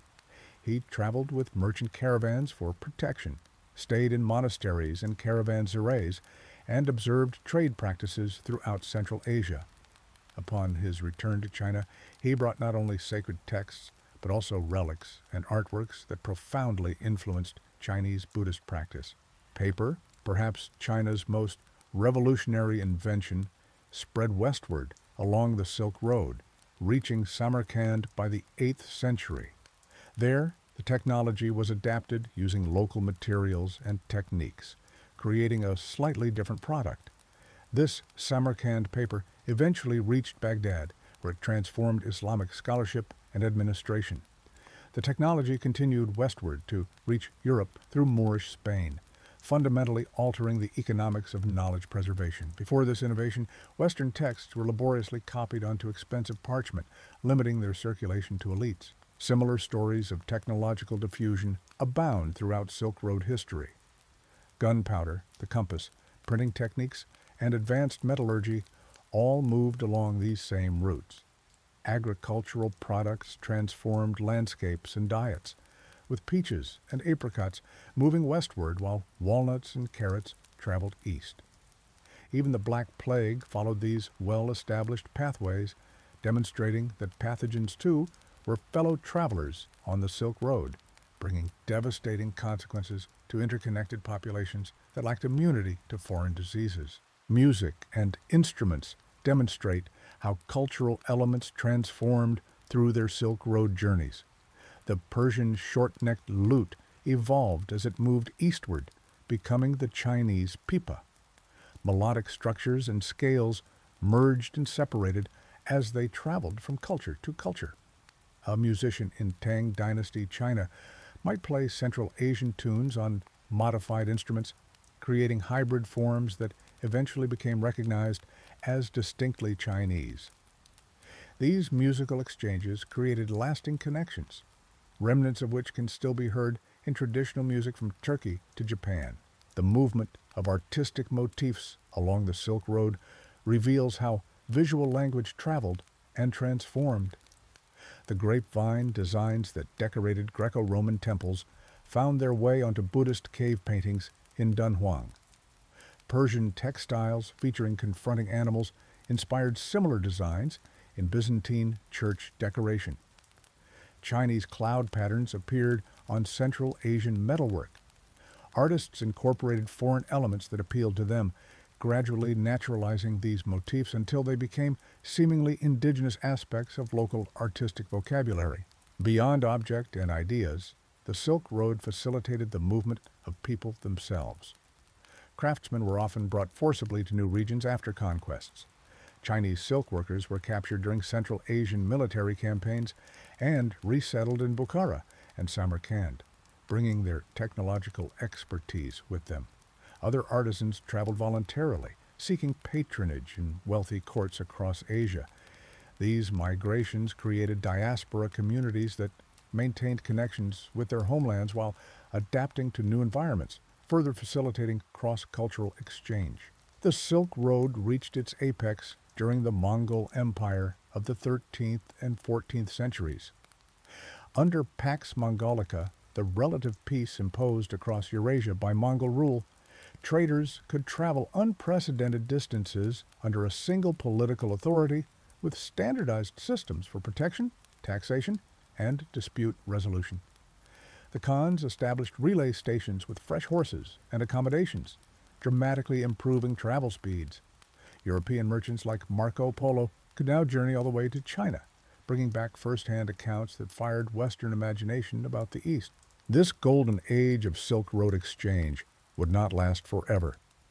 By the mid-14th century, several factors contributed to its decline. The Black Death devastated populations across Eurasia. The Mongol Empire fractured into competing khanates.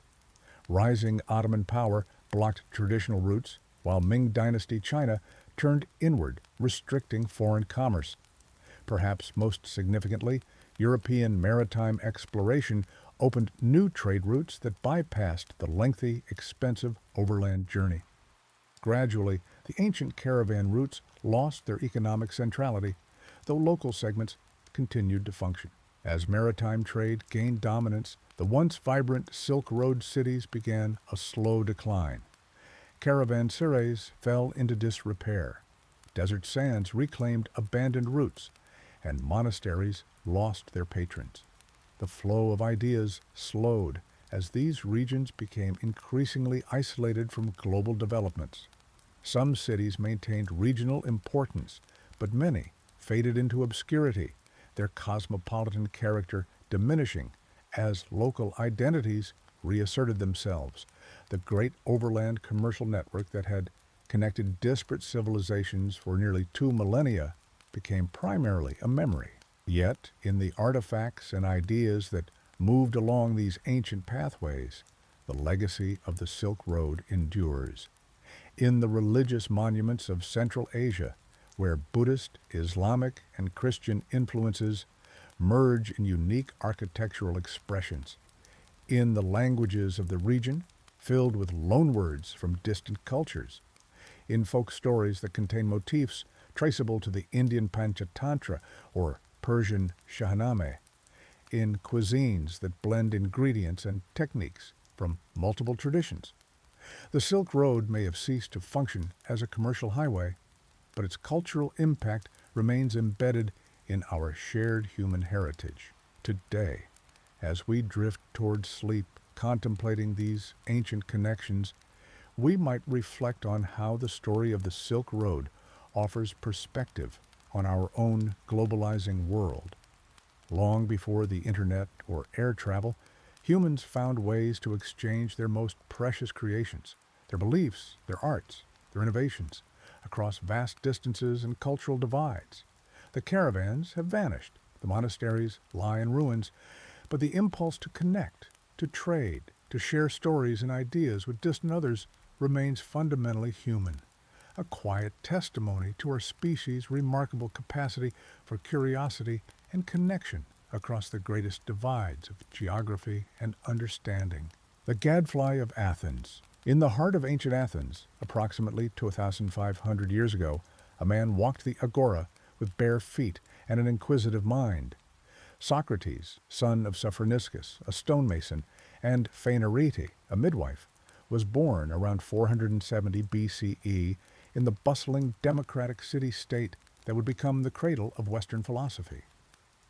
Unlike the polished marble statues that would later immortalize his likeness, the real Socrates was described by contemporaries as remarkably plain in appearance. Short in stature, with a snub nose, protruding eyes, and a thick-set build. Yet this unassuming figure would become one of history's most profound thinkers. The Athens of Socrates' time was experiencing what historians would later call its golden age. Under the leadership of Pericles, the city flourished as a center of culture, art, and intellectual discourse. The Parthenon rose majestically on the Acropolis. Dramatists like Sophocles and Euripides staged their masterpieces in the theater of Dionysus, and ambitious building projects transformed the cityscape. Democracy, though limited to free adult male citizens, provided a revolutionary system of governance where public debate and persuasive argument held extraordinary power. Young Socrates grew up in this vibrant atmosphere.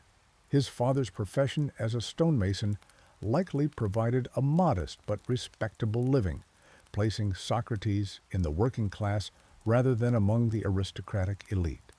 Despite this, he received the standard education of an Athenian boy, learning music, poetry, and athletic pursuits. The works of Homer would have formed the foundation of his early intellectual development, filling his imagination with tales of heroes, gods, and the complex moral questions they faced. The young Socrates showed unusual curiosity, questioning the meaning behind these ancient stories. As he reached adulthood, Socrates did not follow his father's profession, but instead answered the call of civic duty. Athens required military service from its citizens, and Socrates served as a hoplite, a heavily armed infantry soldier, fighting in the Peloponnesian War against Sparta and its allies. He participated in the campaigns at Potidæa, Delium, and Amphipolis, where he earned a reputation for remarkable endurance and courage. At Potidæa, he reportedly stood barefoot in the snow, seemingly impervious to the cold that tormented his fellow soldiers. Socrates' military service revealed an aspect of his character that would define his philosophical approach: extraordinary physical and mental endurance. At the Battle of Delium in 424 BCE, the Athenian forces suffered a devastating defeat. As troops fled in disarray, Socrates maintained his composure, walking deliberately from the battlefield rather than running. His calm demeanor and steady pace reportedly discouraged enemy pursuit. As the Spartans were wary of engaging such a self-possessed adversary, this physical courage mirrored the intellectual fearlessness that would characterize his later philosophical endeavors. Upon returning from military service, Socrates did not pursue wealth or political advancement as many of his contemporaries did. Instead, he devoted himself to what he described as a divine mission: the pursuit of wisdom. The oracle at Delphi, according to Plato's account, had proclaimed that no one was wiser than Socrates. Puzzled by this pronouncement, since he did not consider himself particularly wise, Socrates embarked on a systematic investigation, questioning those who claimed knowledge in various fields. This quest for understanding led Socrates to develop his distinctive method of inquiry, now known as the Socratic method. Rather than lecturing or declaring truths, he engaged interlocutors in dialogue, asking sequential questions that exposed contradictions in their thinking. This approach reflected his most famous saying, "I know that I know nothing," an acknowledgement of human limitations that he considered the beginning of true wisdom. Unlike the traveling sophists who charged fees for their teachings, Socrates accepted no payment and claimed not to teach anything at all. As Socrates walked through the agora, the marketplace that served as Athens' commercial and social center, he would engage citizens from all walks of life in philosophical discourse. Cobblers, politicians, soldiers, and aristocrats. None were immune from his questioning. These conversations typically began innocuously, with Socrates professing ignorance and asking his companion to define a concept like courage, justice, or piety. As the dialogue progressed, his questions would reveal gaps and inconsistencies in their understanding. The philosopher's method earned him the nickname the gadfly of Athens. Like the insect that stings cattle into motion, Socrates provoked the comfortable citizens of Athens into examining their unquestioned assumptions. He compared himself to a midwife, helping others give birth to ideas while bringing none of his own into the world. This intellectual midwifery, or mutix, sought to draw out knowledge that was already present within his interlocutors, suggesting that learning was a process of recollection rather than acquisition of new information. Socrates attracted a circle of devoted followers, many from prominent Athenian families. Young men like Plato, Xenophon, and Alcibiades found themselves captivated by his unique approach to philosophical inquiry. Through these disciples, particularly Plato, Socrates' ideas would be preserved and transmitted to future generations. Since Socrates himself wrote nothing, our understanding of his philosophy comes primarily through the accounts of others, with Plato's dialogues providing the most comprehensive portrait of the philosopher and his method. The Socratic circle typically gathered in public spaces or private homes, engaging in extended conversations that might last from dawn until dusk. Despite the serious nature of their discussions, these gatherings were not somber affairs. Plato's Symposium depicts Socrates participating in a drinking party where conversation flows as freely as the wine. Yet even in such settings, Socrates maintained his legendary self-control, drinking without becoming intoxicated and continuing rational discourse while others succumbed to sleep or drunkenness. This remarkable self-discipline extended to all aspects of Socrates' life. He dressed simply, often wearing the same threadbare cloak in all seasons. He walked barefoot through the streets of Athens, seemingly impervious to heat, cold, or discomfort. His diet was plain, and he showed little interest in acquiring possessions beyond the necessities.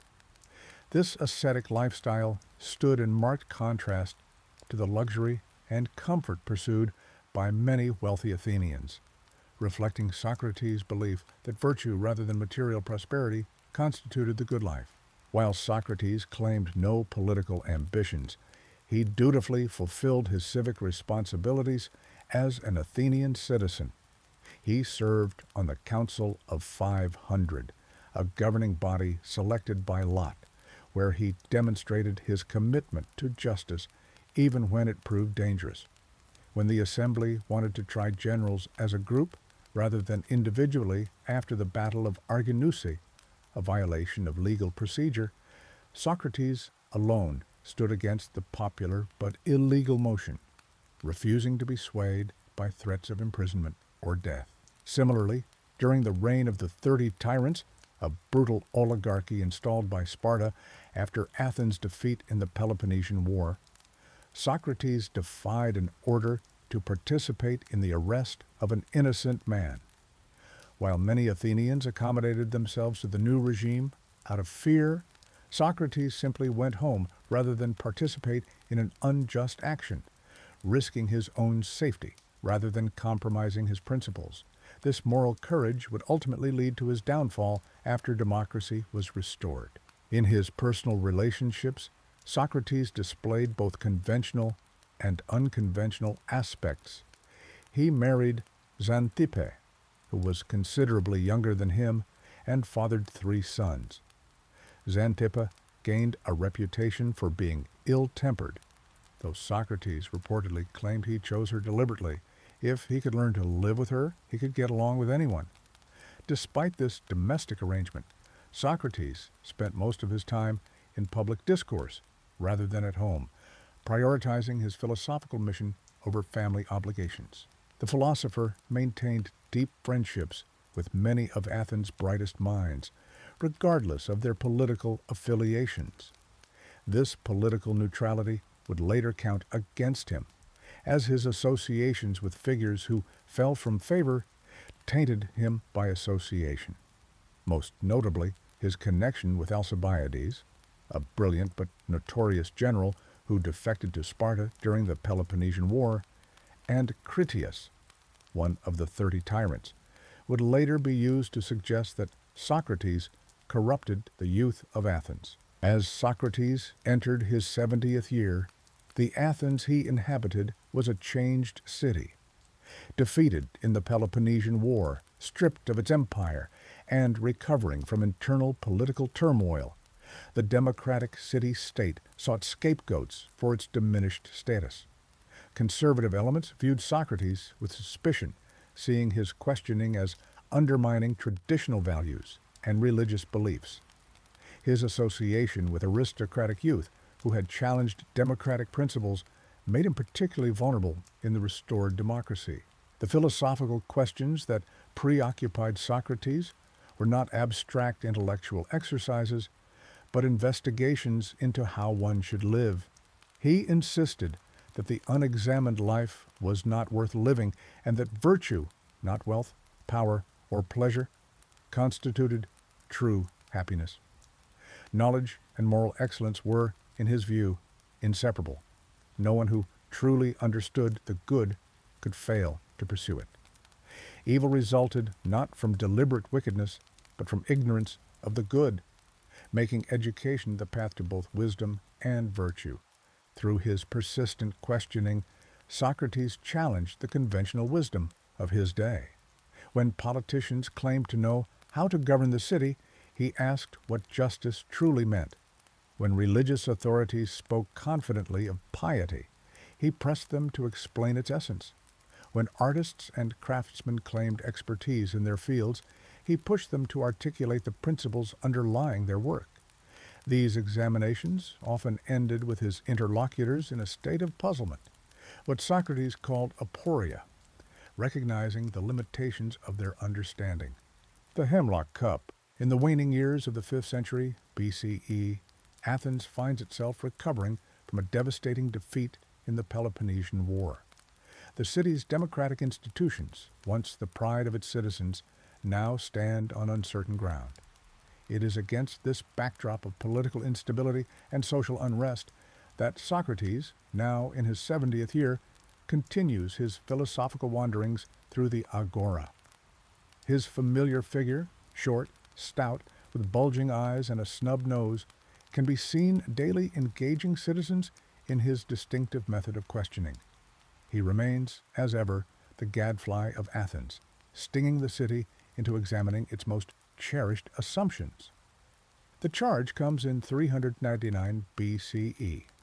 Meletus, a minor poet with political ambitions, along with Anytus, a powerful democratic politician, and Lycon, an orator, bring formal accusations against the aging philosopher. The charges are twofold: impiety, asabeia, against the gods of Athens and corruption of the youth. The timing is not accidental. The restored democracy remains nervous about potential threats, and Socrates' associations with figures like Alcibiades and Critias, men who betrayed Athens or participated in the brutal oligarchic regime of the 30 tyrants, make him a convenient scapegoat. The trial takes place in the Heliaia, the people's court, where a jury of 500 male citizens gathers to hear the case. Socrates stands before them, unadorned and speaking plainly. He has prepared no elaborate defense speech, no emotional appeals to pity. Such tactics, common in Athenian courts, he considers beneath the dignity of philosophical truth. Instead, he approaches his defense as he has approached every conversation in the agora, as an opportunity to examine assumptions and pursue truth, regardless of consequences. In his defense, Socrates recounts how the oracle of Delphi once proclaimed that no man was wiser than he.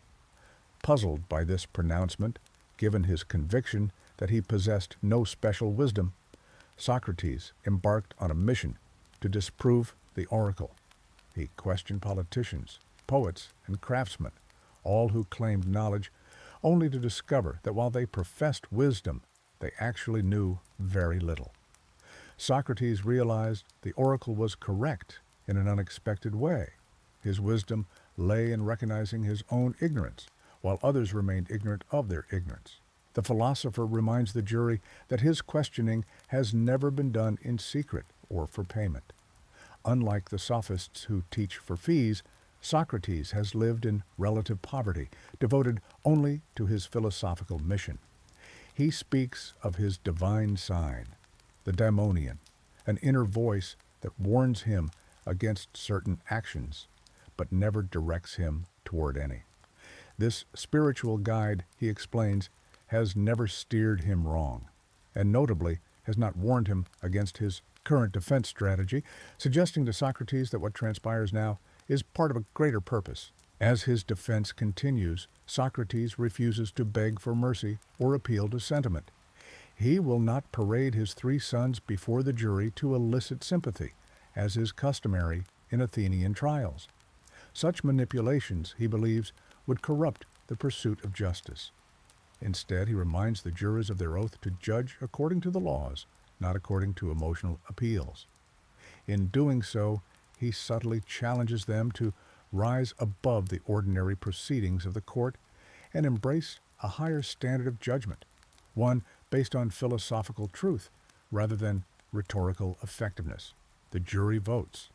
By a relatively narrow margin, 280 to 220, they find Socrates guilty.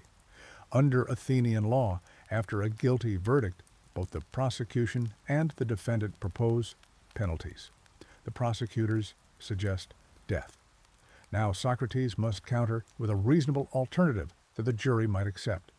Yet, even in this moment, with his life hanging in the balance, the philosopher refuses to abandon his principles. Rather than suggesting exile, the expected proposal, Socrates first suggests that the appropriate reward for his services to Athens would be free meals in the Prytaneum, an honor reserved for Olympic champions and war heroes. The audacity of this proposal sends ripples of indignation through the court. Seeing the reaction, Socrates eventually offers to pay a small fine, which his friends Plato, Crito, and others increase to a more substantial amount. but the damage is done. In the second vote to determine the penalty, the margin against Socrates grows. More jurors now vote for death than had voted for conviction.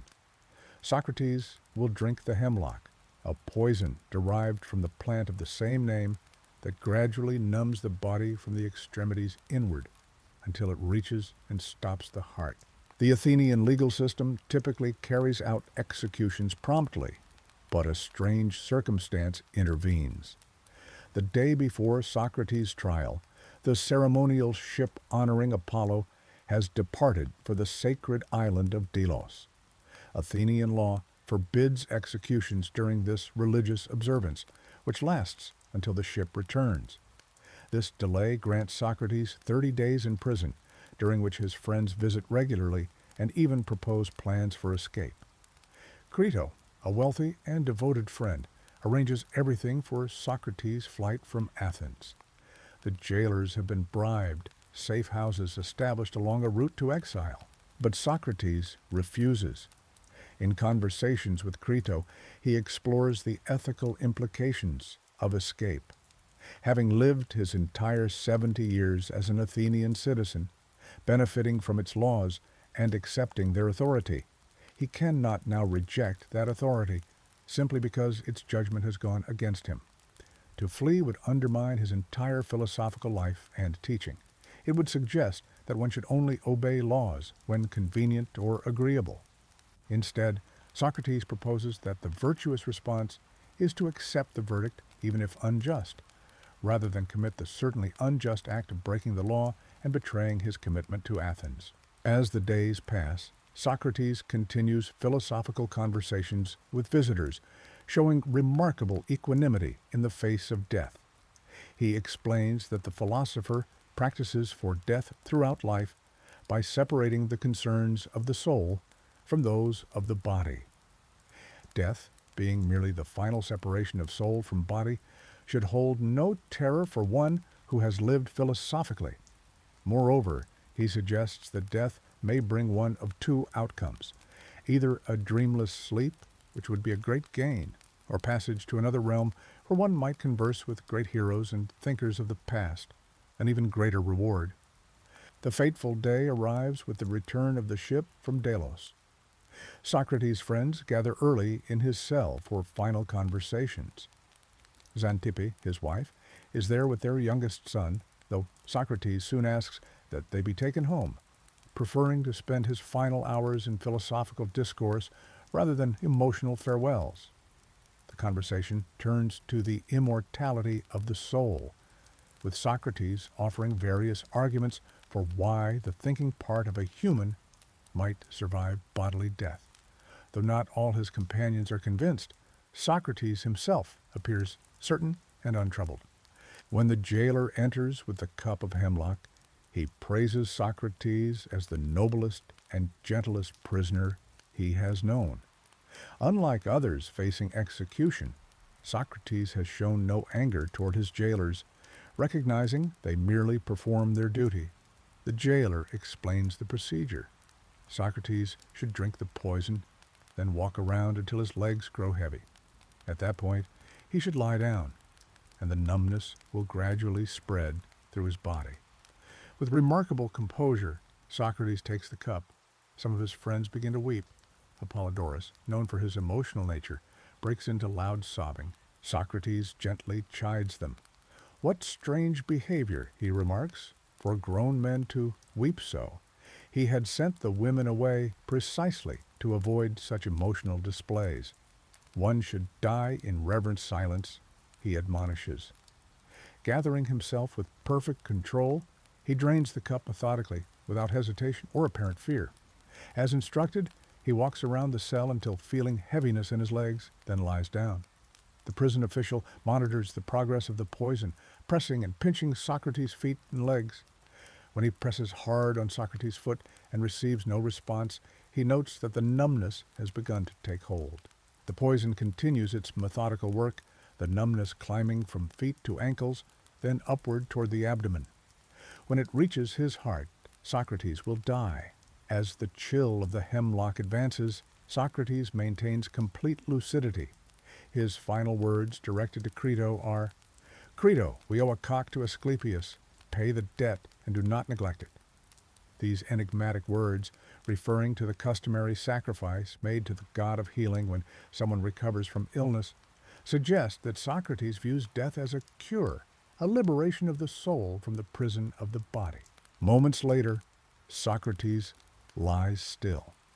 The man who declared the unexamined life not worth living has examined his own life to its very end. His philosophical journey, from marketplace conversations to the final cup of hemlock, comes full circle in a death as principled as his life. Crito gently closes his friend's eyes and mouth. The most famous execution in philosophical history is complete, yet its impact is just beginning. Through the writings of Plato and Xenophon, Socrates' death becomes as influential as his life, a powerful testament to integrity and the unflinching pursuit of truth. The ripples of Socrates' execution spread outward through time. Athens soon regrets its decision. According to some accounts, those who brought charges against him fall from public favor, with some facing ostracism or worse. Plato, profoundly affected by his teacher's death, abandons any political ambitions and devotes himself to philosophy, establishing his academy and ensuring Socrates' methods and ideas will endure. Through Plato's dialogues, Socrates becomes the archetypal philosopher-martyr, his death a powerful symbol of the conflict between philosophical inquiry and political authority. The hemlock cup transforms into one of Western civilization's most potent symbols. It represents both the potential cost of free inquiry and the power of principled action in the face of injustice. Socrates' willing acceptance of death rather than compromise becomes a template for philosophical courage that influences countless thinkers across millennia. From the Stoics of ancient Rome to Renaissance humanists to Enlightenment philosophers to modern defenders of free speech, Socrates' final choice echoes as a challenge and inspiration. Perhaps most significantly, Socrates' death established a model for how to face mortality with dignity and intellectual curiosity. Rather than fear or avoid thoughts of death, he incorporated mortality into his philosophical exploration. The final moments in that Athenian prison cell demonstrate a remarkable harmony between Socrates' teachings and his actions. He remained, to the very end, engaged in the philosophical examination of life's most profound questions, maintaining his characteristic irony, humility about knowledge, and unwavering commitment to virtue. As the hemlock performed its fatal work and darkness fell over Athens that evening in 399 BCE, few could have imagined that this seemingly minor political execution would resonate across 24 centuries. The death of the barefoot philosopher, who wrote nothing, owned little, and held no official position, would ultimately outlive the glory of Periclean Athens itself. In choosing the hemlock cup over compromise, Socrates transformed death itself into his final and perhaps most powerful teaching, that principles properly understood and embraced transcend even our natural fear of death. As our historical journey concludes, these tales from the past offer both insight and passage into slumber. The weight of centuries and whispered stories of those long gone creates a gentle bridge between consciousness and dreams. History's steady rhythm, like waves against ancient shores, carries you toward rest. May these narratives continue to echo softly in your mind as sleep embraces you. Until our next adventure through time's corridors,